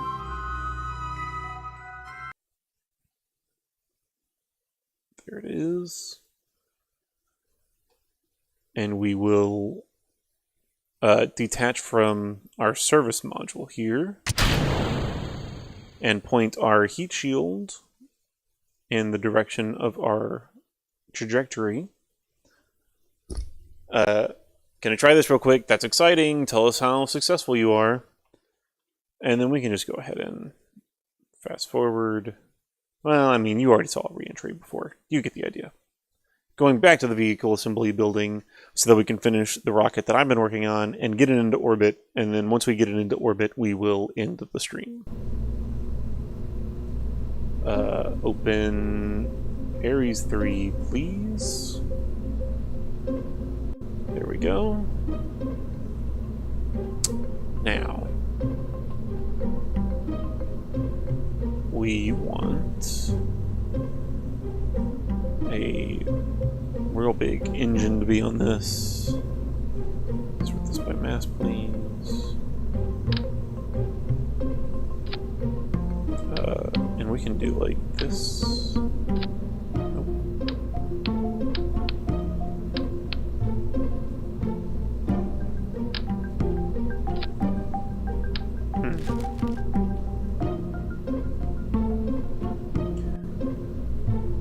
Surely there is a adapter here.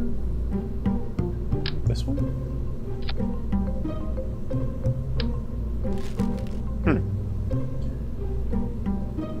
Is there not an adapter for this size? There we go.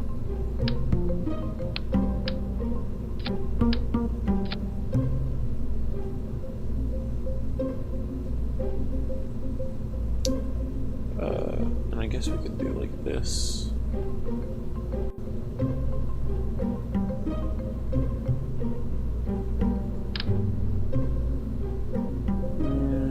What is the gimbal on this? Oh, it's got enough. Let's do an engine plate.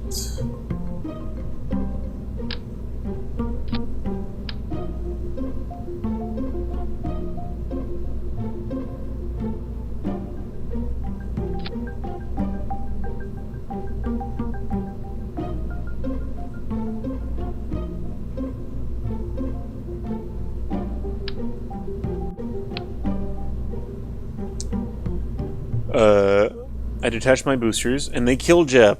Is that normal? Exceedingly so. It's very... It's the most normal thing ever in Kerbal Space Program to kill Jeb.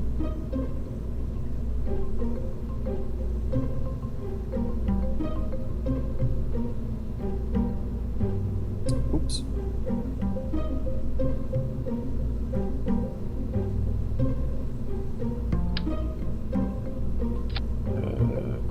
Oops.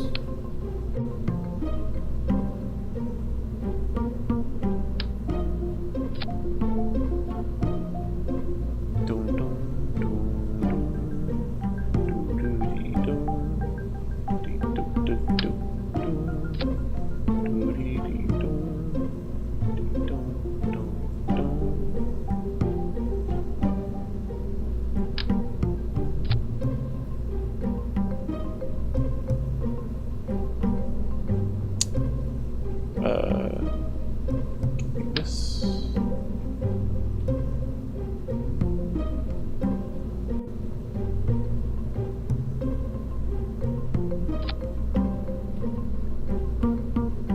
Okay. These and this. Need to go here. And then this one. And this one. And then this one. And then all of those asparagus ones. Excellent. And speaking of asparagus, why not?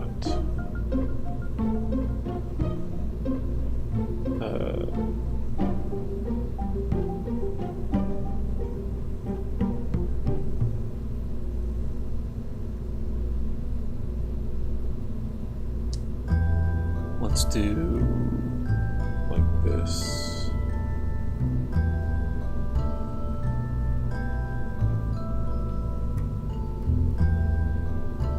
This is going to be way more delta V, I think, than we need. I just need enough thrust to weight ratio to get this thing off the ground.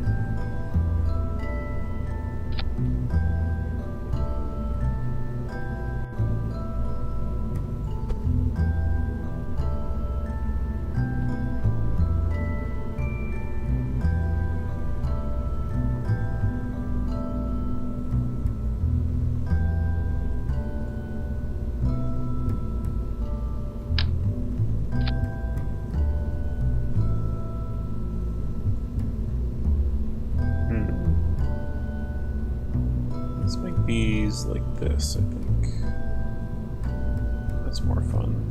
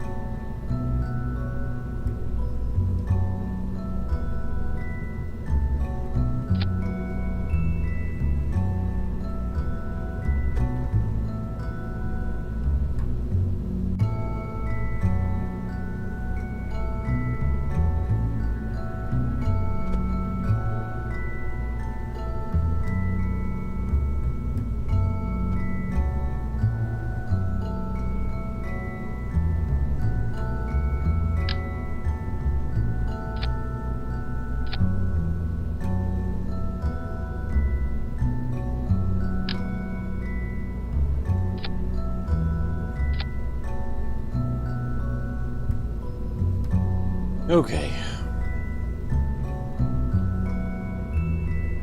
So now all of these go, and all of these go. And then, where are these? All of these go. And all of these go. I've done it, I achieved orbit. Yo! Congratulations, Mads. That's exciting. That was pretty fast. Next step, Minmus. And then next step, the moon. And then next step, the universe. Okay. I think we're ready to go here.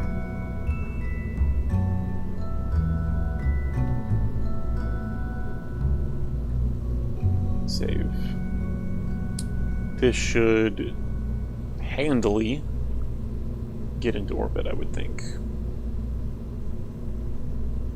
Let's... yeah. Alright, here we go. Hold on to your butts. I clicked the wrong button and flung Jeb into interstellar space. How do I use the jetpack thingy? Whenever you are controlling Jeb, I think it's R on the keyboard, should give you the jetpack thingy.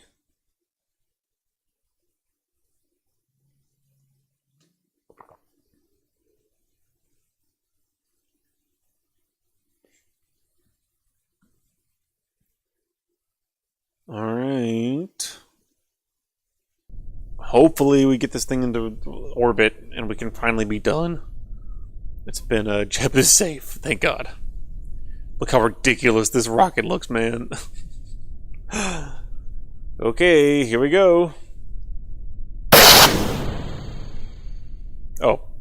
Gotta turn the ignition on. Good Lord! I think we have enough thrust. Oh my God, I think we have enough vectoring as well. Man, that is quite the frame rate.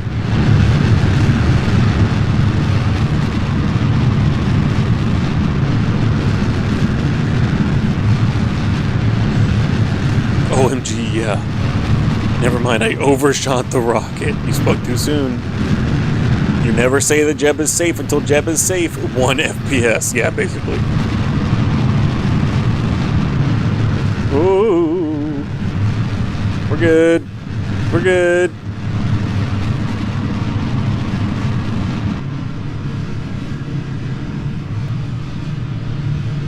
This is fine.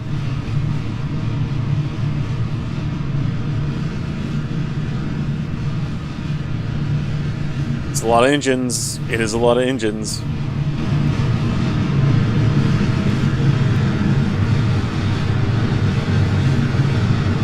Holy God.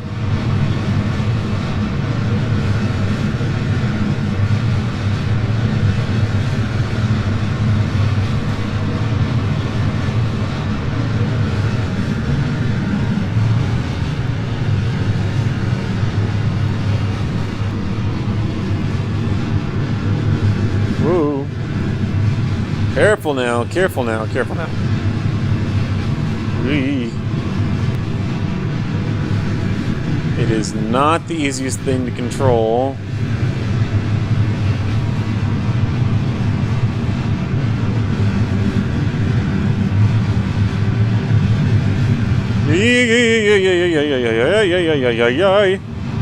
We're fine.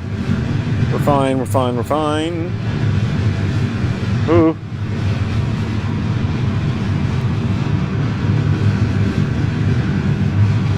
See, we're fine. It's fine.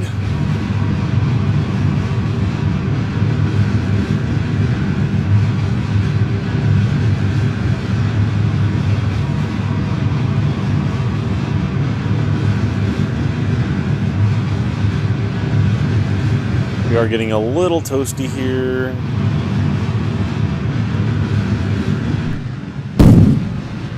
Okay, we're going to cut that engine. We're going to stage those side boosters. Goodbye, side boosters. And we're going to start burning that engine again. Woo.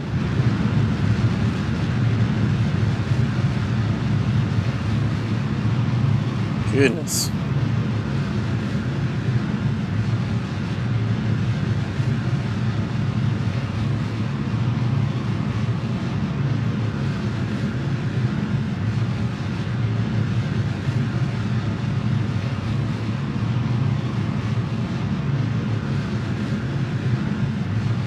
And we will very handily make our way into orbit.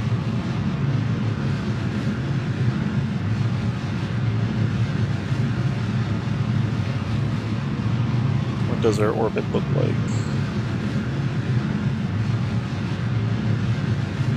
Pretty decent. Uh-oh. Our thrust-to-weight ratio is a lot lower now. That's not good.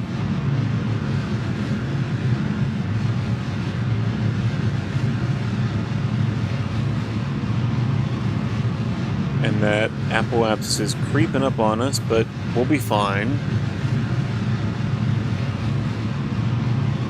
I wonder what our thrust-to-weight ratio is right now.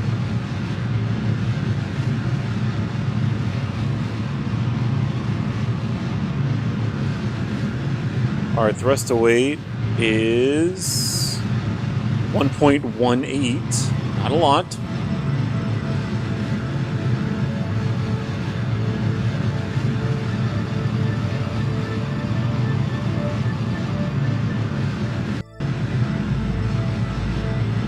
Alright, that apoapsis is getting further away from us now, thank goodness. Oh, I didn't put lights on it. I meant to put lights. Oh well. Alright. And that stage can freak off. What is our thrust to weight now? Oh, you know, just 0.3. That's okay.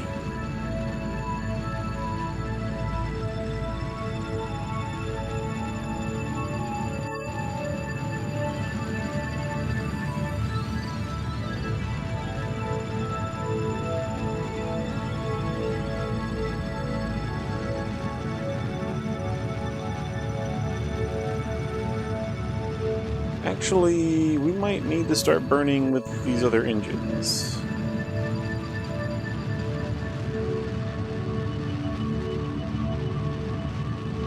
I would really like to not have to do that.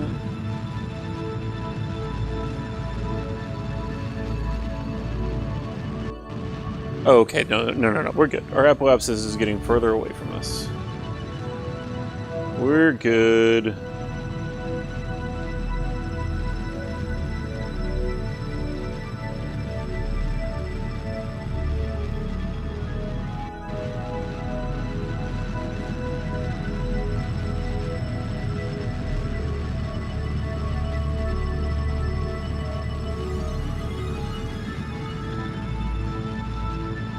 I saved Jeb in the end, don't worry. Did I already read that?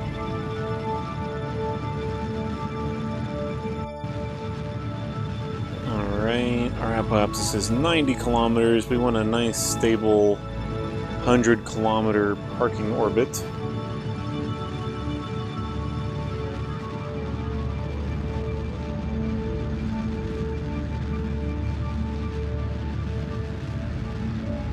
Almost there. There we go. Excellent. I landed safely. My first orbital mission is a success. Hey! Everybody in chat, congratulate Mads.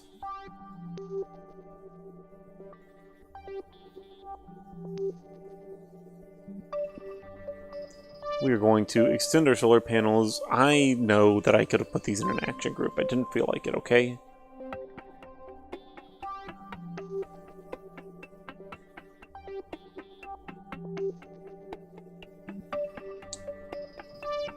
Kind of spiky.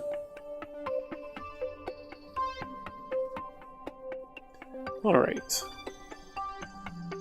Now, we'll do this to circularize.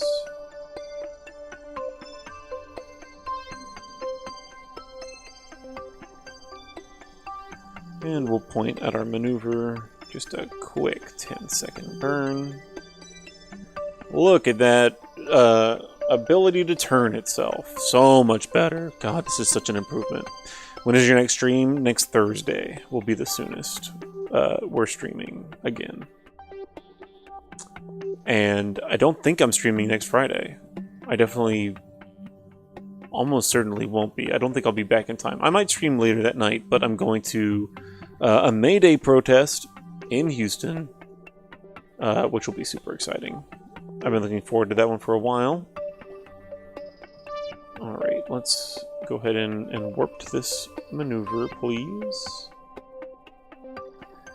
It's just going to be a real quick 10-second burn.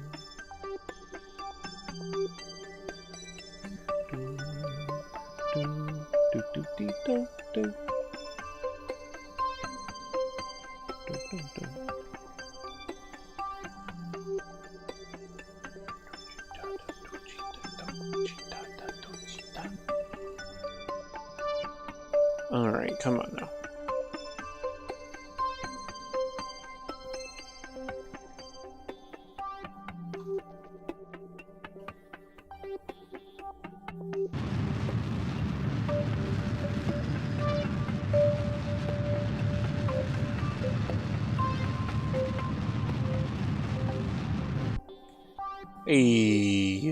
Nice and circular, close enough to 100 kilometers. Now we will ditch this little kicker stage.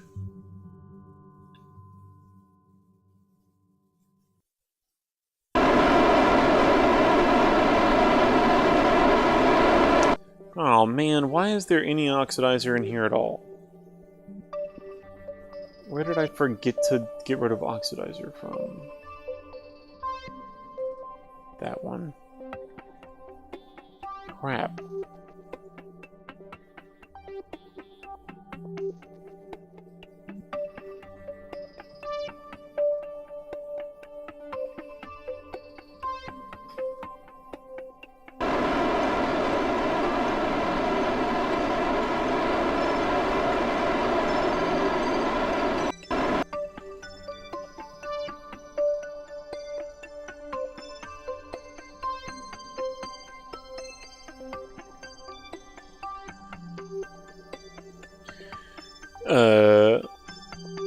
Bye. See you later, Vidar.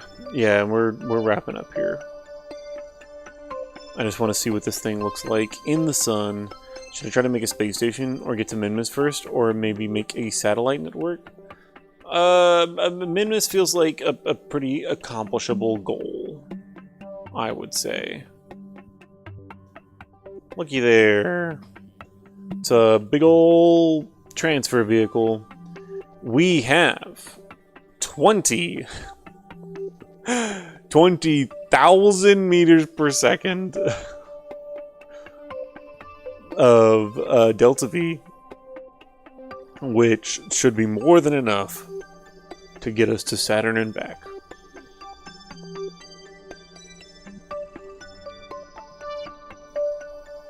I think it looks pretty good.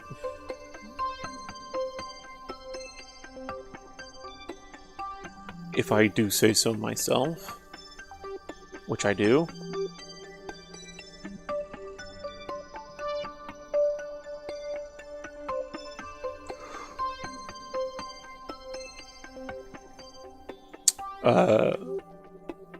Let's actually put the Ares one somewhere. Where's the Ares one? Oh, Capricorn one. Switch to. Didn't I get them out of this? Right? I did.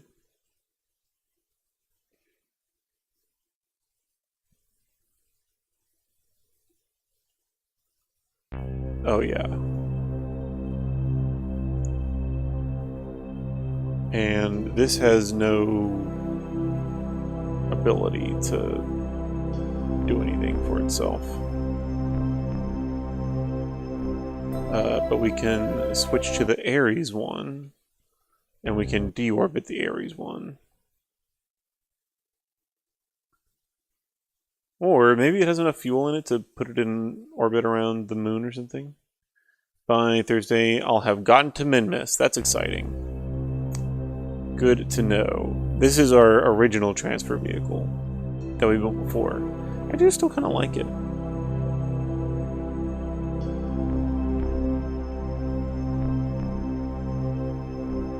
And pack. Okay. I guess real quick, we'll deorbit the Ares one. We'll say bye to the Ares. It'll be oh so sad.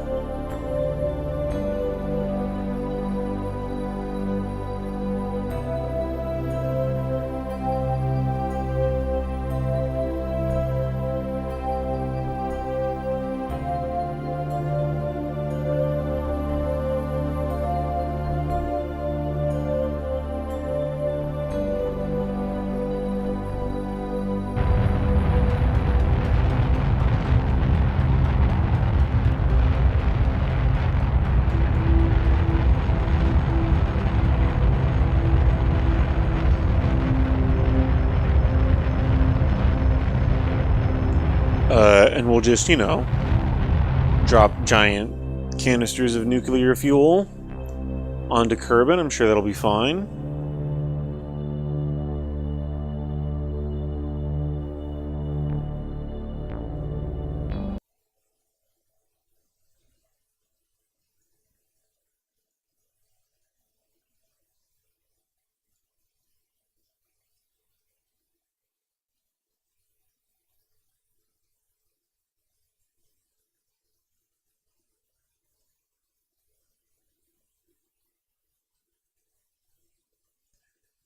Not seeing any interaction with the atmosphere yet.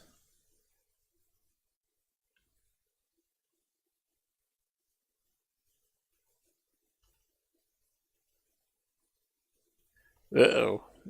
We're starting to heat up.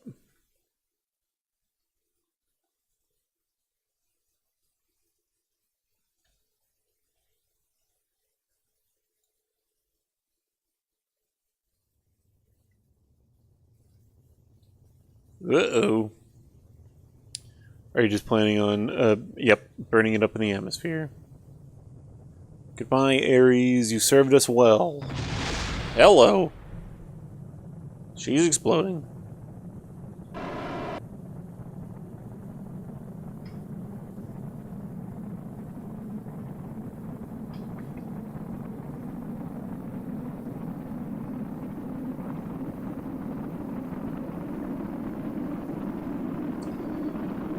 What was it?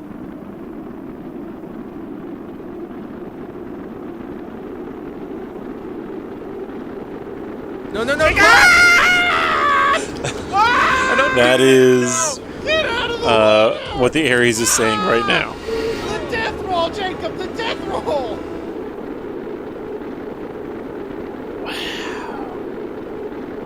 It actually might survive re-entry.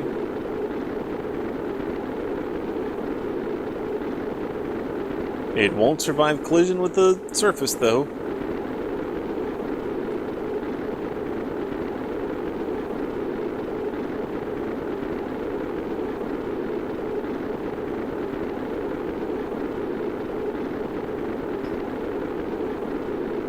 I'm gonna prove David wrong! I'm gonna have a kid!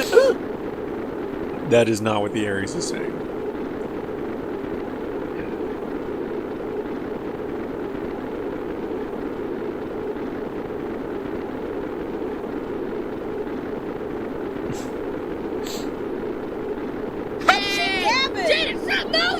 Look, she dabbing.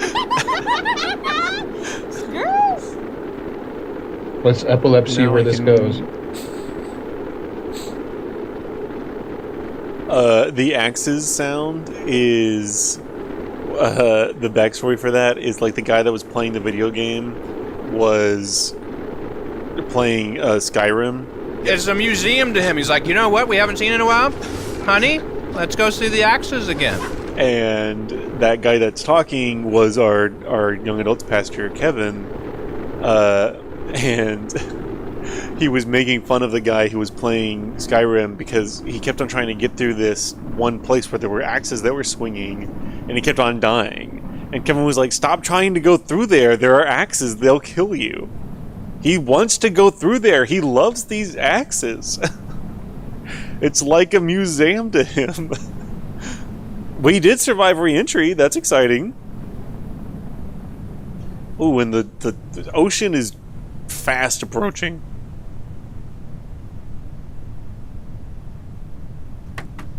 Why? The ocean is fast approaching. Uh-oh. Uh-oh.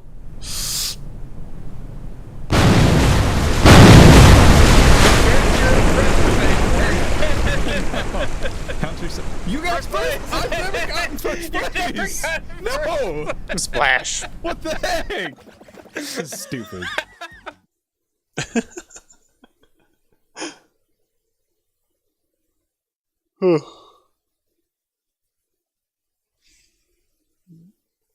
Like, have you ever accidentally stepped on a Cheez-It? Have you ever accidentally stepped on a Cheez-It? That was there was a guy in chat talking about how he could beat. That was my friend David, and the guy in chat was like, "Oh, I could totally beat you up. I could beat you up for sure."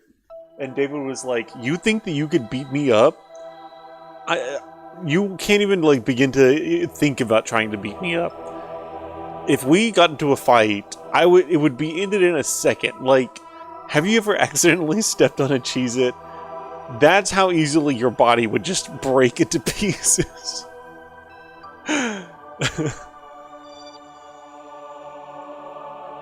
Alright, and then we will destroy the Capricorn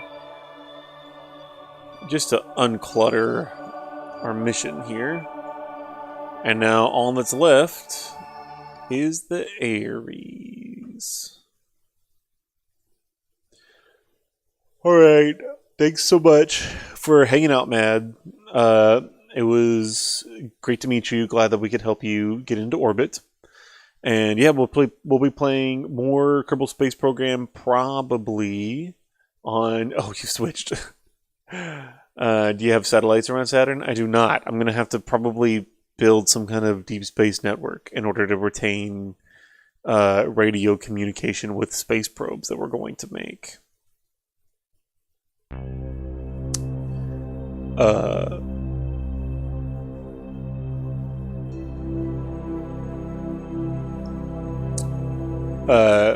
So yeah, we'll do our Saturn mission next time. So see you on Thursday. Good.